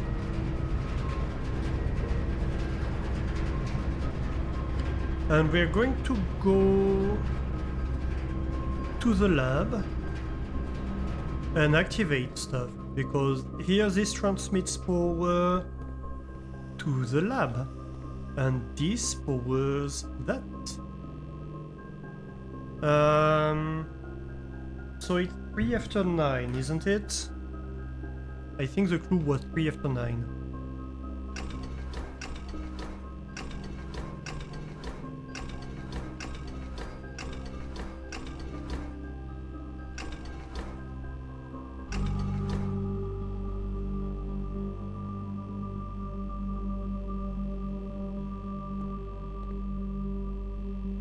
I still don't know what this does. Possibly... Let's try to log into the network.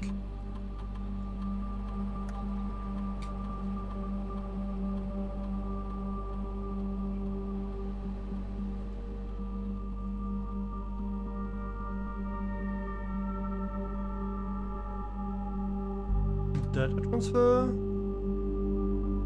Data transfers from Syncak not currently available.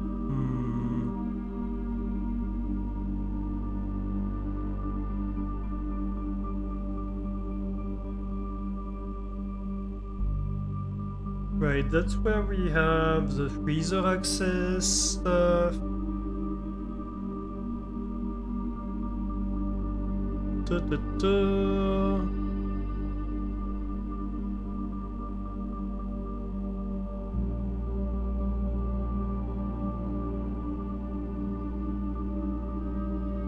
So it thaws the freezer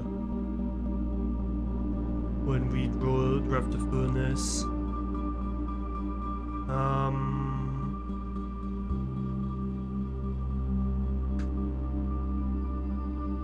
Love services?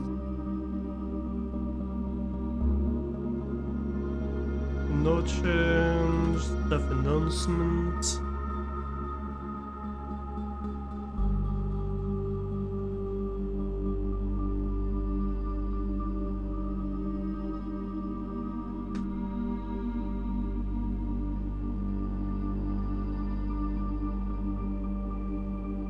Not it either.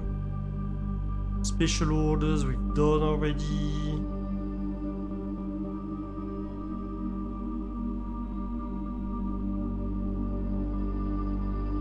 So what did he tell us? He told us it was in one of Randolph's letters. Let me check. There should be a cutscene unless I'm trying something new. I don't remember.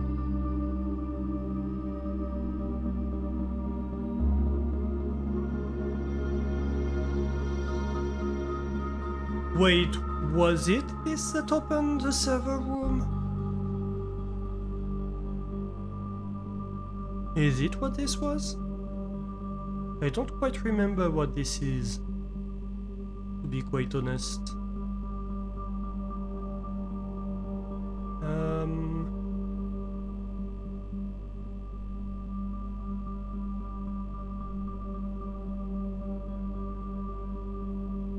If we look at the Randolph letter, I used it before, but I don't know what it does. Possibly because I don't remember.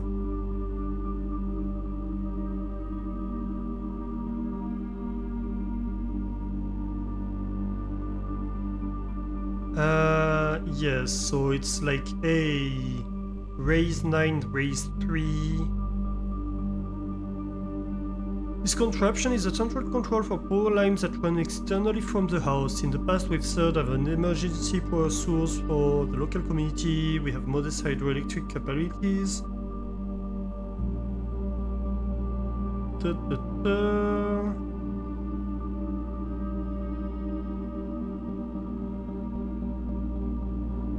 I don't know what this is telling us.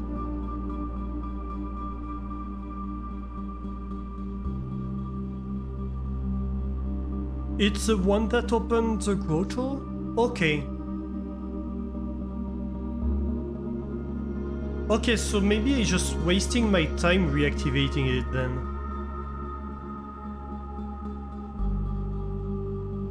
Okay, thank you. So yeah, probably I'm just wasting my time doing it again and again and again. Was like, this must do something, but I don't understand what. Because I also know that there's something with like the radioactive level that I've never managed to figure out yet. But it might just be like if you trigger enough the experiment that you currently have, then it does things.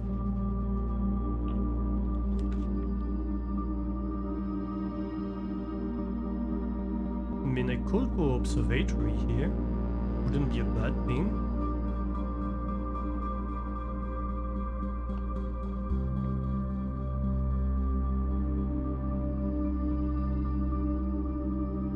That's the floor one, that's fine, that's a key, and that's the same. Like, we really need stuff to be cheaper, right? Clearly. Did I ever find the missing chips? No, I haven't. Or the admin login? I found a few logins, I'm missing one. I'm missing like the... Oh, there's... a pattern, like an unusual one. So I have these ones, these logins. Tomke, I think, or Mua, I don't remember which one. I think both are the same. Are the most powerful we have so far. Yeah, we found an email. So if you look in the grotto,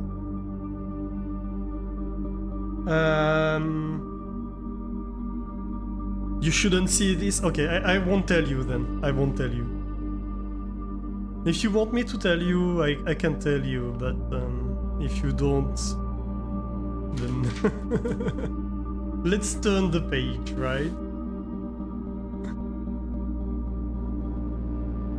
And also there's a sticker in there on the wall that we haven't figured out yet either. Feel free to say anything. I mean, if you don't want to get spoiled on this, I don't have to mention it. So I'll only mention it if you want me to talk about it.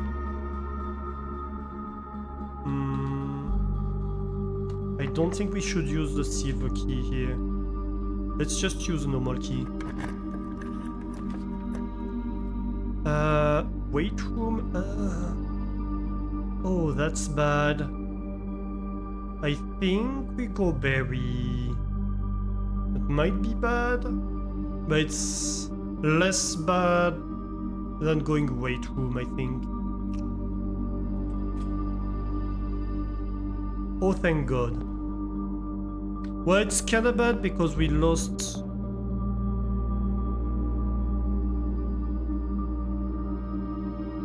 Oh... Wait a minute. In Eclipse Ball.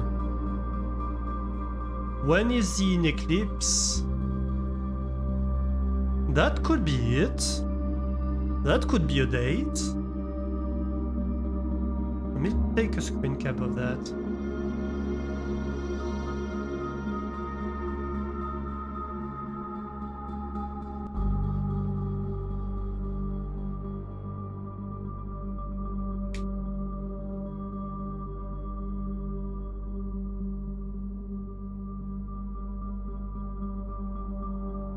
(1952) has 4 digits, yes, but also it's a year. It's not a date. You haven't played in War, you'll probably forget by the time you play again. Okay, so... in the grotto...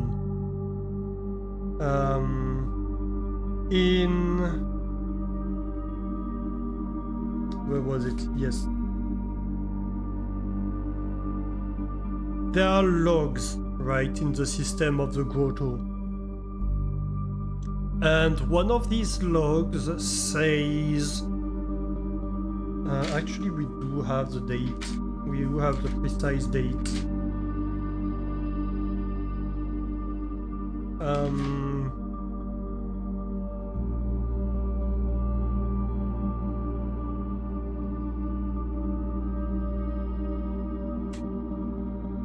One of these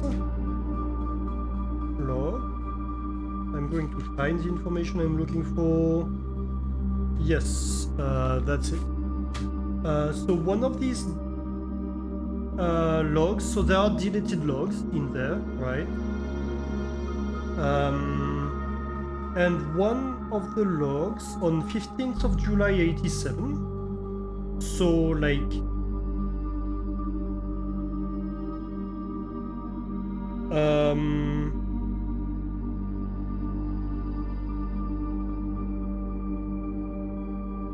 a few days, I think, after the disappearance of Mary.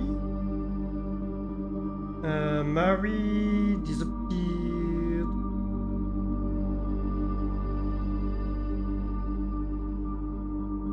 on... Let me find it. Mary disappeared on... Oh, we don't know. Wait, we don't have a date?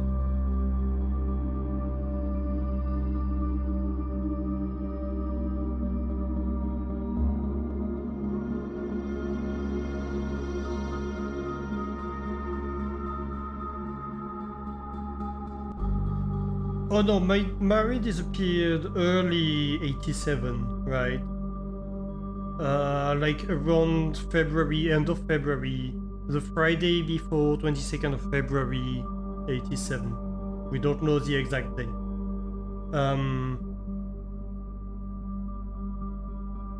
But on the 15th of July, they said, I have created a new admin password with an unusual pattern.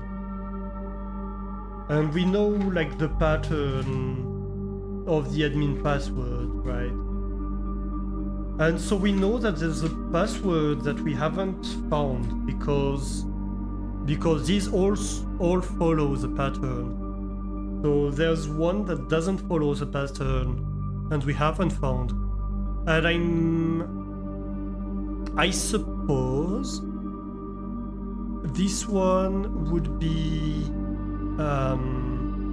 possibly the one that unlocks the deleted log entries and gives us a lot of information, but I haven't found it.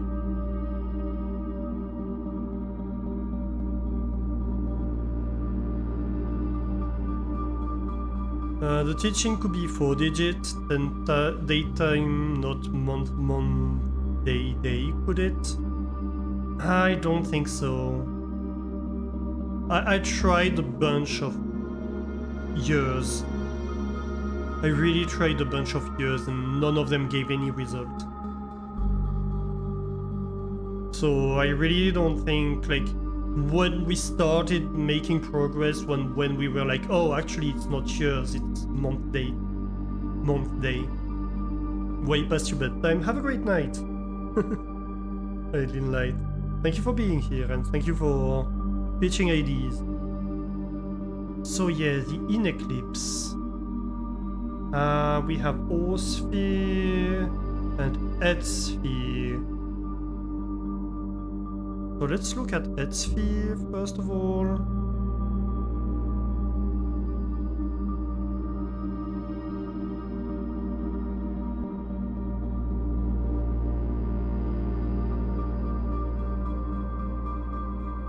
Oh, crap.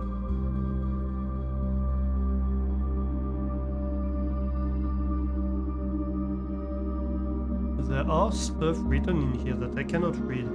Anyway, I need to show you, first of all.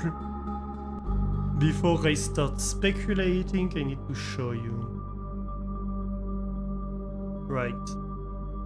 So, yeah, there's stuff written in here. I think something orbit 14 hours or 24 hours possibly. So the devoted moon,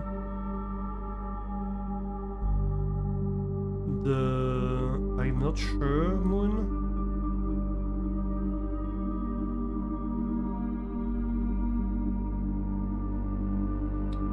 We have this. Is eclipse in eclipse.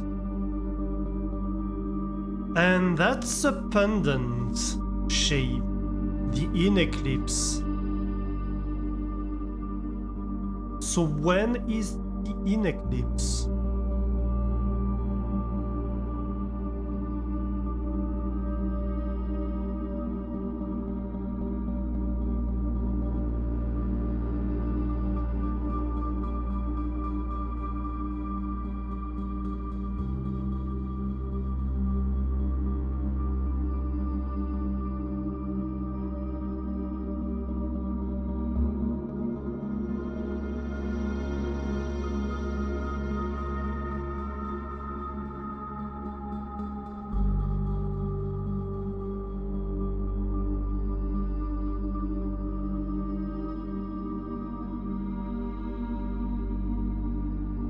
Insay, Orsay, Edgesay, or Earthsay, I suppose.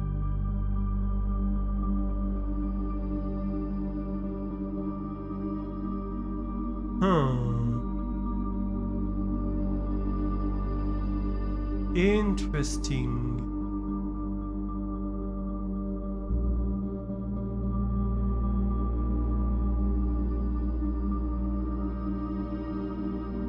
Okay, and a few things later.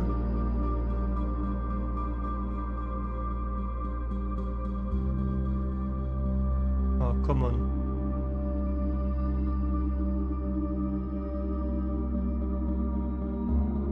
Yeah, also we know that Kirk Darren is a pseudonym, and Kirk Darren is a security guy, and like there's no Dark A password. So I assume like if we find the real name of Kirk Darren, we might unlock the security password.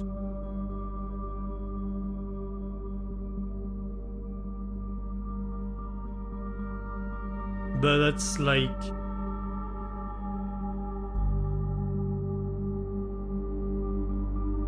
very much hypothesis. History of our India. Oh, come on. We have...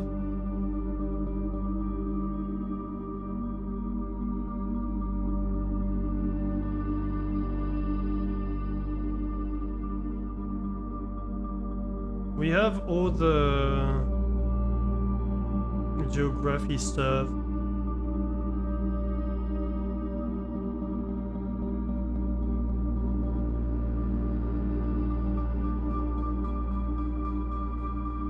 Where is it? It's just after the music sheet. Okay. We can make it. Oh, here we go.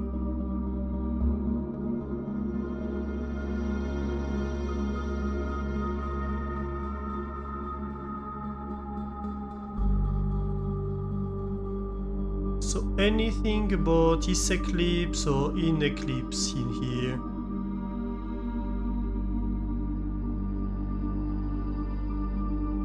Spiral of Stars, Arcee, Seisha. There is something about this, I think. Possibly 8 degrees, 58 degrees. 1, 2, 3, 4.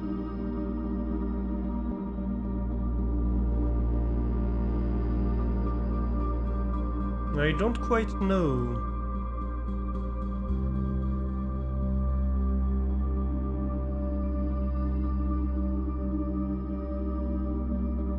Yeah, that's the only other reference I can find to in eclipse and is eclipse, but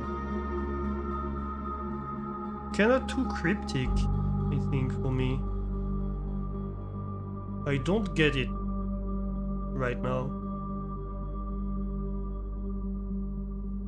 But it could give us a date, could it? Couldn't it? If we can figure out when the eclipse is. Ooh, there's loot. Oh yes, indeed.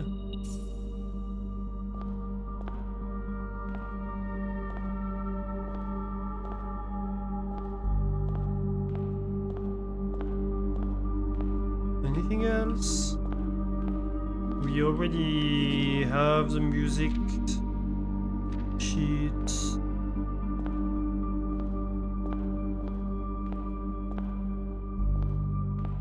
Yeah, I think that's it. So we lost a lot of diamonds in the process.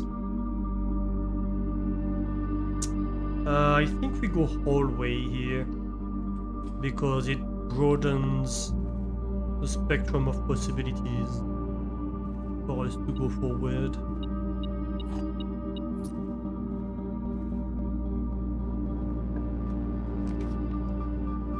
Dining room? Yeah, it also broadens the spectrum of possibilities. Very good. A little here. Nice, nice. A little lunchbox. Nice. Very much enjoying these 11 steps.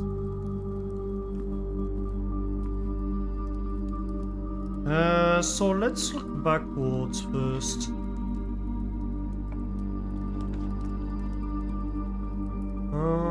Crafting studio would be pretty nice.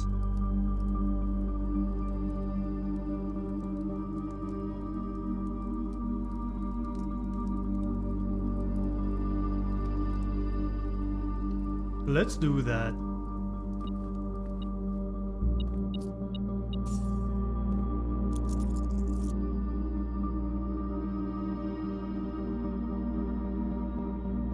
A very detailed paper model of a safe.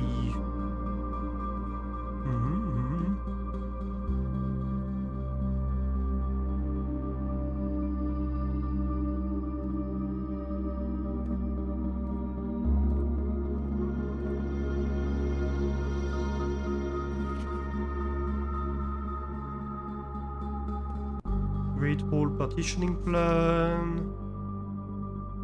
Crafting strategy guide.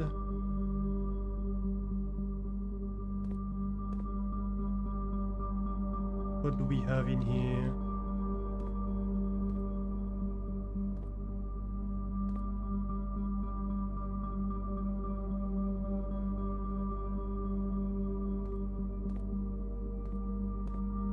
So that's a model of this room, basically.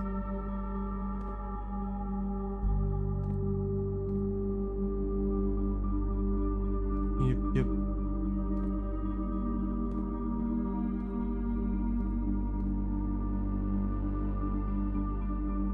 So why were they talking about, like, puns based on chess? Here we have day 1.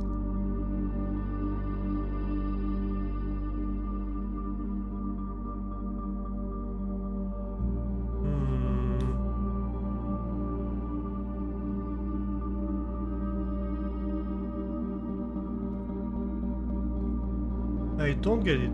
We can get a new floor plan, however. So the dome, the clock tower of the vestibule. Whenever you enter the vestibule, 3 of the doors in this room unlock and the 4th one becomes locked. Tomorrow you will start with 1 key for each time room you draft today. Dome room. Each time you enter the dome after drafting draft room, gain 10 steps.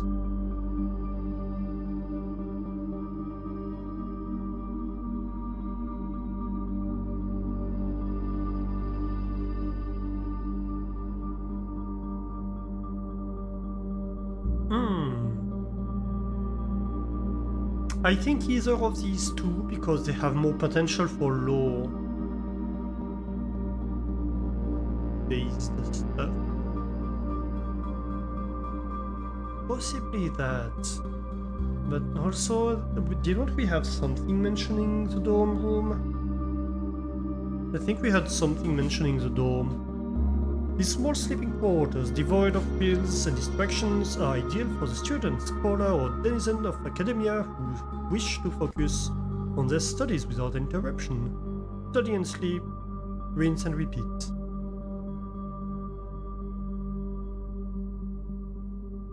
Add it. Let's go.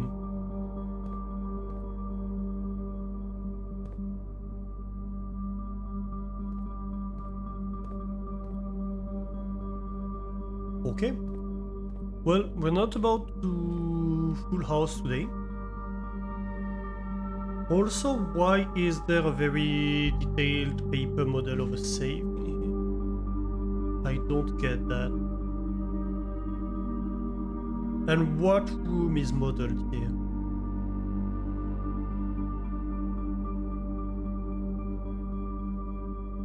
I'm not quite sure what room is modeled. I think it might be, but it could be, no. You know, it could be the room where we combine stuff together.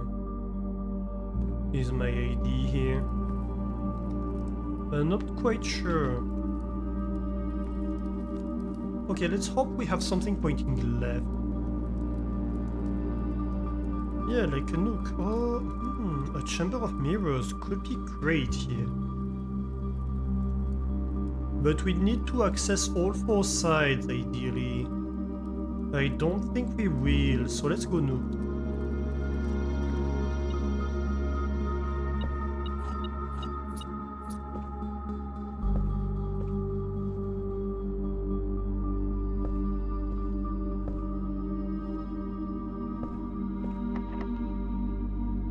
What do we have? We have a silver key.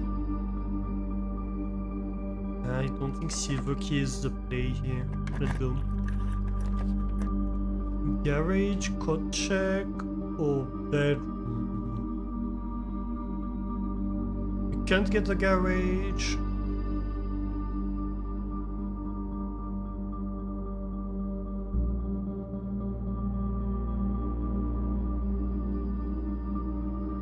Did I even pick an outside room today?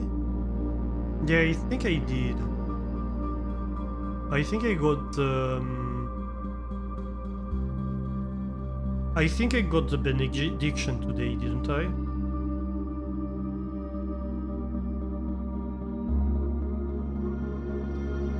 Okay, let's pick the bedroom. Less risky.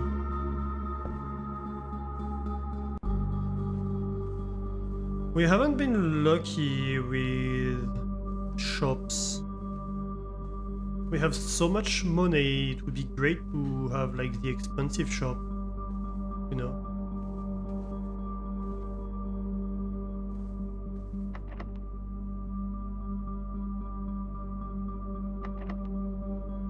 Just use a key.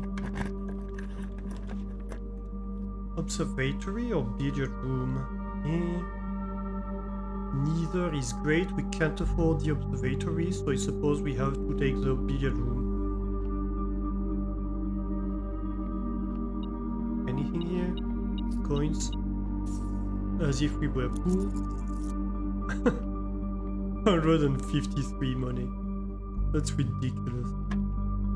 Okay, so 4 minus 4, oh, a 0, times 13, still 0, plus 1. Oh, I wonder what that does. 8 squared, 64? Minus 20, and that's 44 divided by 11, that's the 4.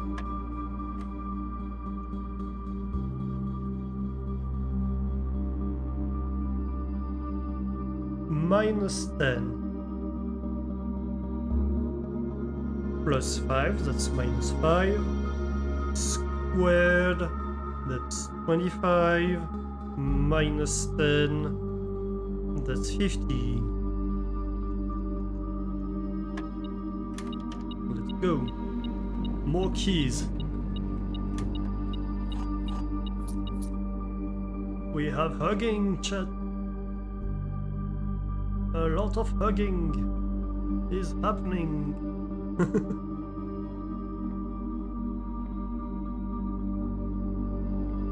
Join in for exclusive snuggles.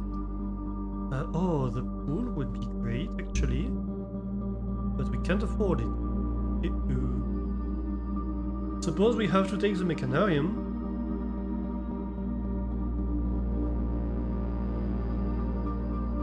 Which might be bad for us. Well, not so bad. It's like 3 or 4 of those.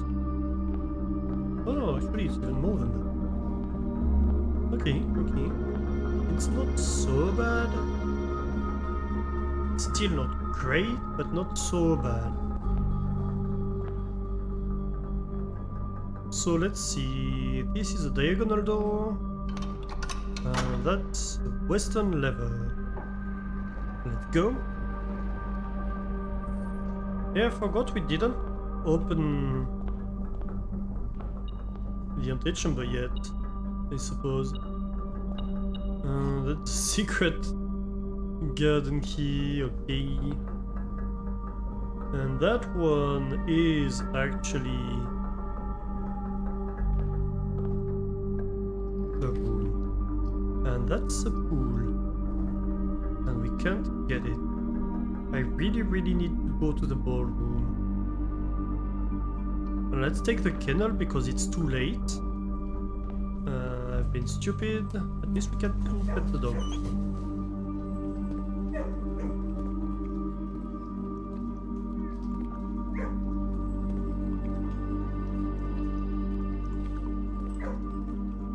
Still don't get what the cat reference is about.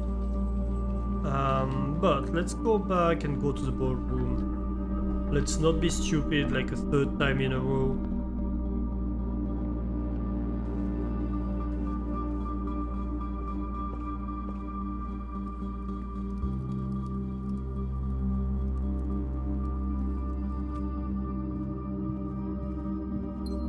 Thank God.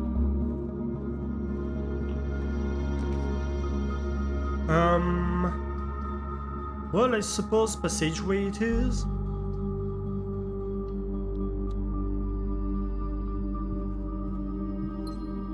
More steps. Put into the ballroom.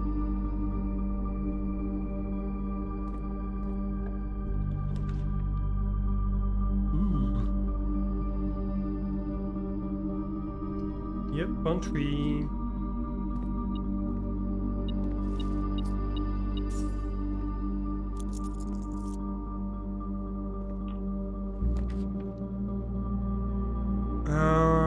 Workshop or observatory? I suppose workshop here.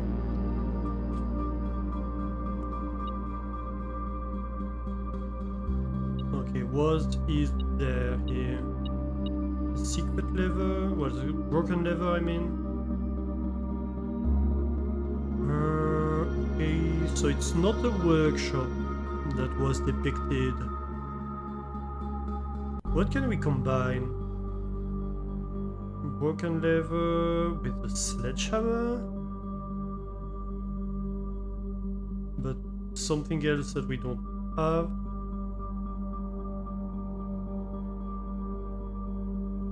Sledgehammer.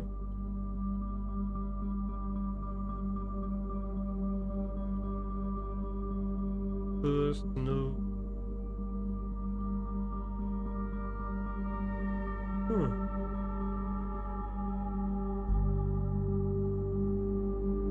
So it's only the broken lever and the sledgehammer that might combine with something in this whole mess. Interesting.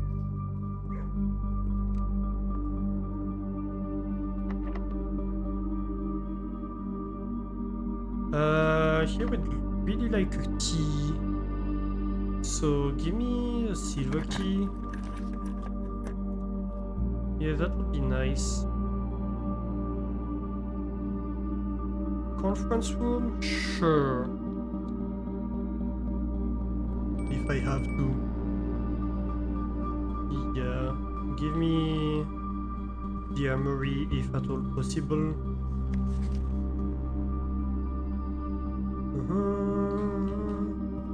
I doubt we'll be spreading, but just in case. So yeah, that's the one I was like, maybe? Maybe that's like 1014 or something. Or 10... Wait. 1017? Like complement to 100 of each of them. Something like that. Let's open that. Ooh. Well, we're kinda fucked here, aren't we?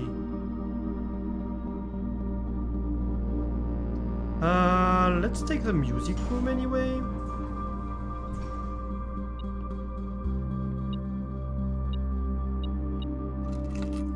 Get the car keys, sure.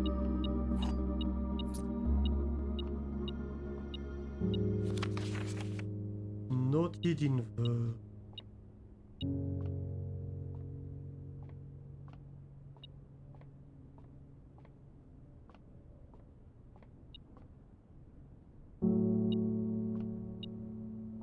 Okay, what's hidden? Oh, this coin?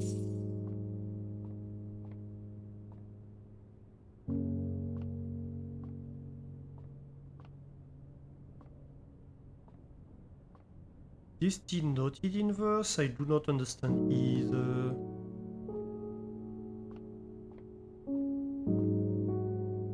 There's a lot of things I don't understand in this game.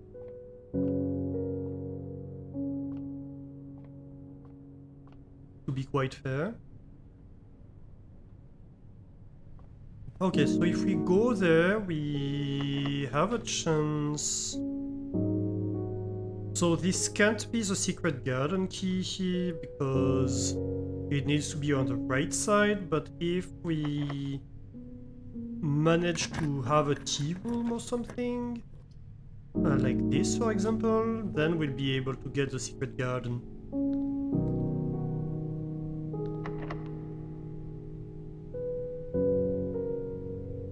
What do you mean does not fit? Oh my god.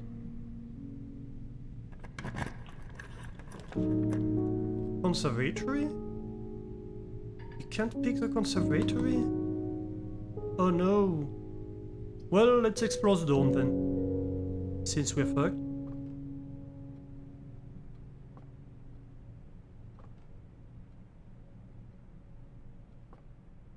Hall pass. We will not lose steps traveling between two adjoining hallways. Hallways drafted from an adjoining hallways do not cost gems to draft. Yeah, that's not gonna help a lot. Korarika University. Okay, so we... who studied in Korarika? Was it... Oh... Was it Mari? Did Mari study in Korarika? We know she went to university.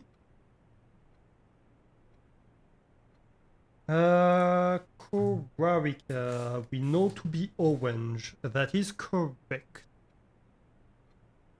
That's about all we know about Korarika.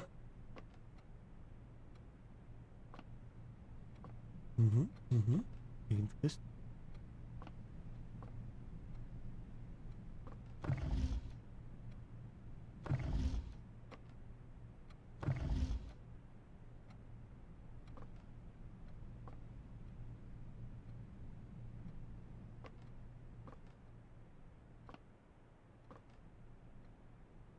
So the dorm room is a black phone room.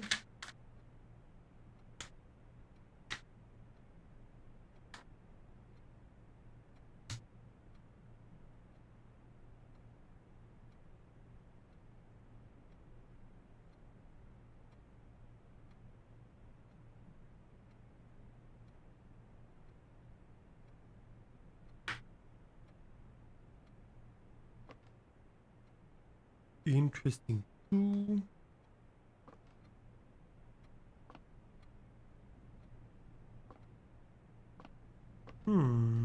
So, drafting strategy guide, volume 2. My type of room, craft of the draft, shifting gears, no time like the future, perplexing plans, spreading your wings, a word from the editor. As architects, we know that designing a building is a complex and multifaceted process. From the layout to the details, every decision we make can have a significant impact on the final result. Perhaps that's why we're always looking for ways to improve our craft and refine our ideas. In this edition of the drafting strategy, we're excited to introduce a useful concept that can take your designs to the next level: room subtypes. While we've previously explored the use of colored floor plans to categorize the basic kinds of rooms, in this issue we will be examining architectural symbols that can be used to further classify and differentiate the types of rooms in your house. These symbols provide the draftsman with a visual way to indicate the purpose and function of a room, whether it's designated workspace, a utility control room, or a conundrum. These subtype symbols can communicate the intended use of a room at a quick glance. By including these symbols on their floor plans, architects can make it easier for contractors and builders to understand their vision and bring it to life. But the benefits of floor plan categorization go beyond just clarity. By understanding and identifying subtypes, architects can craft strategies that surpass the surface-level simplistic approaches commonly used by inexperienced drafters. The craft of the draft. Drafting rooms are floor plans that affect the draft pool or the drafting process. As such, they are spaces that are often designated for activities related to academic pursuit and research. Some of their common features include floor plan redrawing, draft pool manipulation, and rarity adjustment. As students of the art of drafting, aspiring architects can greatly benefit from the knowledge, experience, and learning opportunities that these rooms offer. The library, the study, the classroom. While drafting in classroom, you may draw new floor plans one time for each. I didn't read that before. Right. That explains things. The crayons that we have in... Also, I should remove the webcam while I'm reading. In a class of its own, academia isn't only found in the mountains of Pararica. Classroom is a great example of the scholastic strategies that this room type has to offer. Not only does it provide synergy for other drafting rooms, but it's also a valuable source of information and knowledge. Did you know the classrooms you'll find will fall under one of 8 different grades ranging from first grade to the culmination of your academic journey, grade 8.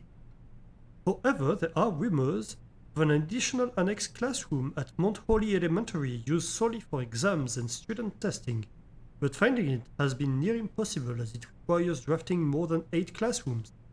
Ooh. So there are actually 9 levels. Ooh, ducks.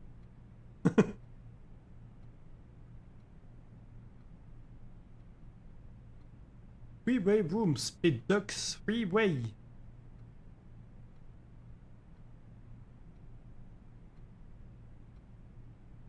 Also, I need music. I forgot to put on the music.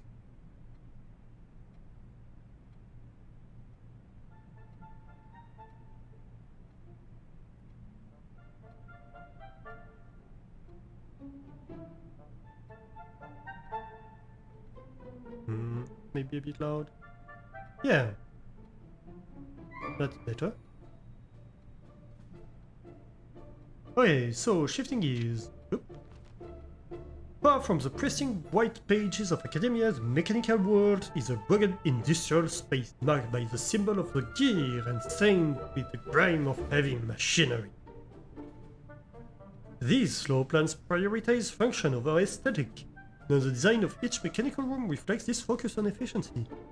These rooms serve as the command centers for estate operations, housing the control systems that keep everything running smoothly.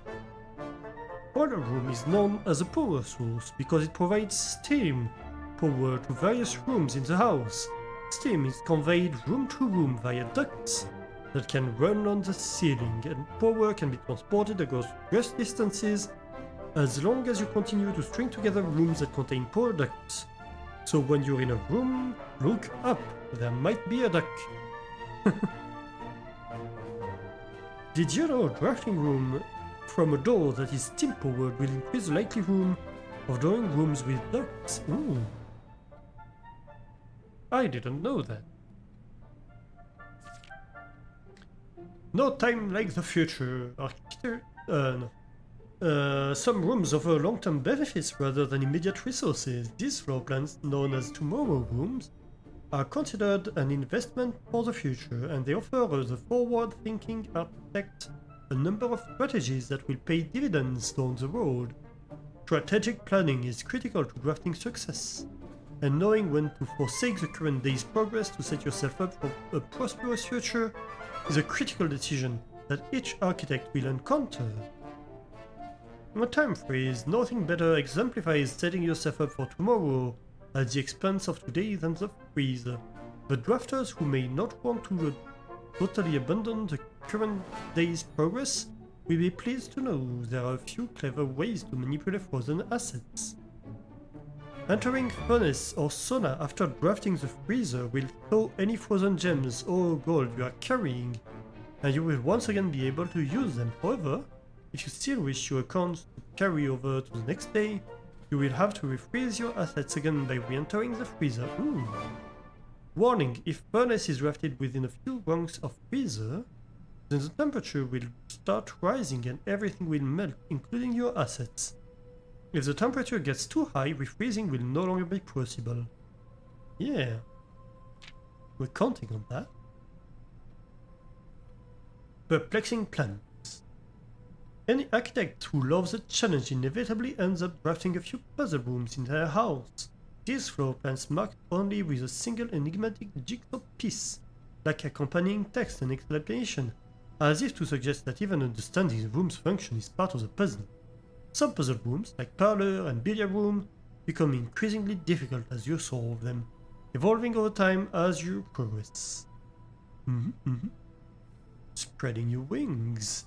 The final type of room we will cover in this issue is the spread room.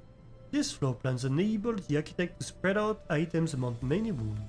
When items are spread out, only placed in currently active rooms in the house.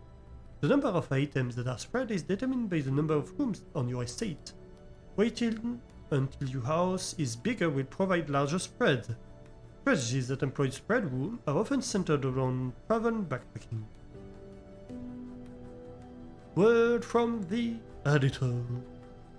I wanted to use this segment to thank our readers for the wonderful mail and feedback we've received after we sent out our very first issue of Drafting Strategy. It's incredibly rewarding to create something that is appreciated and that is very true. That's one of the main reasons I stream, actually. It's even more rewarding to know that somewhere out there a young architect is reading our magazine and getting inspired to build something of his own that may one day in turn inspire others. When I was a child, I vividly remember the experience of reading the memoirs of the Port's grand architect, Louisa T. Rayland. Is that a clue? To say it changed me is an understatement. It had a profound effect on the way I viewed the world and the spaces within it. We each draft our own dreams. As a child, faint sketches on blurry blueprints, illegible to all, especially ourselves. And our purpose? Why, it is found hidden in the floor plans of our youth.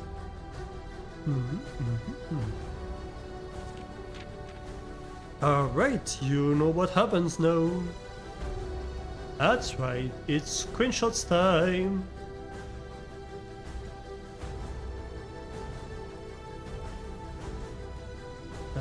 Drafting Strategy Guide 2.1.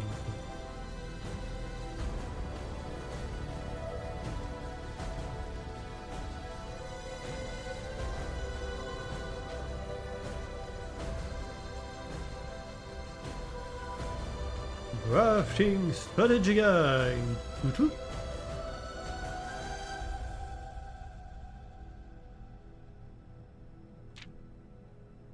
Drafting Strategy Guide 2.3.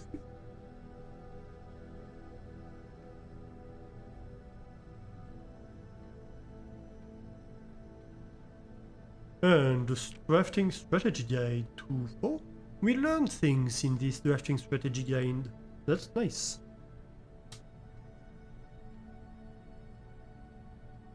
A lot of the time nowadays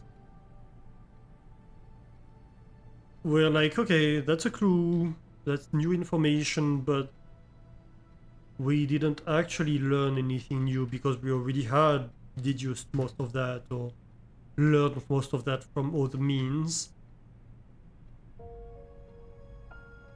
This one, there were actually new stuff.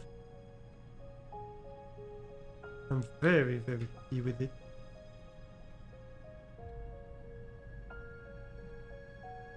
I think it was worth the end of the run.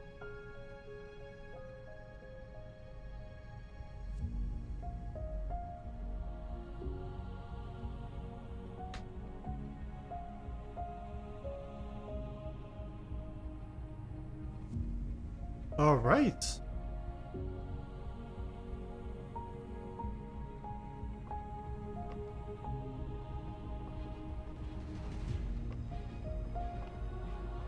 Like, for example, here we could have deduced that Korarika is orange, but at the same time we already knew that, so, you know. And yeah, I think Mary must have gone to Korarika University. Which also probably tells me that Korarika might be like knowledge based.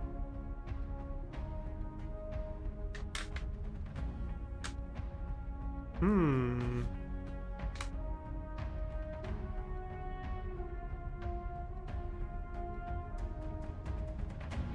Let's put back the webcam. Yeah, I think Korarika may be knowledge.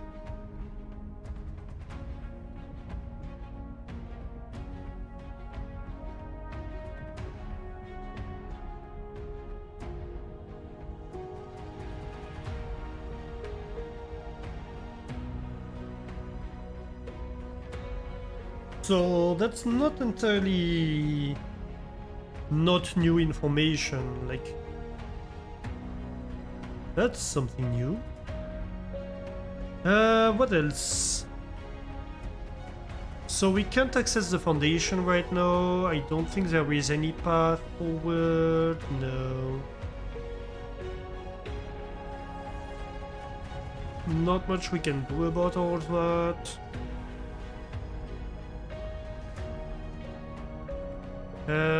We don't have the car this day. Oh my god, we have 160 coins. What do we do with it? Can we like dump it all in the fountain or something? Can we? Actually? I think we can dump one, but I don't think we can dump it all. That would be fun. It would be kind of funny to be like, hey, I dumped like 160 coins in the fountain.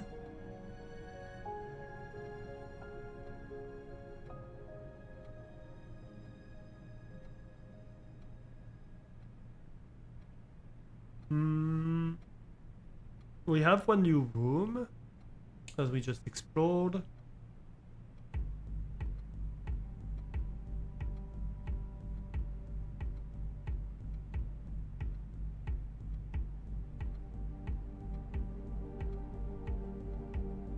Yeah, I think that's pretty much it for this day.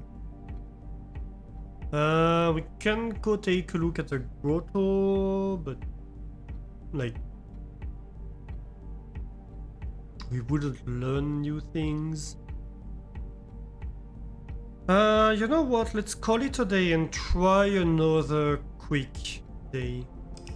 I don't want it to be too long.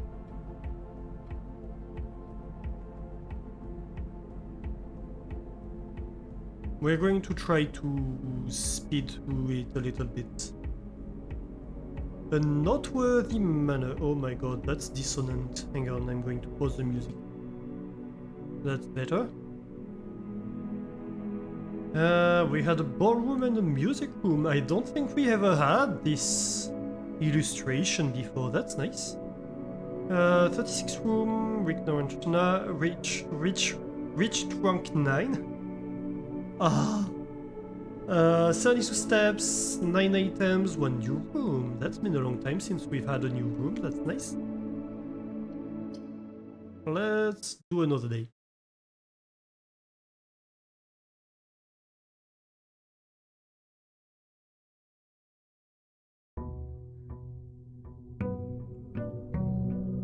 Day 47. Time to be a murderer.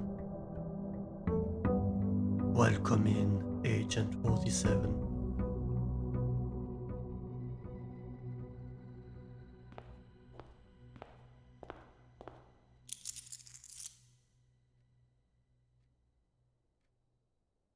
Okay, back to the music.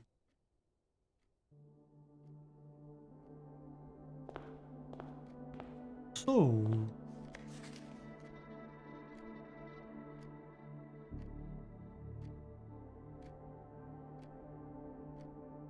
reach room 46 in under an hour. I think we could do that once we empty... once we fill the lake again. It's the classroom final exam, so that would be room 9.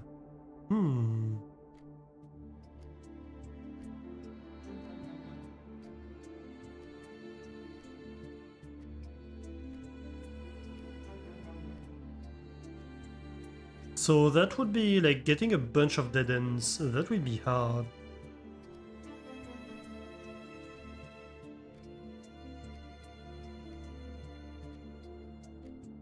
We're slowly working our way toward this.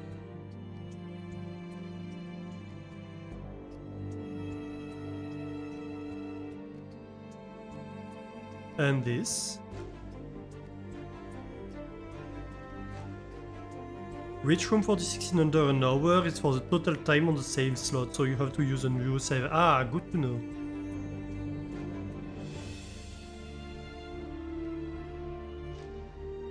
Well, I suppose it's easier than reach room 46 in one day, right? It just means you have to speedrun the days and... But you have multiple days available to you.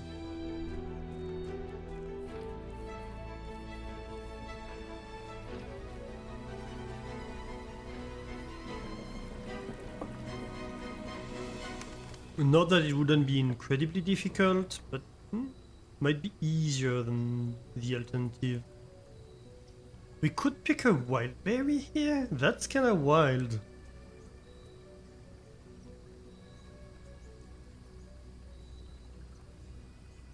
I think we go items. Ooh, nice.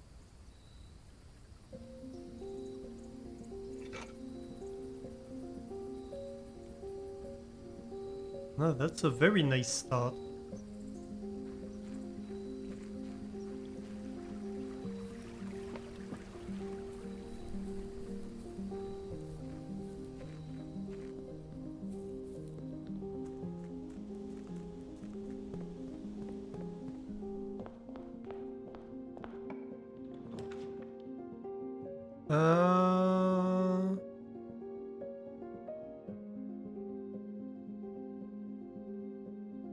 Maybe storeroom.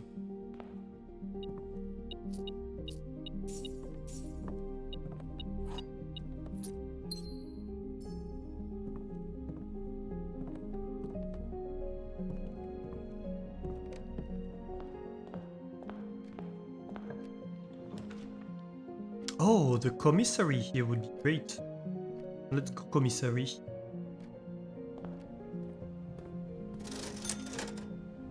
Yep.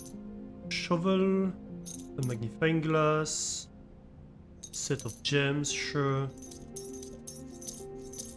I like all the gems you can sell me. Nice.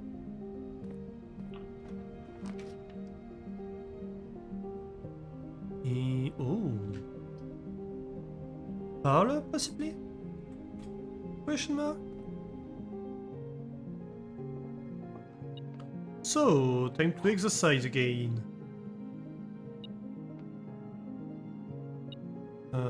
Where is the loot? A shiny!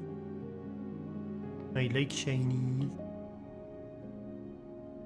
Gems are in the only box with a true statement. One of the other boxes is true. The gems are in the only box with a false statement.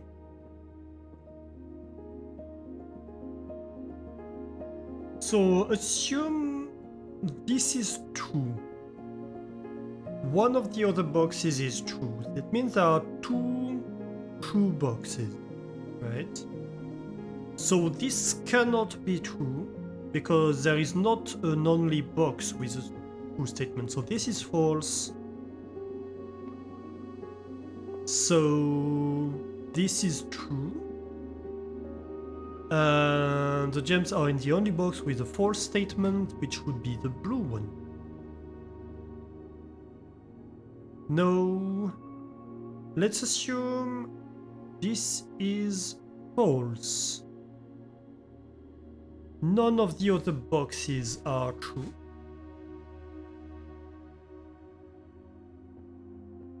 And that would mean all three boxes are false. That cannot be. So this has to be true. So that means the gems are in the blue.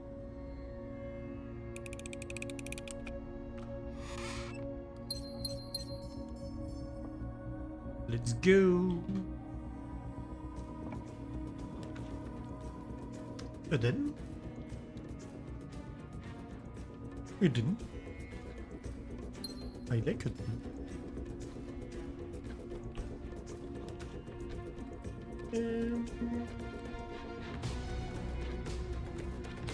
Steps of Wildberry. That's a great place for a Wildberry. Lavatory. Well, at least we get running shoes. That's not bad. I don't know that I want any of the lavatory stuff, though. Let's see, what are you? Spin cycle, exchange, swap gems and money. That would be a lot of gems. Gems and keys. That would be a lot of keys. Oh my god, that would be so many keys. Or so many gems. That would be like 31 keys or 31 gems. No, 36 actually. Bluff and fold. Yeah, that's what's for you.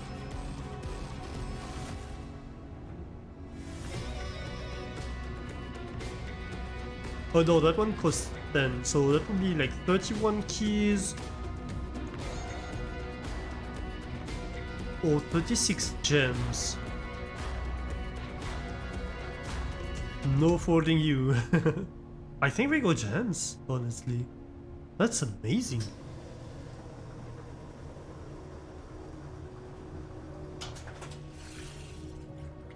I didn't realize how good this was. Oh my god.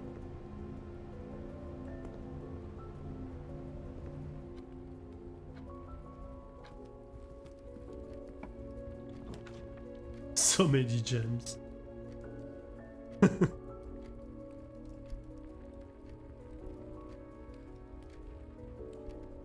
Let's go West Wing Hall. And then I think we go back to the other side for now. Actually, maybe we go sideways. You know what? We could pick a utility closet. Or just a spare room for now. Let's pick the spare room. Doesn't hurt. What do we get? What do we get? Oh, the coin.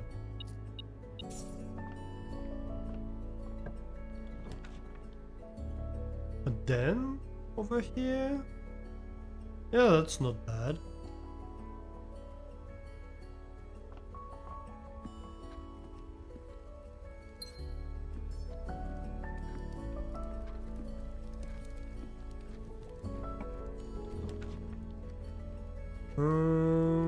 Corridor, observatory, Wildberry.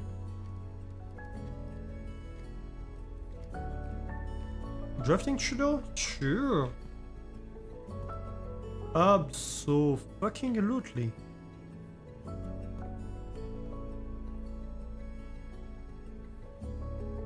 What do we add? Oh, we could add a classroom permanently. That would be the 9th one.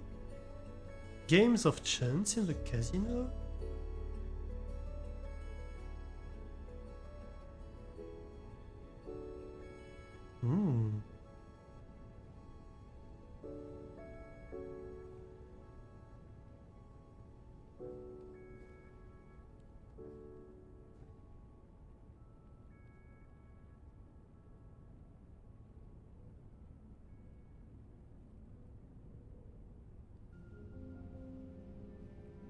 We have a lot of money.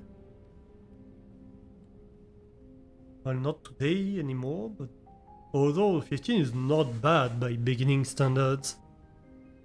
Casino is handy if you're rich. Yeah, that's kind of what I'm thinking. It might be nice. I have an allowance of 65, you know. It's not bad. Though I don't know how much is rich truly in this game. But it seems not bad to me. Unlocks a lot of potential.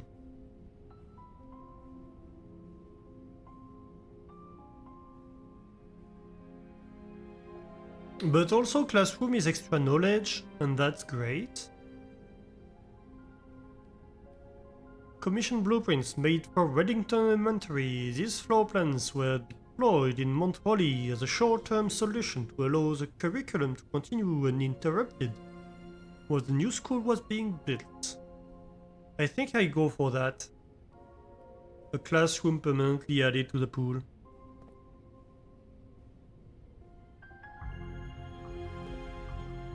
Extra knowledge. Because knowledge is tasty.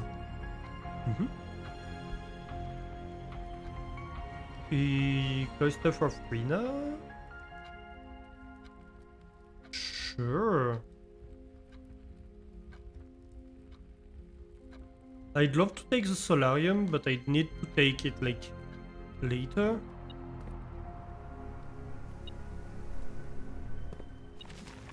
Yeah, so that's one where I'm like, this room is badly designed.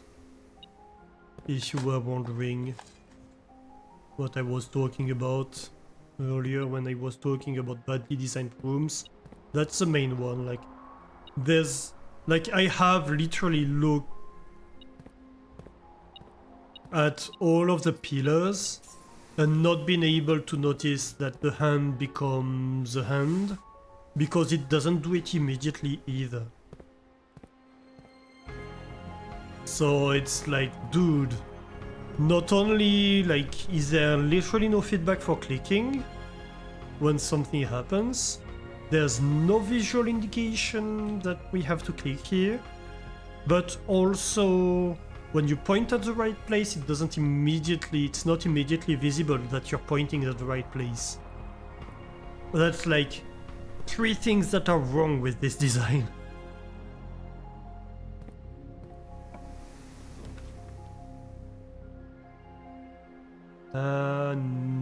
Nook, I think.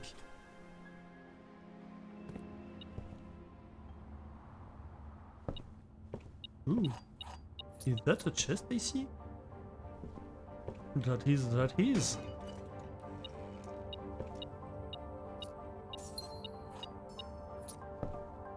A little chest full of riches. Ooh. Tell me more. A billiard room? Sure. This kind of pixel hunting is bad? Yeah. You have no shame in saying that you googled it after 5 to 10 minutes. Yeah, I've been told the solution because I just couldn't find it. I had looked everywhere in the room and like somebody was like, hey, actually look at the pillars again, and I looked at the pillars again and I still didn't find it. I had to be told. So yeah, this one is not good. Yeah, it's okay. It's not at the end of the world to have a puzzle that's badly designed in a game that's otherwise amazing. But yeah. So 16 minus 15, that's a 1. Plus 4, that's a 5. I think we square it again. So it's 25 minus 15, that's 10.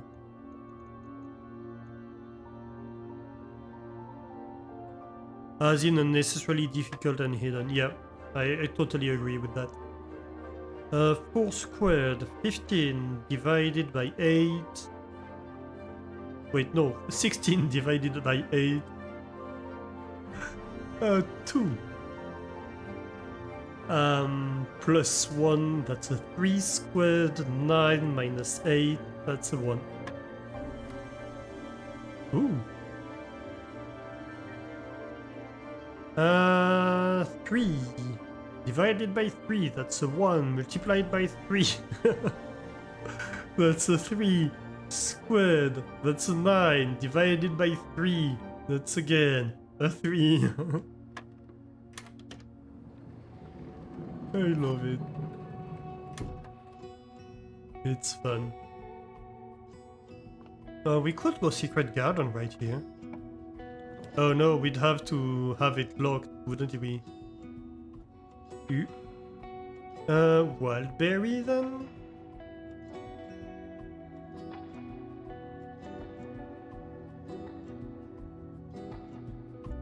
I mean, we could go Boudoir. That wouldn't hurt, but I think I'm tempted by Wildberry because we have a chance at the tea room. Divide by 0 for safety. Let's go Wildberry. Ooh, what is that? The trophy room.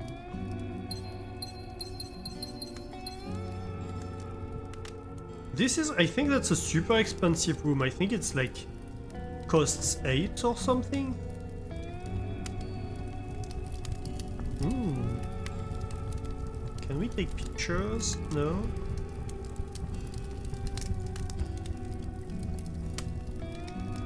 And also I think it's super rare. The Inheritance Trophy awarded for reaching room 46. Yes, yes. What is this trophy? I don't know. The Infinity Trophy awarding for solving 8 puzzles in room 8 on rank 8.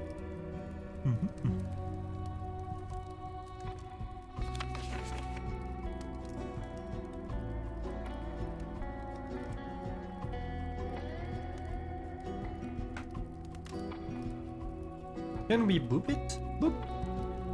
It would be fun if it opened something when you boop it. This is an elephant spawn.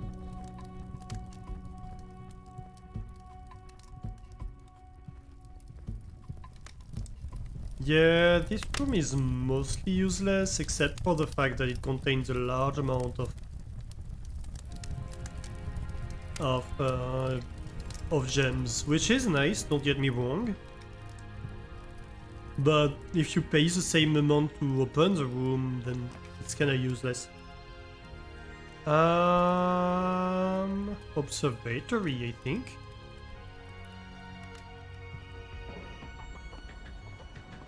Let's go, one more star.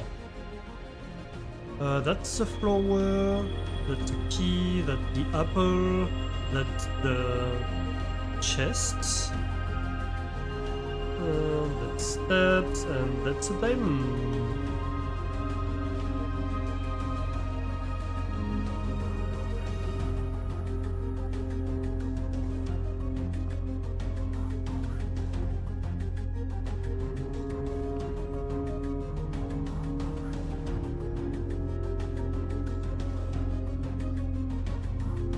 We can relatively access the entrance hall even. That's good. That's very good. Music room, I suppose? There's no point in holding back anyway. Right. The prism key. If you unlock a door with the prism key in a green room, hallway, bedroom, red room, or shop, you will draw floor plans of the same color.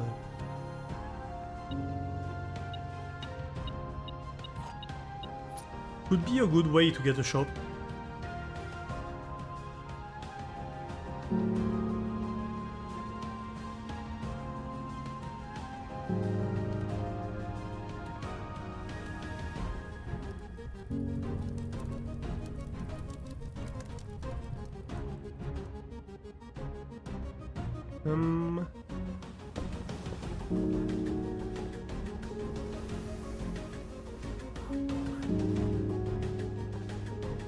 Hang on, musics are overlapping.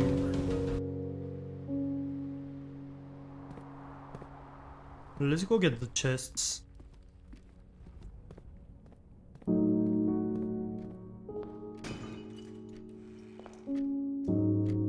Ooh, dice, nice. Nice dice you have there.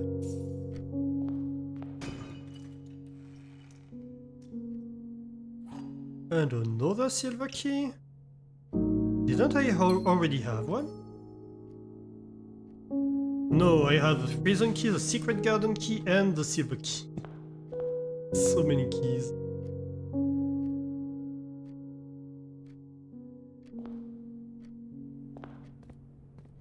I am the key master.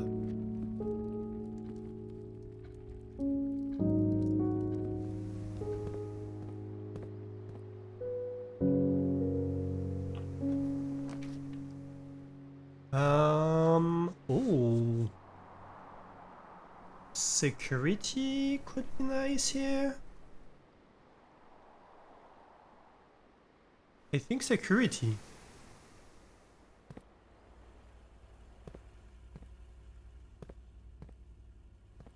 No loot? We out of music already? Well, that was short-lived.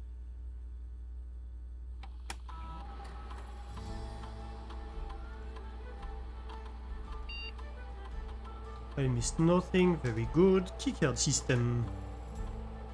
Security level low. Offline mode unlocked.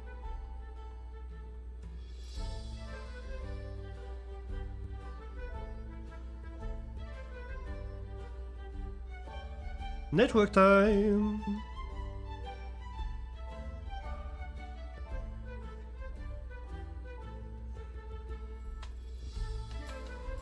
Special order.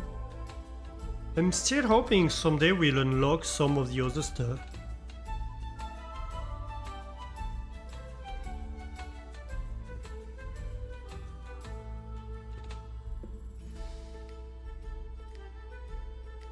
I mean, the metal detector's pretty sweet to have, to be fair.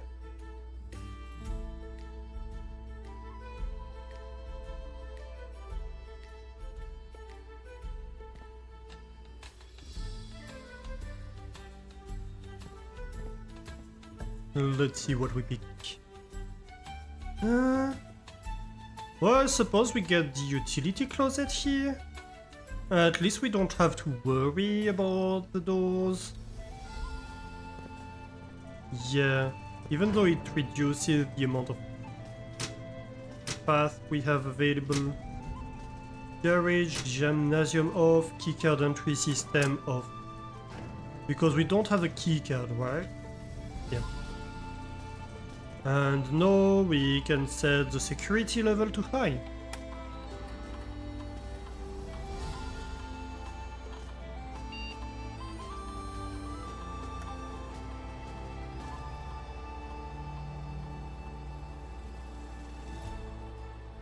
It would be fun if there was like a secret mode where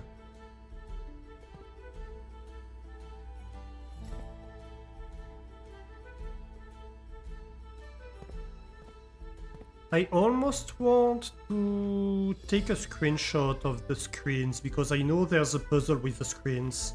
Yeah, let's do that.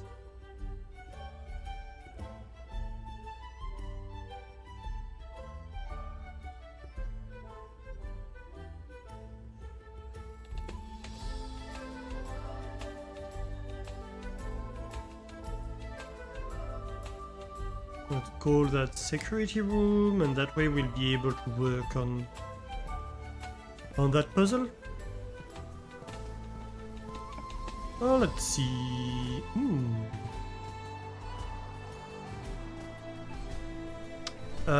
Corridor or lab? I think we go lab.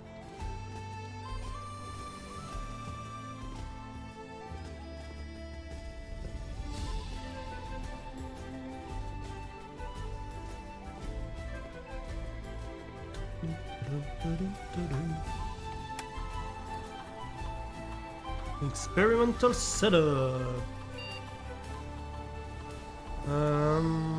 Each time you unlock or bypass a security door, oh, add a small chest to the entrance. Tell me more. Add 3 aquarium to the draft pool. The draft pool will be full aquarium.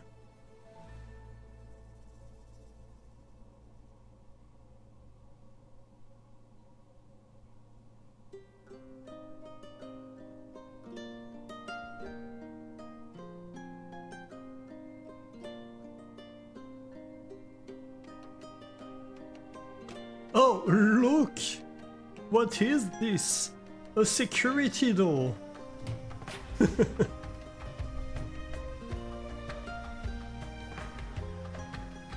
Oh. Darkroom time, I think?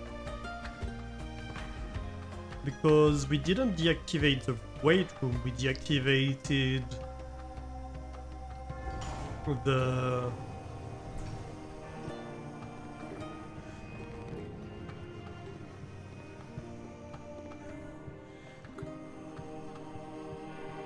Let's reactivate the dark room. We really would prefer not to die today. Yeah, the gymnasium is deactivated, not the weight room. I wish we could deactivate the weight room. That would be nice. I suppose that's called the shelter.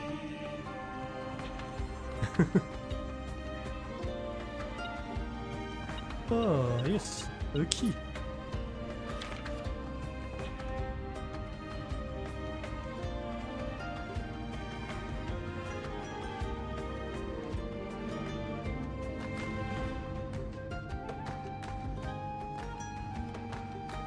Well, we've looked this over time and time again, so I don't think there's really a point. Furnace would be nice, but also it would utterly kill the run. So let's go bedroom, shall we? Yay! Well, that's 2 chests in the entrance hall. You know, not bad, not bad. Ooh, loot you say? Oh yes, definitely loot. The car keys.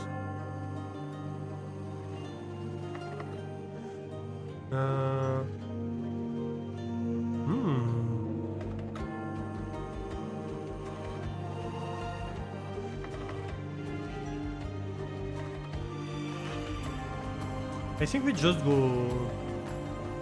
Well... No, it's not a great place for a silver key. I'd prefer to redraw, worst case scenario.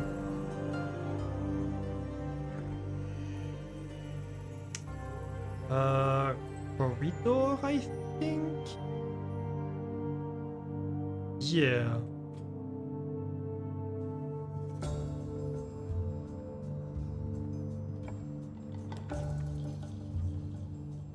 The chapel here is great.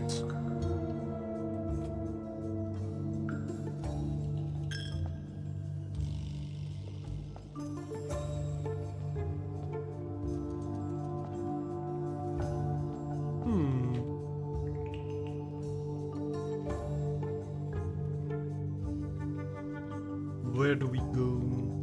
I think we go here.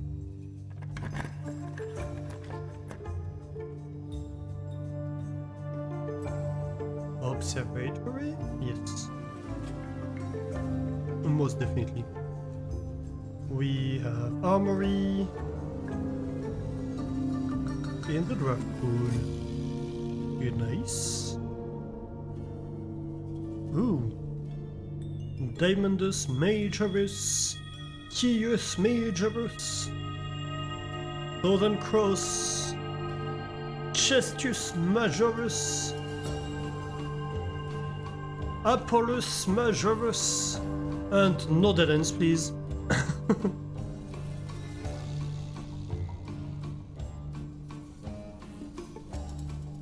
So where should I go from here?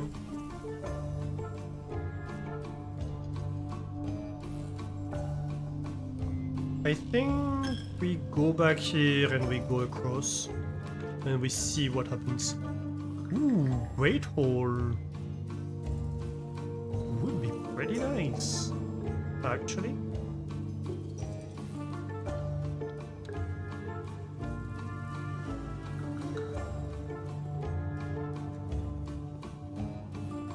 I'm listening to the doors. So we have loot in here. Nice, nice.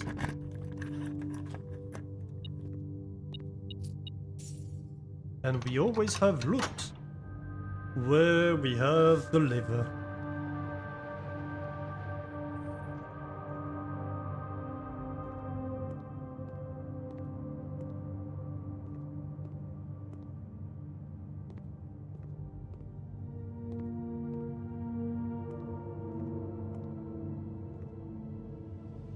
Okay, so first of all, we go across. Yeah, silver key time.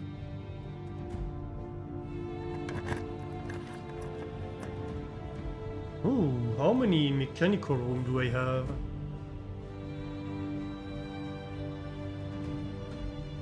One, two, three. So that would be like 4. I think that's pretty sweet.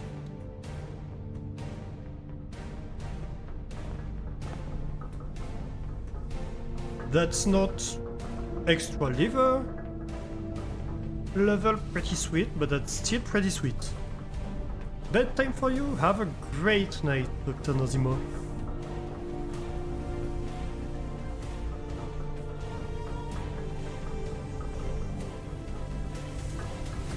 Have a great night. Thank you for being here. What we get here? Prism key?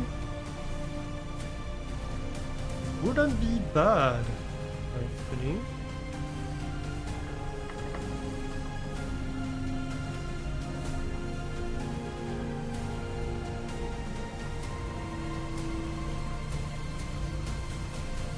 Yeah, you know what? Let's go Prism. It does not fit. Oh. Interesting. Always fun. Kitchen time? Kitchen time!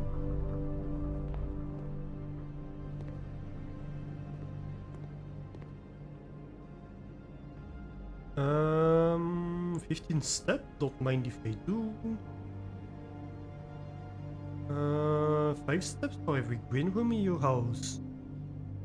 Well, still 5 steps. Do we really need like a bunch of 3 steps? I don't think we do right now.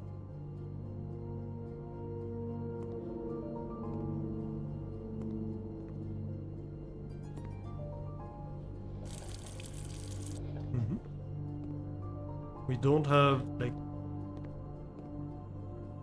the water thingy, but that would be useful. Okay, oh, that would be fun. But it would be pretty risky because it would be a two-way, it would be an angle room if we take a shop. Though it would be a high probability of having at least one of the choices that goes up. But still, I think let's use a key. Rotunda? Absolutely perfect. Or passageway, which is just cheaper rotunda, really. Yeah.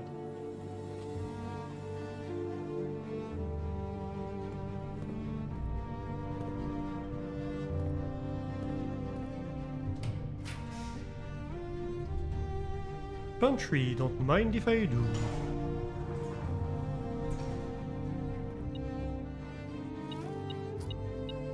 And let's go, we do have access to room 46. Nice. Well, not access yet to room 46, but we have access to the foundation, and the foundation will give us access to room 46, so you know.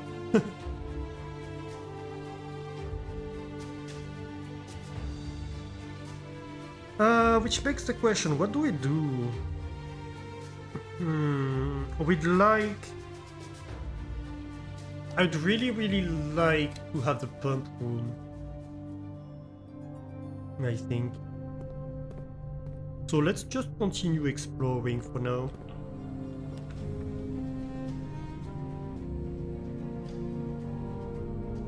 Master bedroom, the race patio.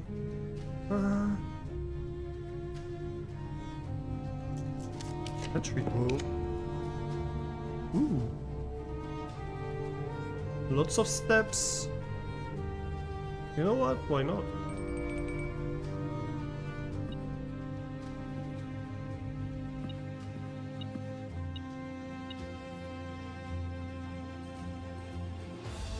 What does this do? 10 extra if I have the showroom. Well, not yet. We might have it. We might get it. I'm not really desperate for steps right now. Like, this could be a showroom.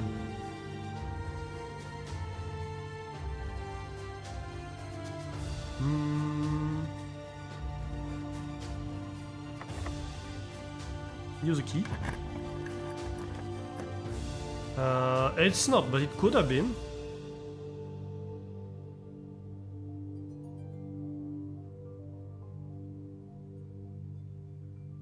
Oh.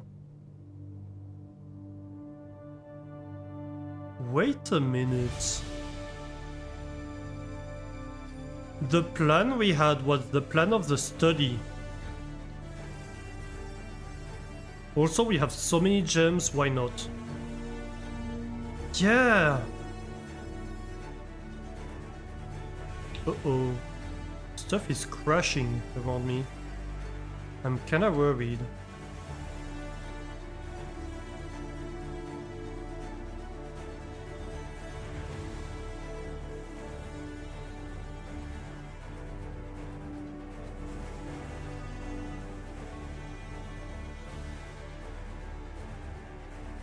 Okay, anyway. 44 letters in the message, we already got that. And we do have a safe in here. Also, that's, I never know, is that a king or a queen?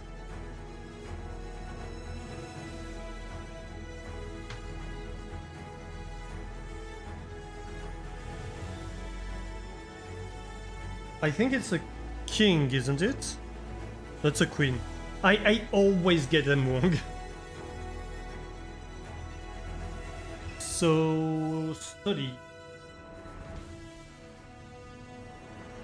Did I have the study already? No, I don't think I did, right? No.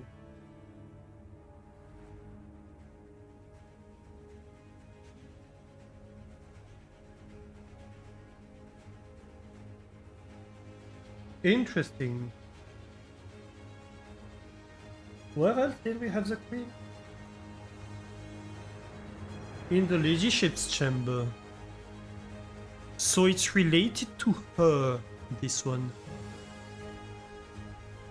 Very interesting. Hmm.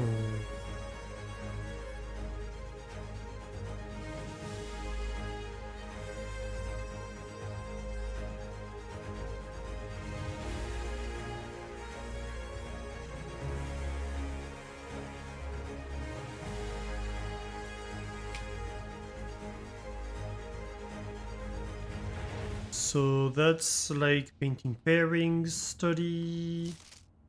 I don't know if it's possible with so little time left, but I need to remember to ask Anne if we can commission a new artwork for all the rooms of the house. We need them produced in sets of 2, a pair for each room. Honestly, I have no idea what I'm thinking. I'm likely delusional to think this can be pulled off by Thursday.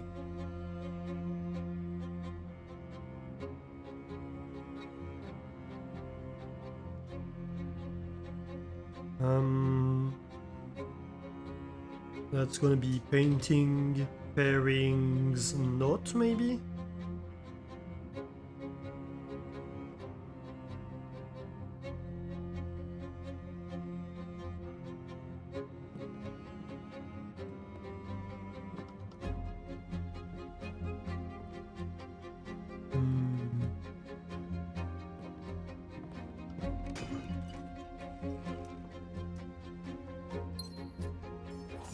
And Yuki is always welcome. Of course, we have a painting in here. Ooh. But here we have a grey pair. Yeah, that was the other one.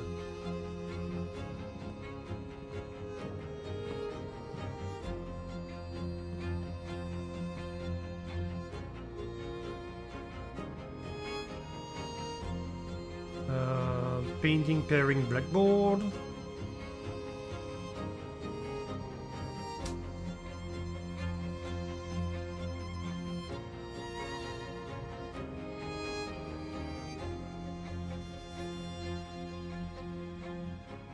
face and ace.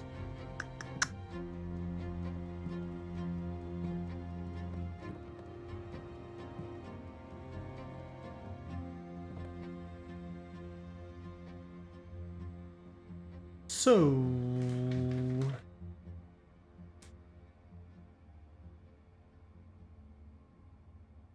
what could this be then? So it has something to do with him, I think.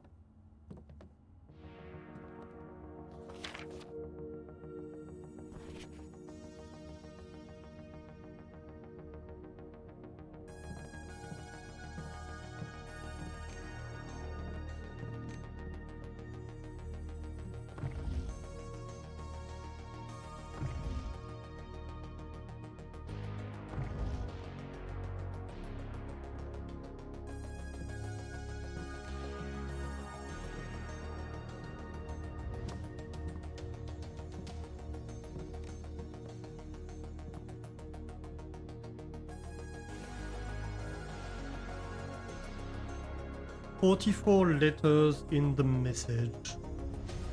Yep, because there's no letter in this room.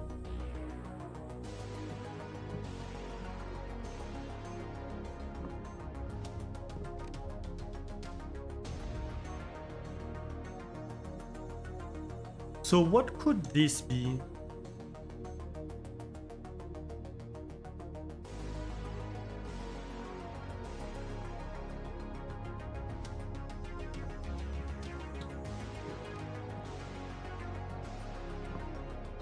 Right, at this time I was thinking maybe this would give me the answer. I'm not so sure anymore. 30, face ace.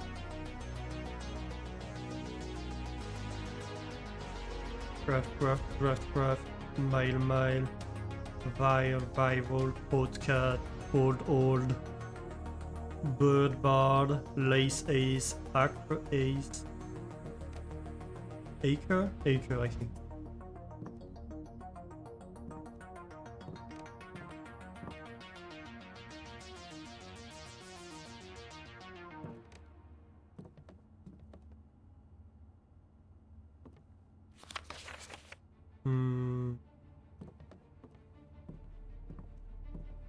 Can we try his date of death? 1105?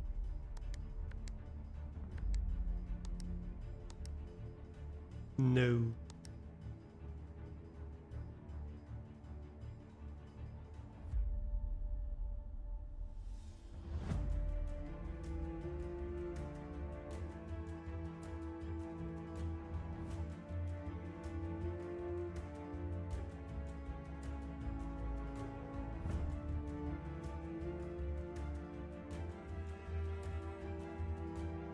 What else did we have? Ooh. Wait, I don't have the webcam on. My bad. We already used the wedding date. We already used...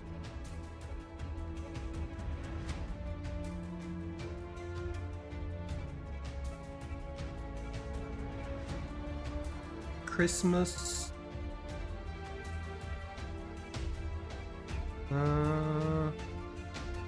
Why did I scribble 1404, 1405? First of all, it would be 0414 or 0514 if it were. But I don't remember even why I did.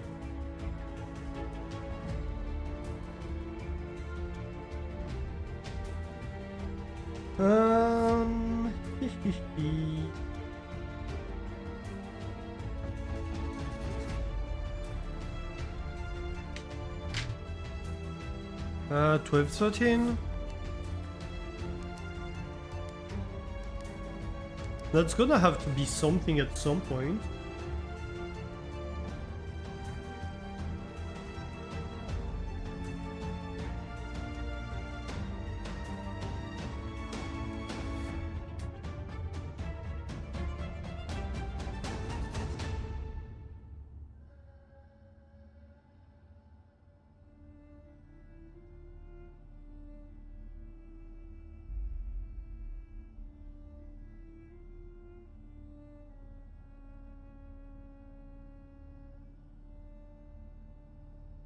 Clara Ibsen death, 1506, so 615? Nope.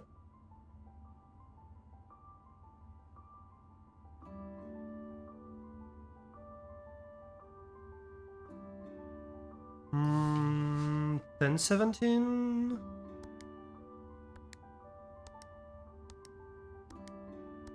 Nope.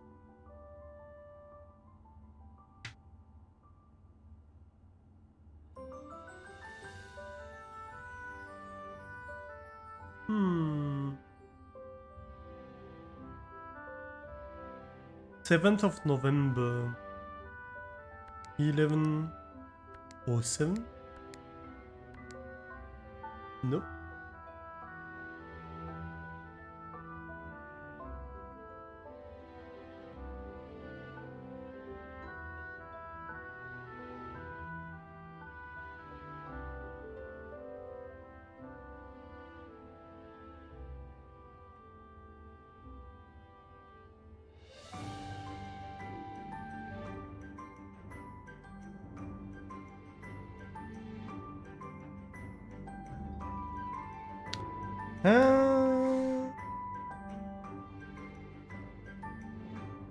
I really don't get it.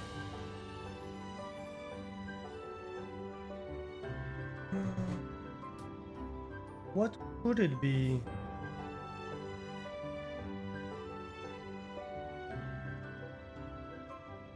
Did I try 11.5? For his death? Yes, I did, I think.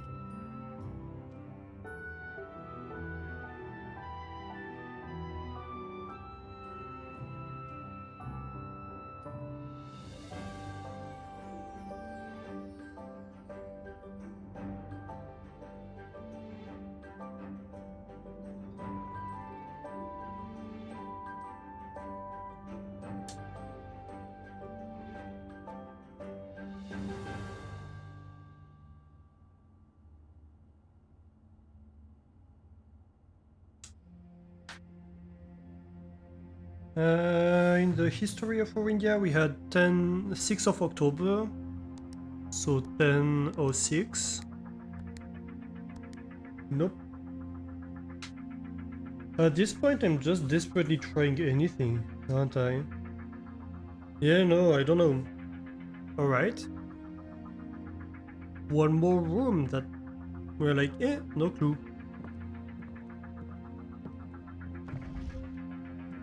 I hope we get more clues as time goes, but I'm not super hopeful, to be quite honest.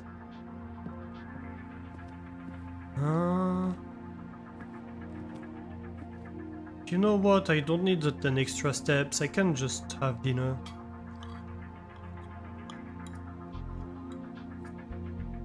It's fine.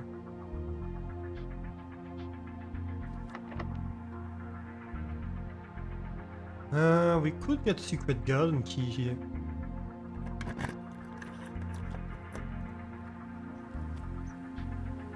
That's like a 3-way room, that's very good for us.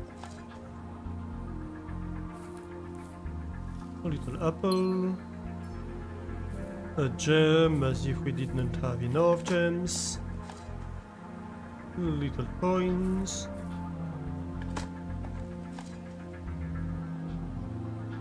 So that's a pretty fertile tile, isn't it?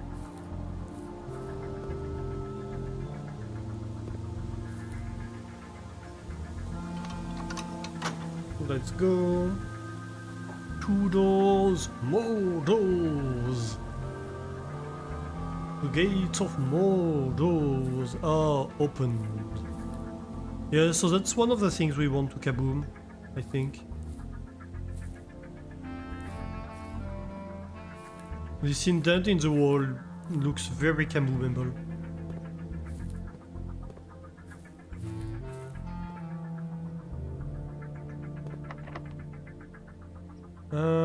Prism key. That would be a green room. That wouldn't be a bad thing necessarily. You know what? Sure. Another courtyard.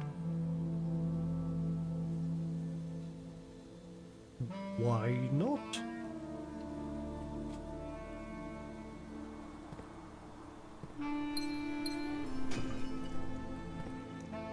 Tons of loot.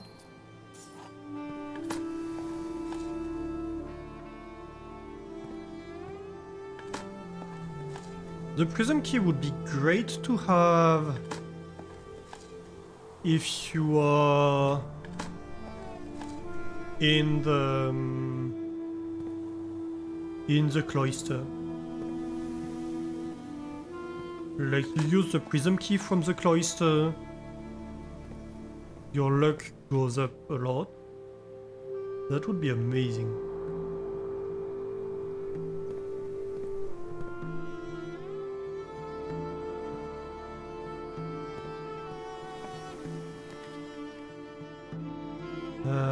We could go secret passage here. That would be fun.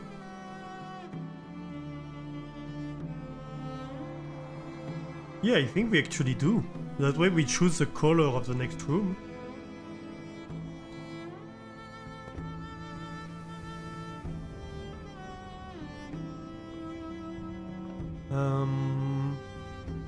And we could be like, hey, give me a shot.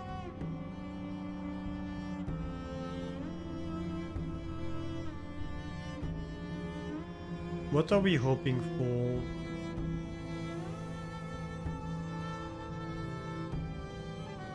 Well, we're low-key hoping for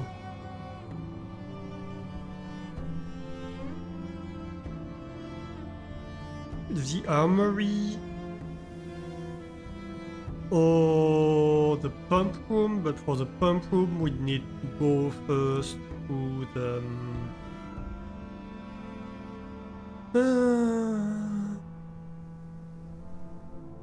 we need to first go to I can't find the name. The swimming pool.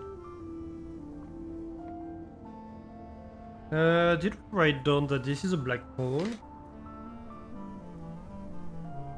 I'm not quite sure we did. We don't pick too much a secret passage, to be fair.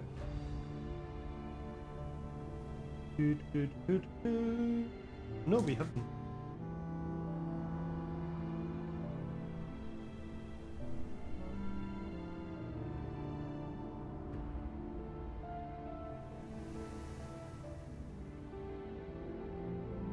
I still don't know why there are black bones and white bones. It doesn't seem to make sense. So yeah, let's try that one.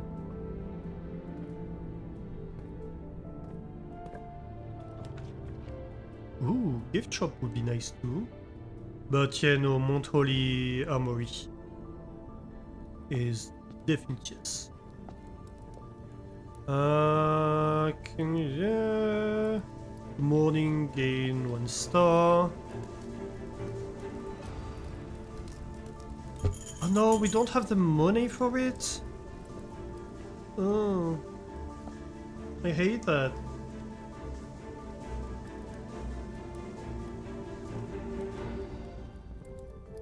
You know what? Then we keep our money for now. And we cross our fingers that we make a lot of money somehow in here. You're gonna be good with me, aren't you? Pretty please. Rotunda it is. It is Rotunda time.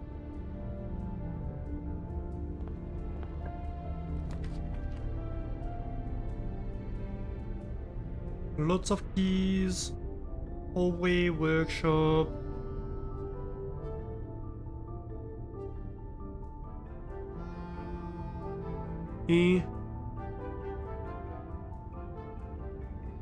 It's not great, but workshop isn't that bad either.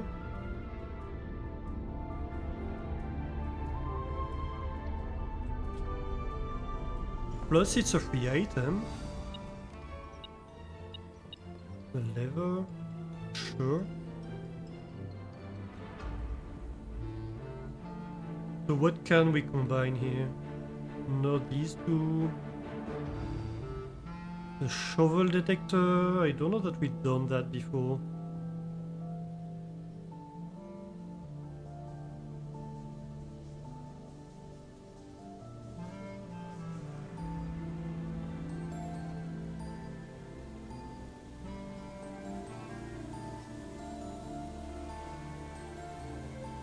So that would be the burning glass or shovel detector.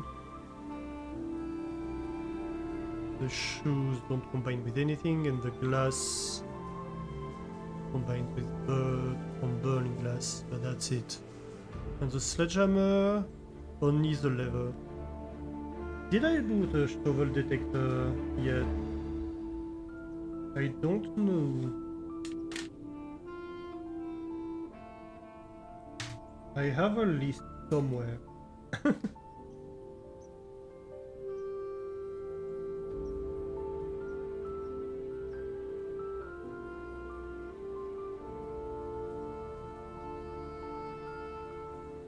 Um...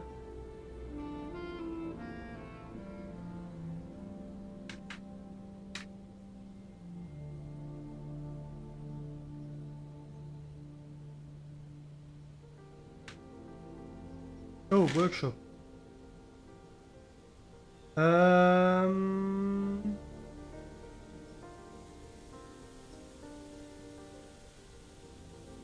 I know about it, but I don't know that I did it. So, you know what? Let's do it. Let's assemble them.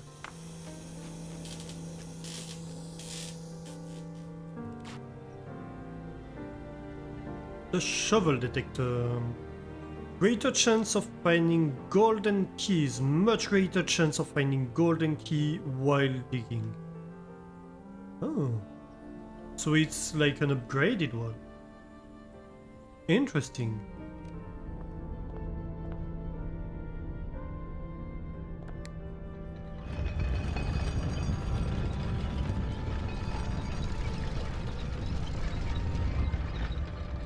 Let's go.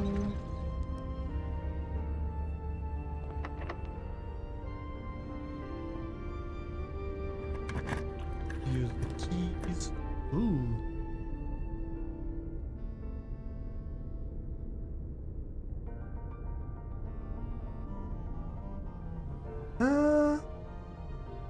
I might actually take the locksmith, because I'm not sure we're going to have enough keys.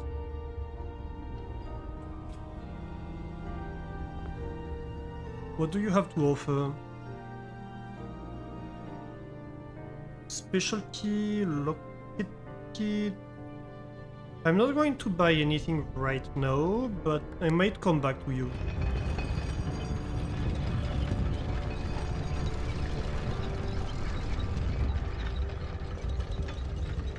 Because it's getting a bit tight in terms of keys. Ooh, drawing room here might be nice.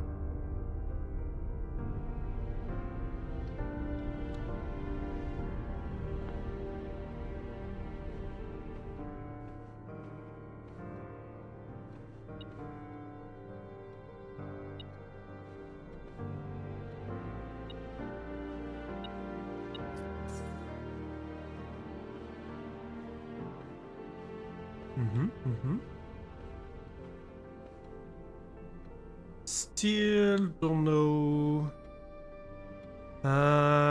Did we have a hypothesis in here?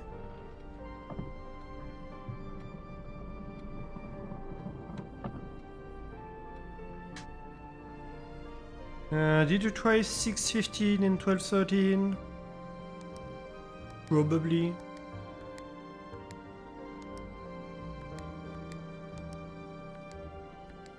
Yeah.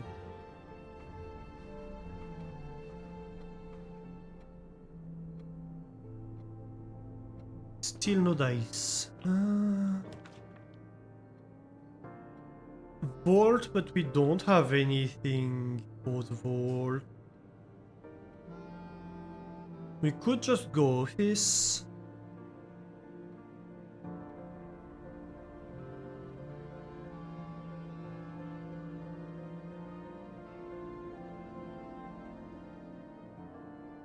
Do we have a conference room somewhere, actually?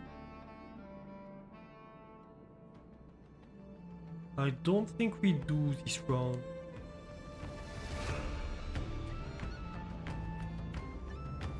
No, I don't think we do. No, it's not that bad. We have a lot of steps. If we spread money, possibly. You know, maybe we can get a lot of money.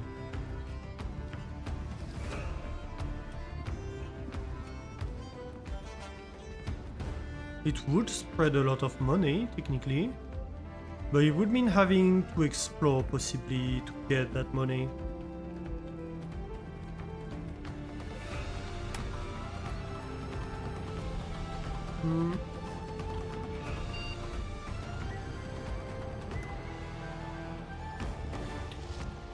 Spread gold. So what's the run payroll again? I think run payroll is only in the 7th quarter, which we don't have. So just spend roll gold.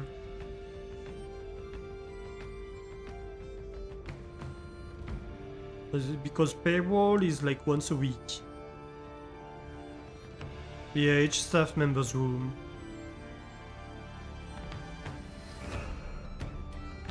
So we don't care about that because we don't have 7th quarter, we don't have mate's quarter, we don't have any of that stuff.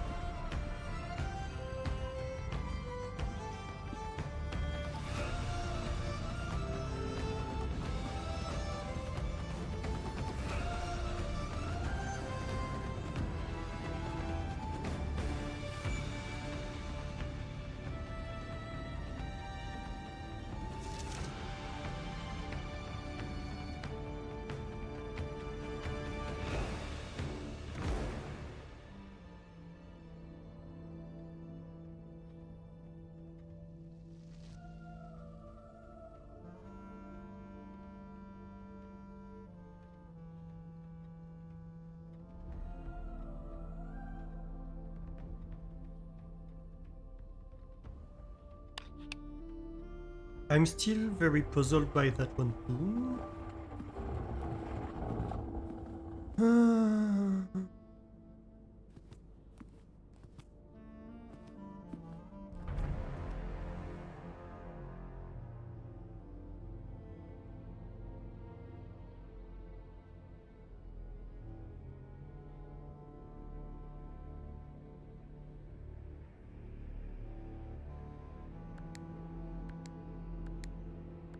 Six, 15, 12, 13. Of course not.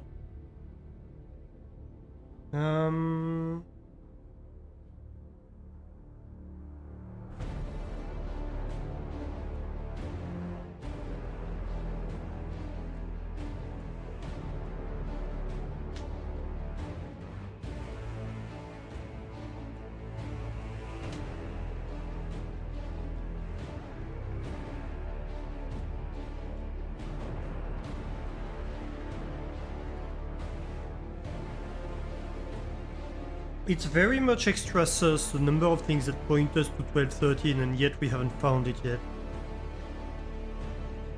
It's never been the code to anything.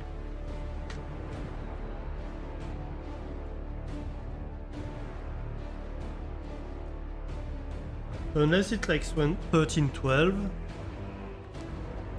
But that would like break what they taught us. That would be bad game design.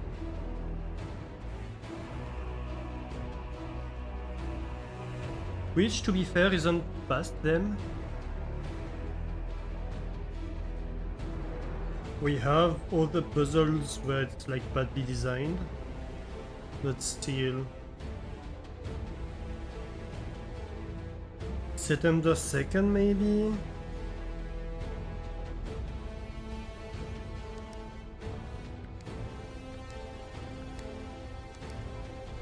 Which is the theft of the throne.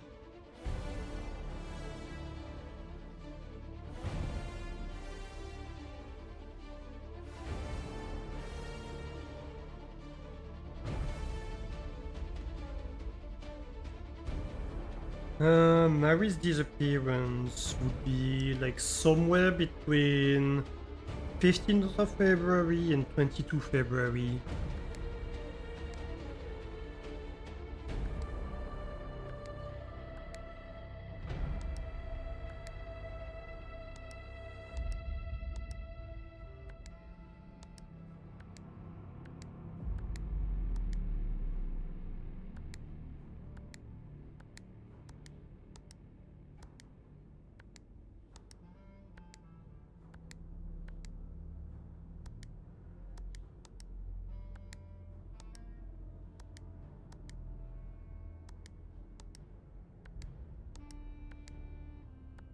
Okay, not it.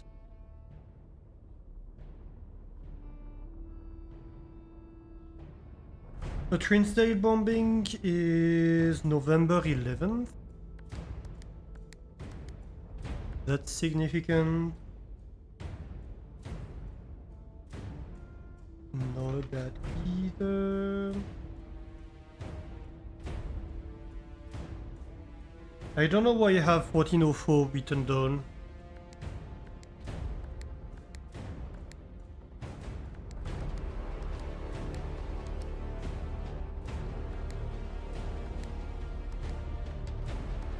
But sure, why not?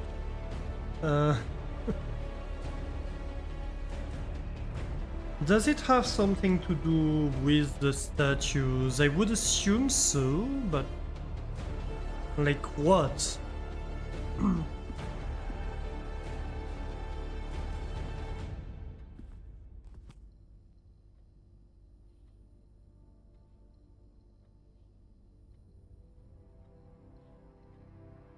Count gates.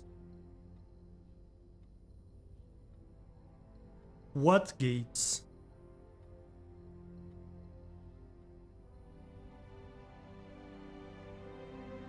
Eight gates?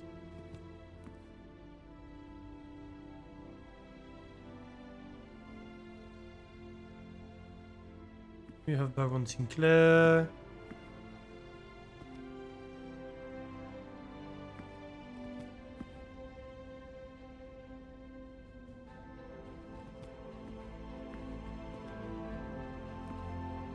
So then what?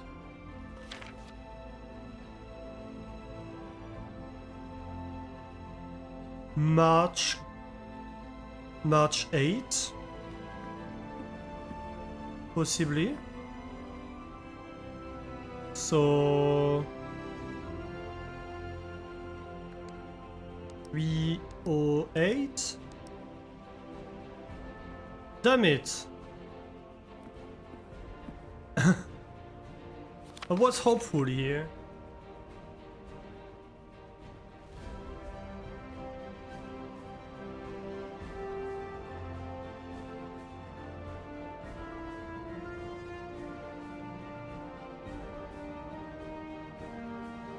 Am I at least anywhere close to a lead?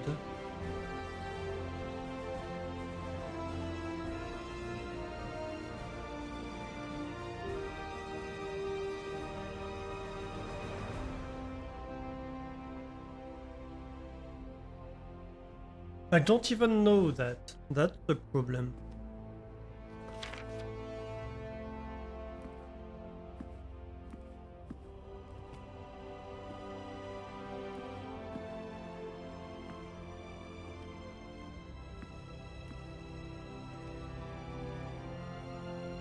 I'd happily continue searching if I wasn't like half certain that I'm just wasting my time.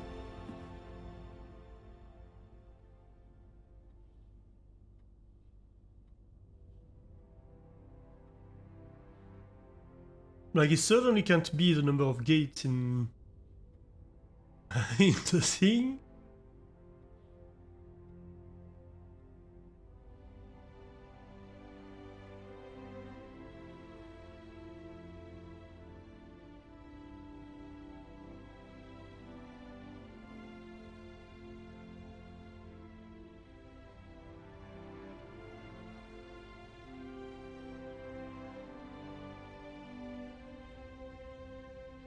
Why Isaac? Why can't Isaac gate?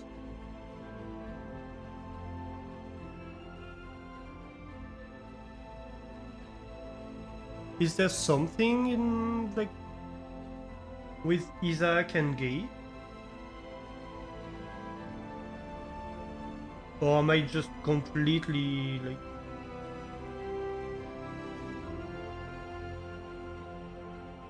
off rails here? Probably off rails, to be honest.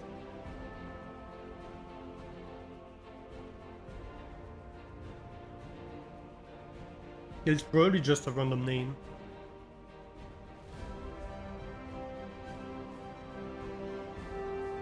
A red herring. But there are 8 gates. There are 8 safes, there are 8 gates, there are 8 dates.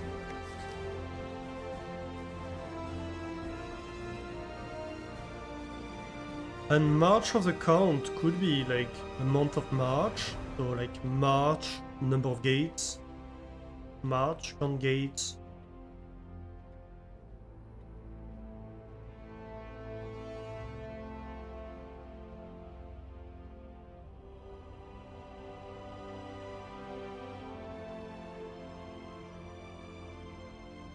Passing of the Baron.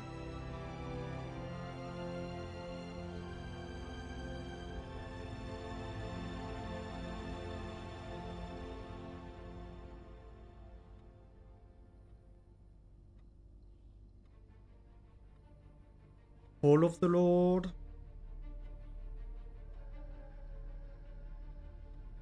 Flight of the Queen. Technically... So we have 2 barons, right?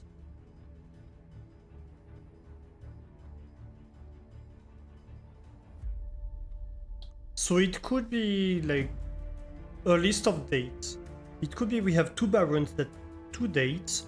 The fall of Lord Epson could be another one.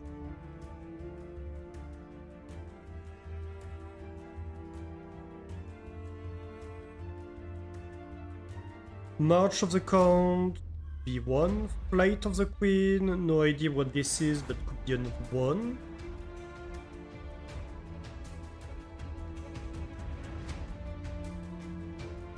And Herrings of the Major could be one or could be nothing at all. That would be 6 different dates.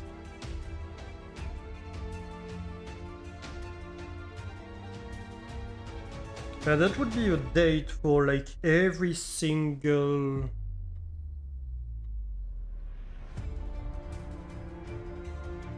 of the busts we have. But we'd have to figure out what the hell to do with that. So this one would be the count.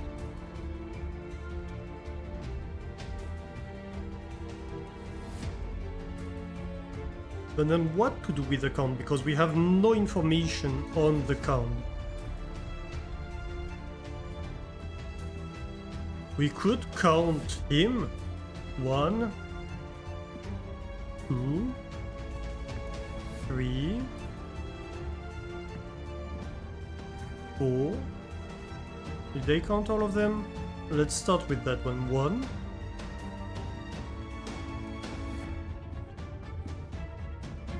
2, 3, 4. So 03, 04 possibly?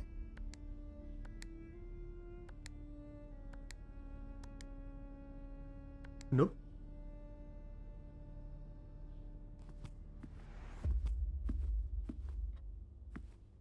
But there are four of him. The queen. I think we have one.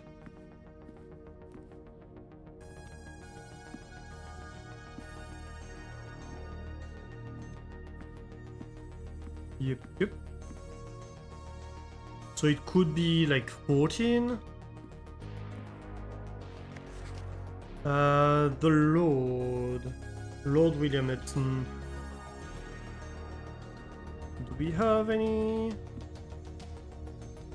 bust of the Lord in here? Isn't that Lord William Epson? Let me check the busts.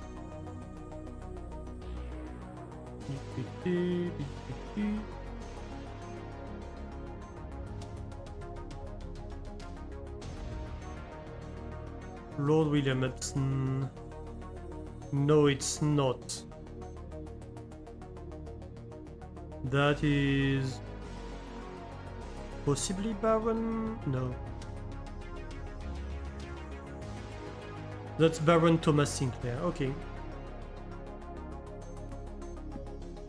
So 0. So 140.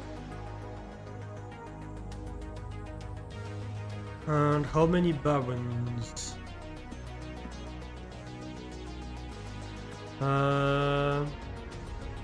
So we say that this is a baron, right? That's Baron Edwin, isn't it? Yes, it is. So 1, 2. 3.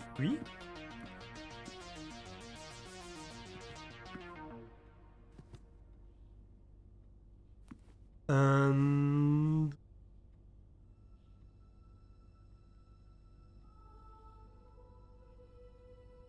would that be a 4?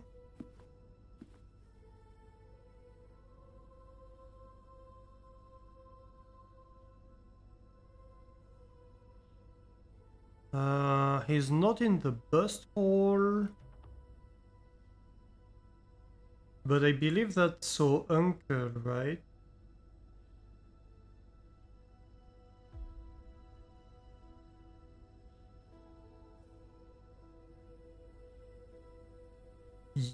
Yeah. That's our uncle. So he is Herbert. I think he's Baron too.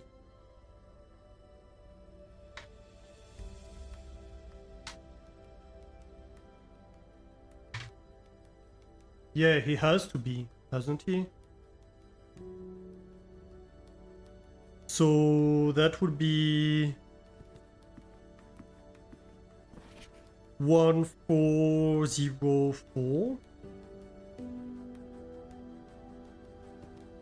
3405. So 314 414 514 31403 1404 1405. None of them. Literally none of them.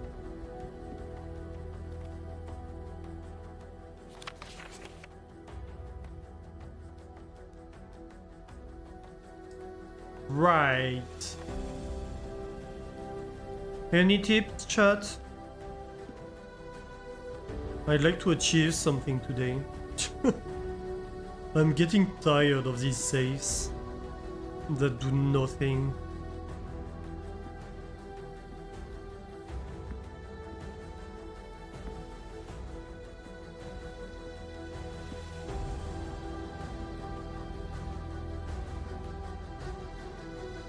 I'm quite close to being like, right, I give up on the safes. I'll be honest. So yeah, a tip would be welcome.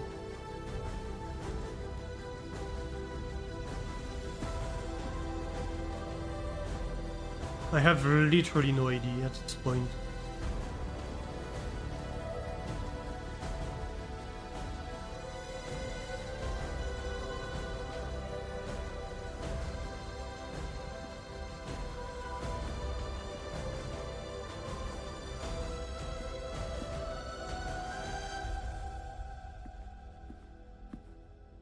Yeah, no, I don't know.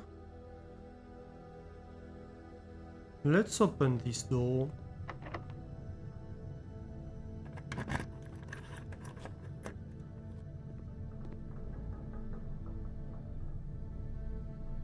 That way we have access to the foundation.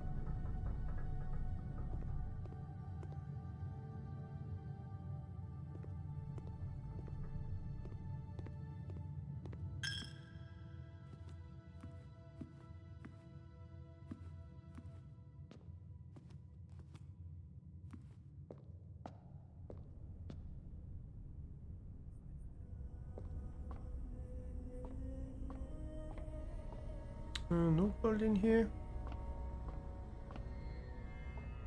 Disappointed.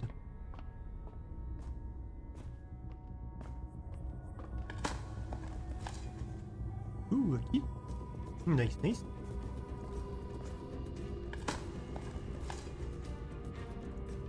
A little bit of nothing.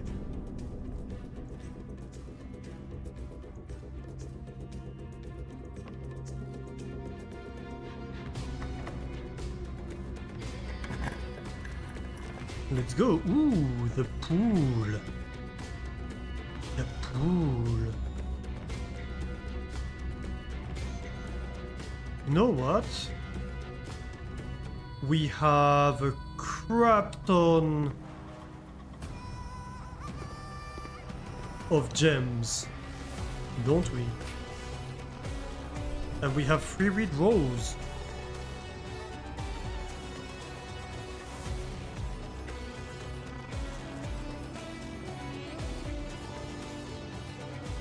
And that's like the last room we can pick up anyway. I'm gonna get that pump room. Just like that. Easy. What was the experiment? Oh yes, each time you unlock or bypass a security door. Yeah, of course. Ooh. A chest in here? Nice.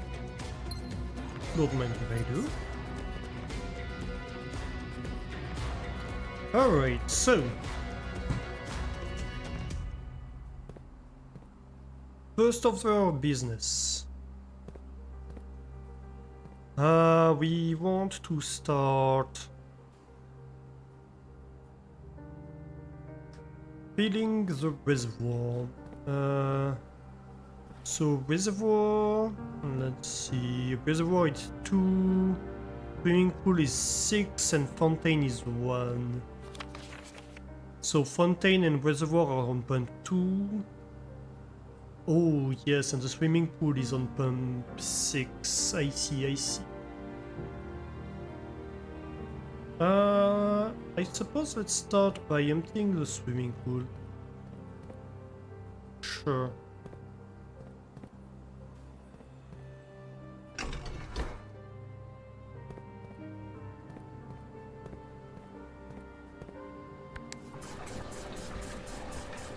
That way we can go pick up these chests. Why not? After all.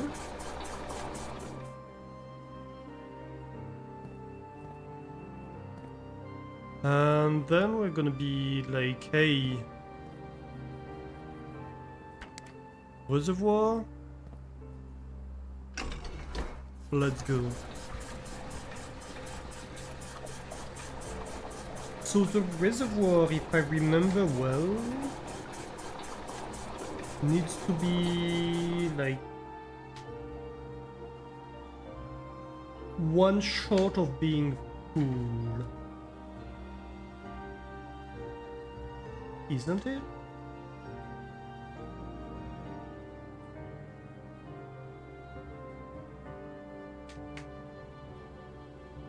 I think that's it.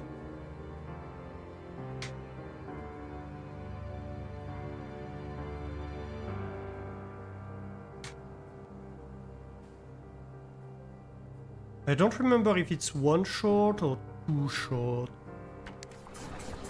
Is the problem.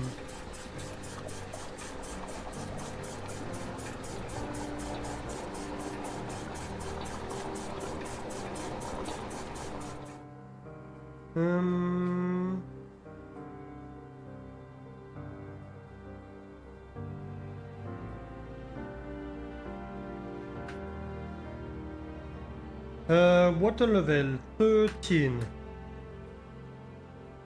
It was. So 1, 2, 3, 4, 5, 6, 7, 8, 9, 10, 11, 12, 13. Yes, so one short of being full. That's correct.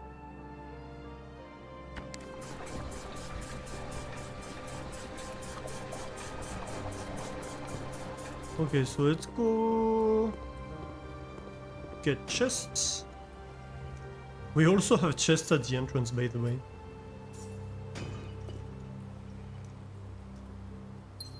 We got so many resources.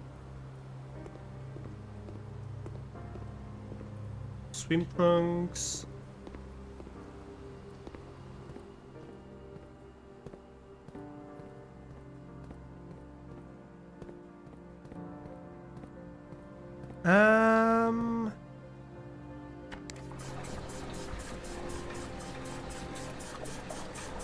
Yeah, I'm pretty sure we need to fill up the pool, unfortunately. That's okay.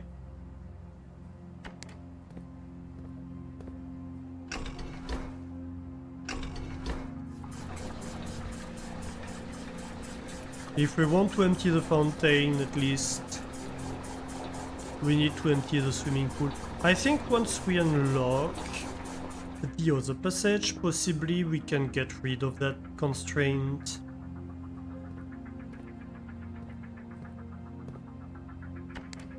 But like right now, we have to do that. So like long term, maybe there's a way to have the swimming pool permanently empty.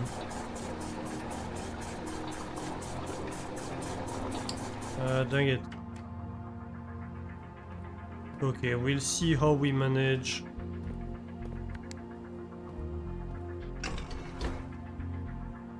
We will, I have no doubt, but I need to switch the direction of the swimming pool.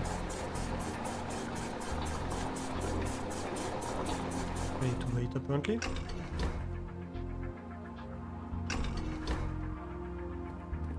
Because I cannot switch the direction of an unused pump while it's not being used.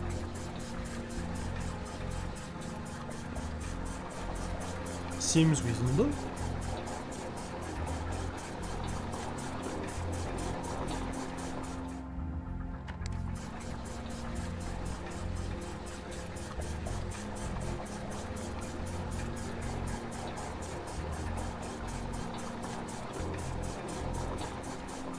Fountain empty, let's go.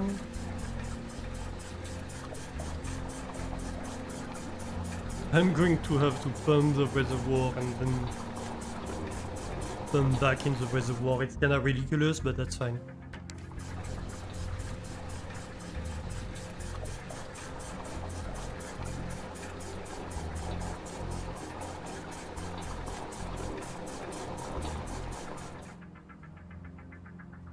So I fill the pool.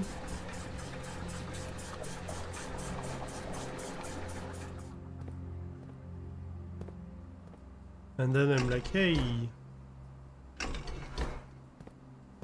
No, we put everything back in the reservoir.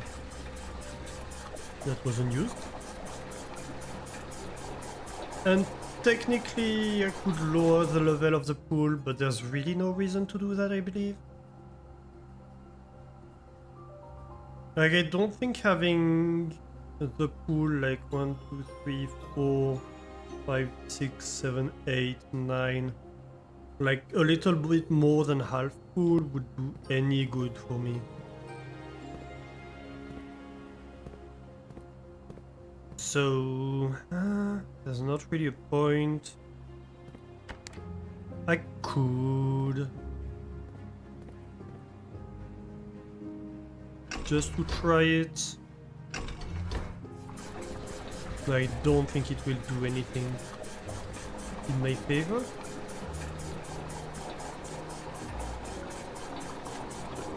But hey, I can now cross the reservoir again.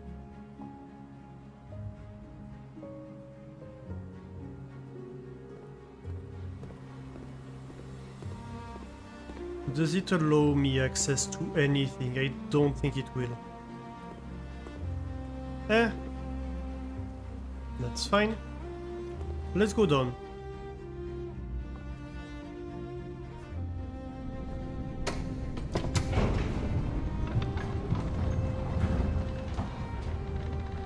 We also have trunks at the entrance, we need to remember that. That might be useful.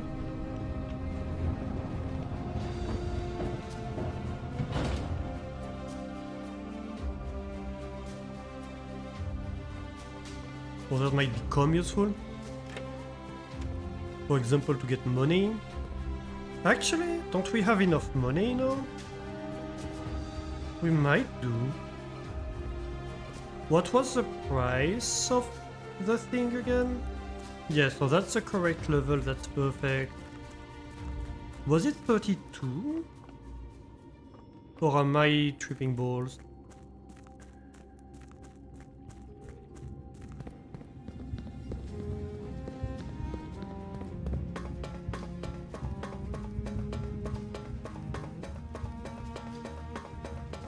I think 32? Then we have enough money to go buy the thing. That would be nice.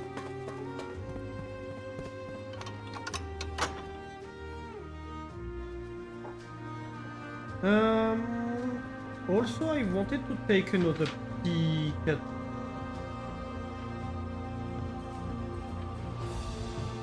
So, we have a key in the vault. We have a key in the clock tower. So we have done the lake chests, right?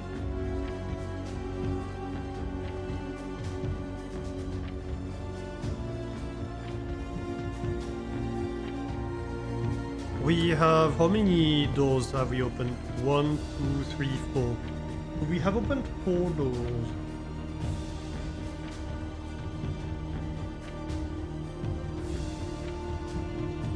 We have one I was thinking maybe foyer, but I don't think that's actually foyer.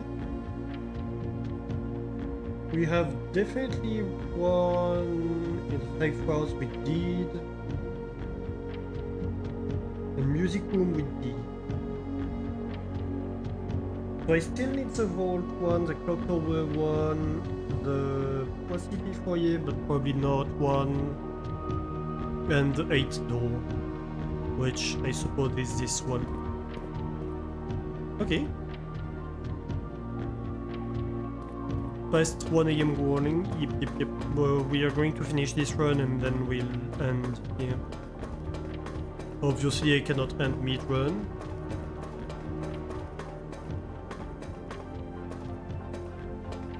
To be fair, it's not been a super long run.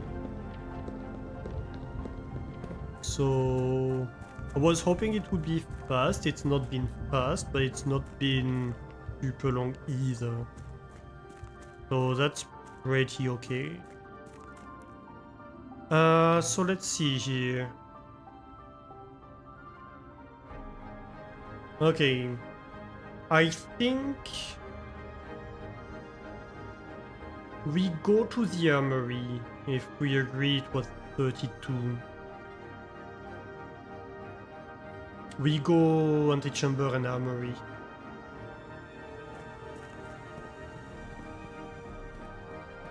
Otherwise, I would have gone and like explored to try to make money, but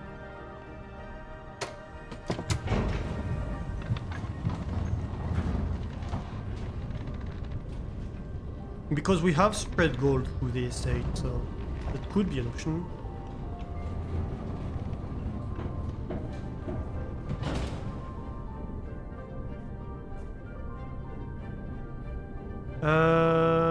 So we go observatory. Actually, is this door? I don't remember if we opened the western door. I think we did. Yeah, we did. So we can enter room 46. We pick that. Like, it really plays no purpose, but that's fine.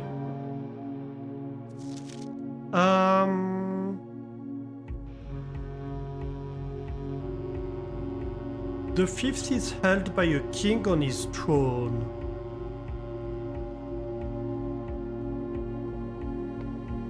I'll have to think about this. Lavatory, maybe? That would be fun. A purpose for the lavatory like that.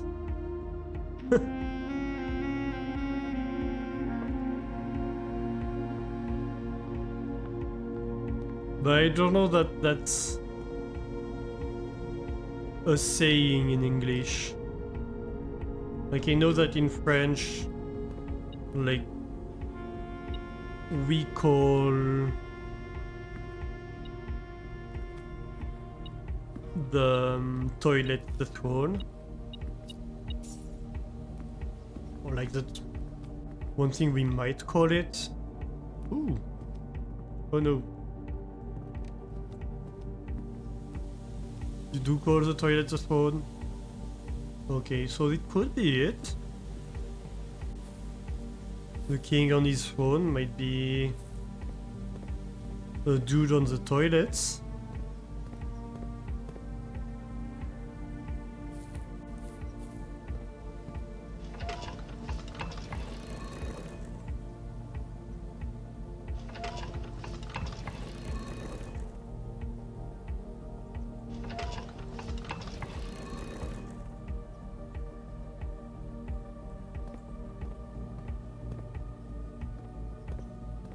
The porcelain throne, yeah.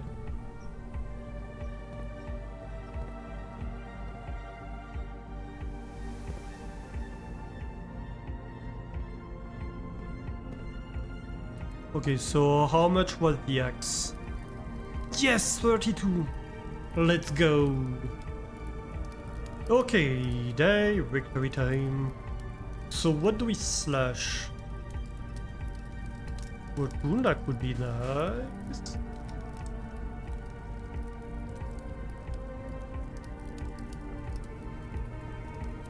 This one is super expensive, right? Yeah, it's 5.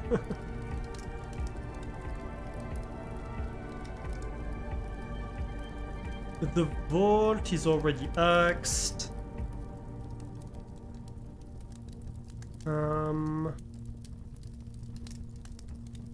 Office could be nice to axe, but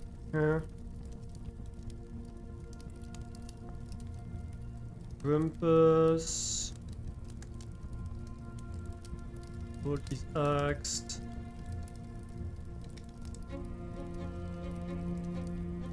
Pool isn't that expensive, neither is this.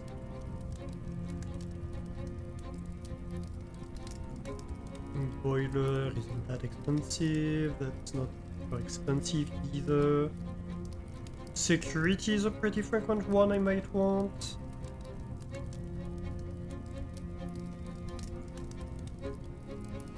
A crafting studio is 2, that could be nice to have.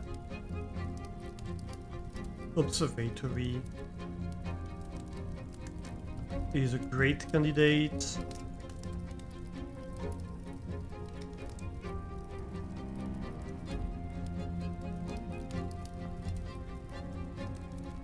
I still don't really get the point of the aquarium.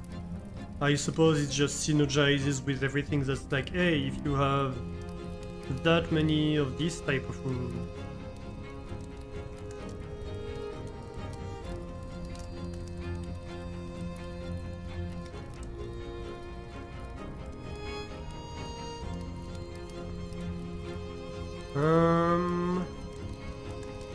More steps. But also they're like dead ends and stuff. Most of them. The passageway honestly is a great one to axe.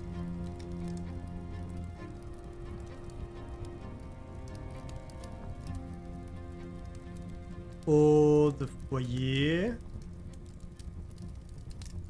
Because it becomes a free unlock. But it's a very rare one to have. Like the passageway is much more frequent. Good garden is free. Cloister would be nice, honestly. Especially I think we made it like commonplace. Yeah. Let's axe that. It's commonplace and it's free. You know?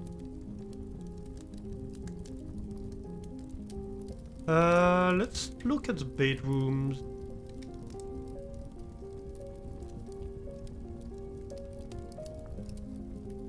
A room one might go to great lengths to avoid showing guests despite them always probing for its location. Yeah, we do have a porcelain throne in here. But I've never spotted anything.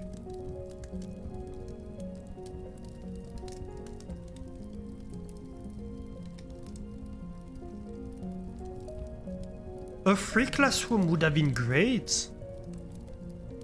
Oh, imagine that! Free classroom for a classroom one?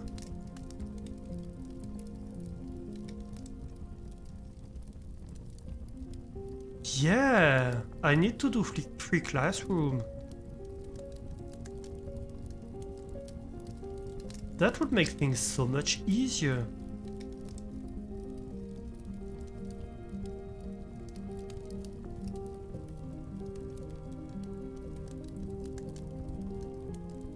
Yeah.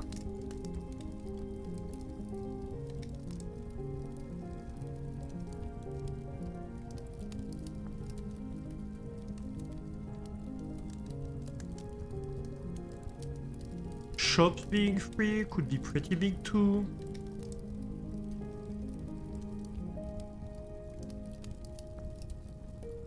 But a free classroom is an amazing idea. Anyway, we can't do it now, obviously. Is there anything more I can do today?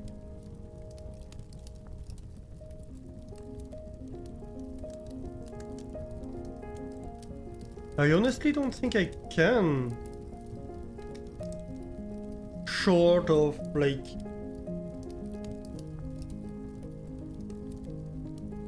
finding something for one of the safes, but honestly, I'm completely blanking out. Like, I have absolutely no idea where to go with that.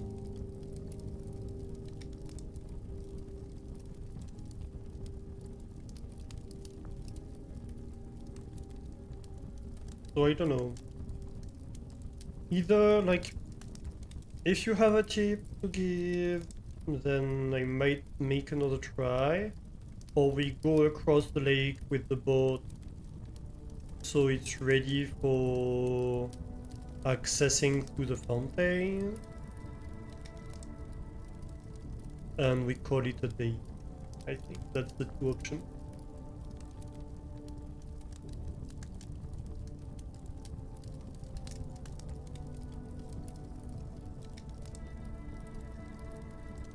I'm trying to think if there's like literally anything I can do. And I don't think there is.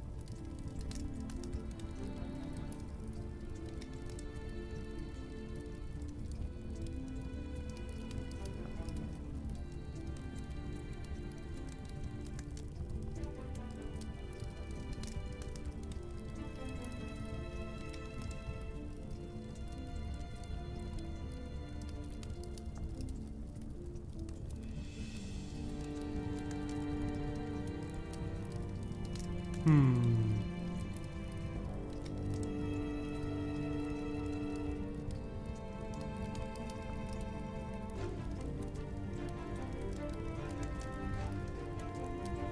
We have so many saves today too.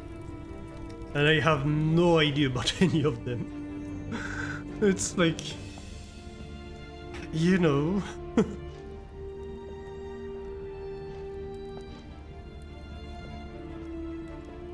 I thought I had figured out the key to the puzzle last time, but like I'm not any closer even with the information I have.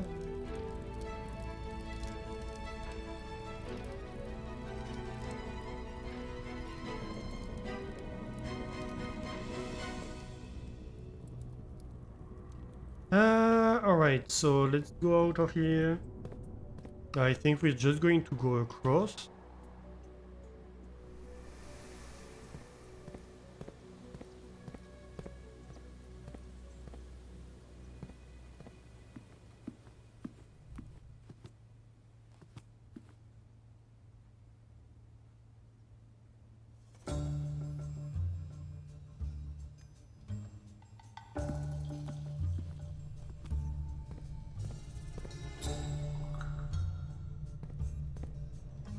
So we can go back across here.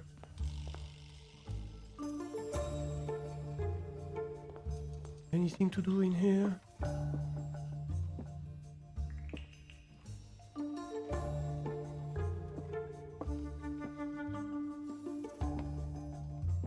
Not really.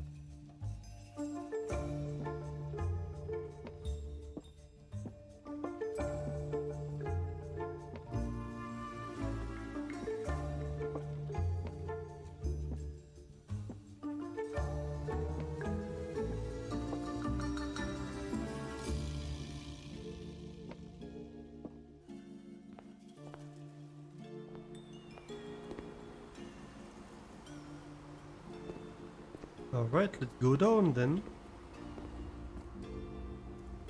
Done, we bring the boat back across, and then we're done for the day, I suppose.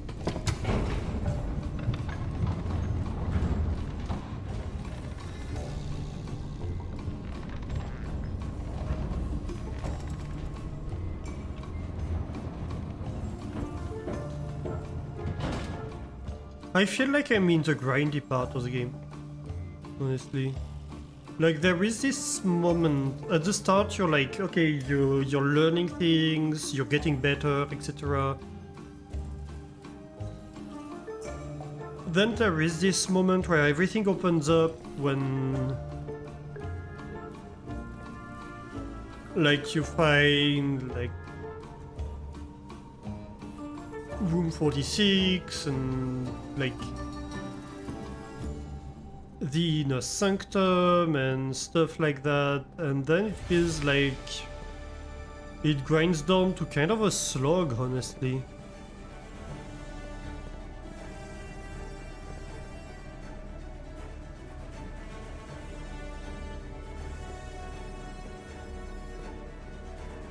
Because it's just alright, I have to do runs and runs and runs and runs and runs and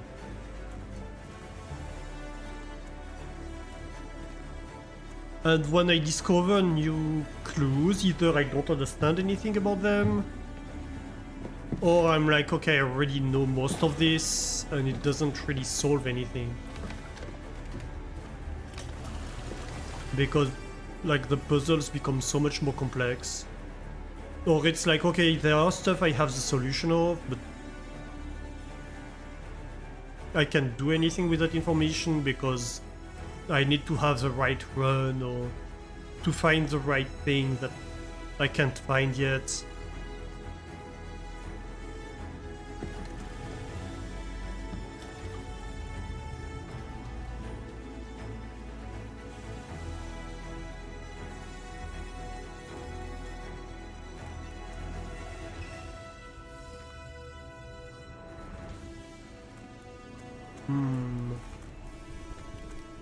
What do we have here again? Yeah, we have this one where we have this. Okay, we need to come back here with...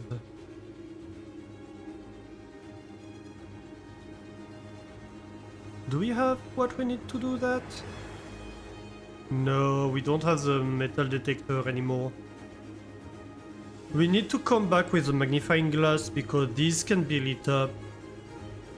So we need to light up all of them, and I'm pretty sure that's going to unlock something.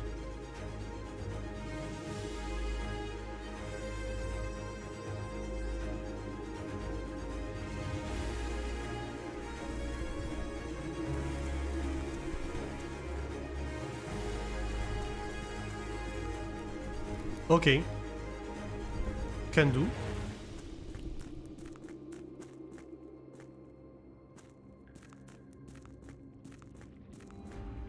Not today, obviously, but we can do that.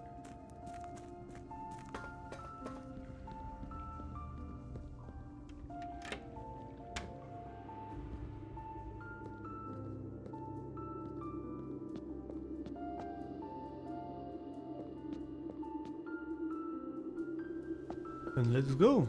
Here we are. Just outside the mansion. What did we have outside? The tool shed. No point in going there.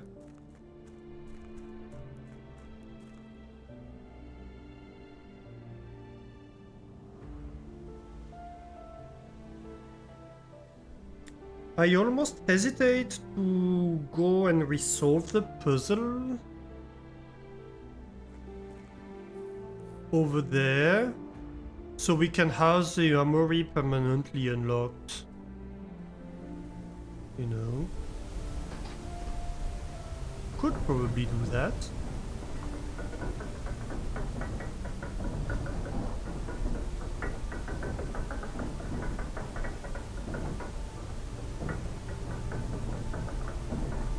I'm wondering if lighting up that solar quadrant room might possibly like open the room in here that looks very similar.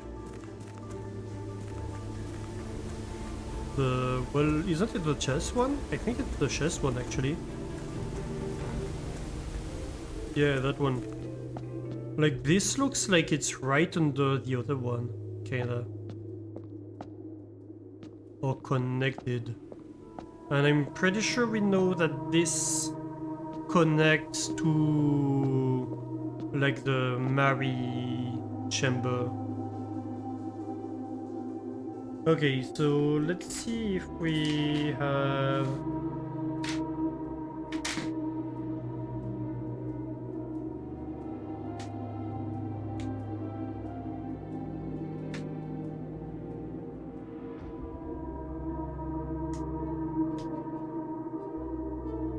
no. It is this page I want. I also want to show you the webcam. Okay. So, Queen. Queen is located... So we have the Queen over here in the study in the top right corner. And we have the King in the office. That's 1, 2, 3, 4, 5, 6, 2.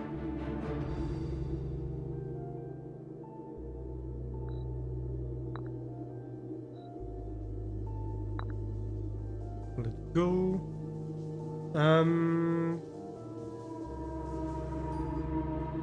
The book is in the vault.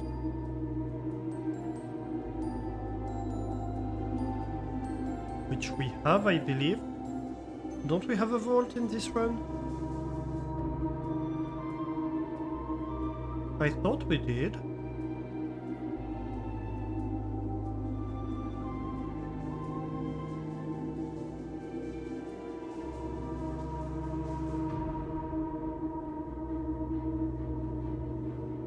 Maybe not.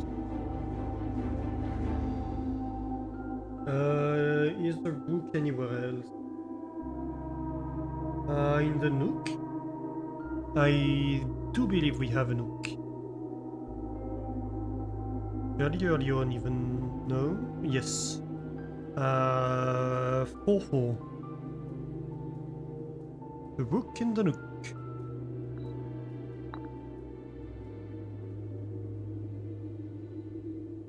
The bishop. The bishop is in the chapel. That rank 7-1.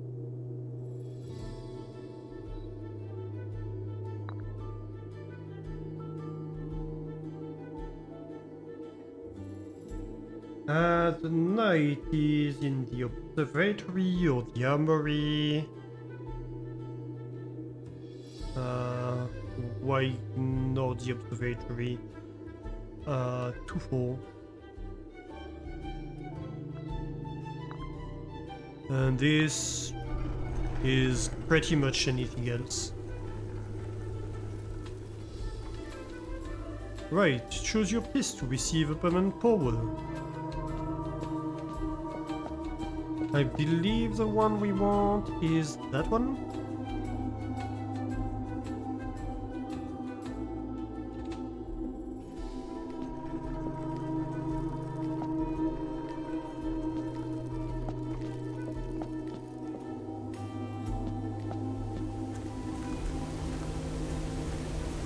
Very nice. And this is not unlocked either.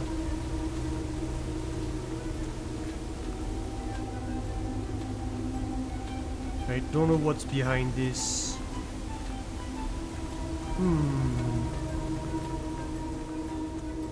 So we still have some stuff to unlock. And it just takes a very long time.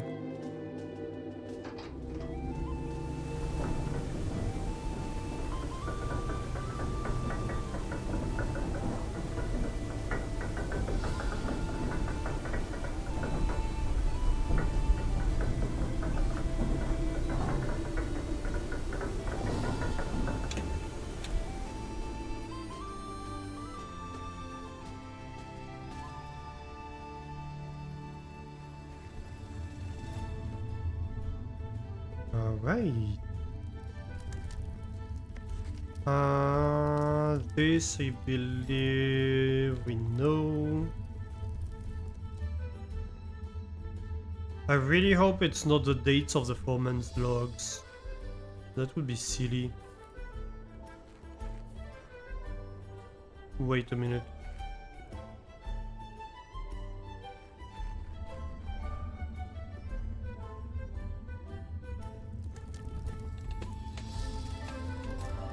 No. I was wondering for a moment if, like, the number of the log was, like, based on the date. If it gave us a clue as to how to format things. But no. We're fine. We're good.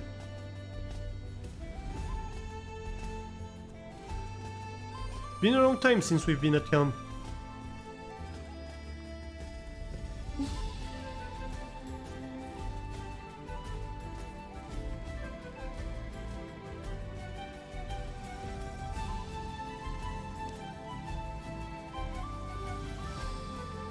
We need to upgrade the camp at some point.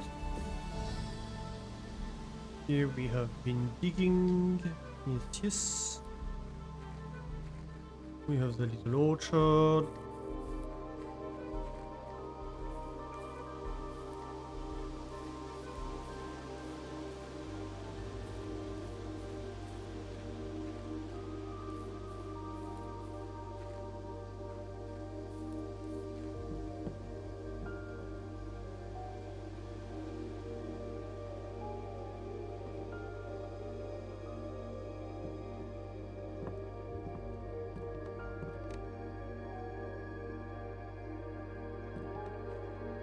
I'm still really kind of wondering if there's not something where you need to click like something pixel perfect to find like a hidden thing or something in here because of that.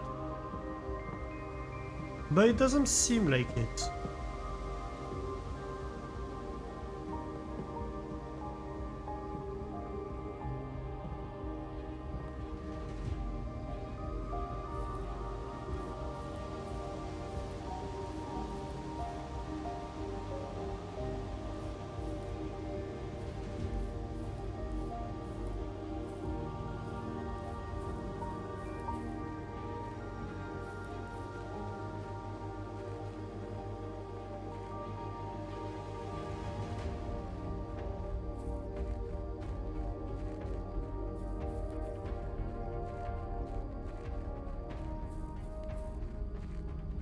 I'm making a little round of the ground. It's good once in a while to remind yourself, like, what stuff you have and don't have.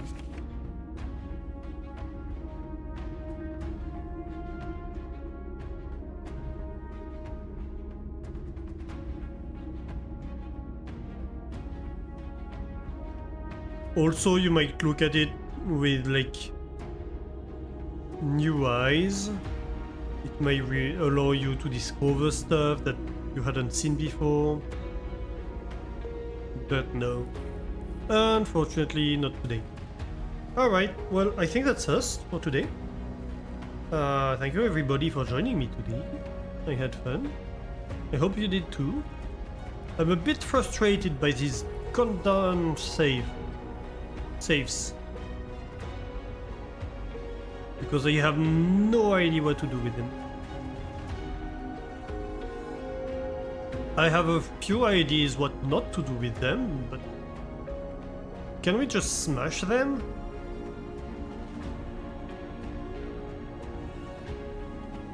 Or a blowtorch or something, you know? That could be useful.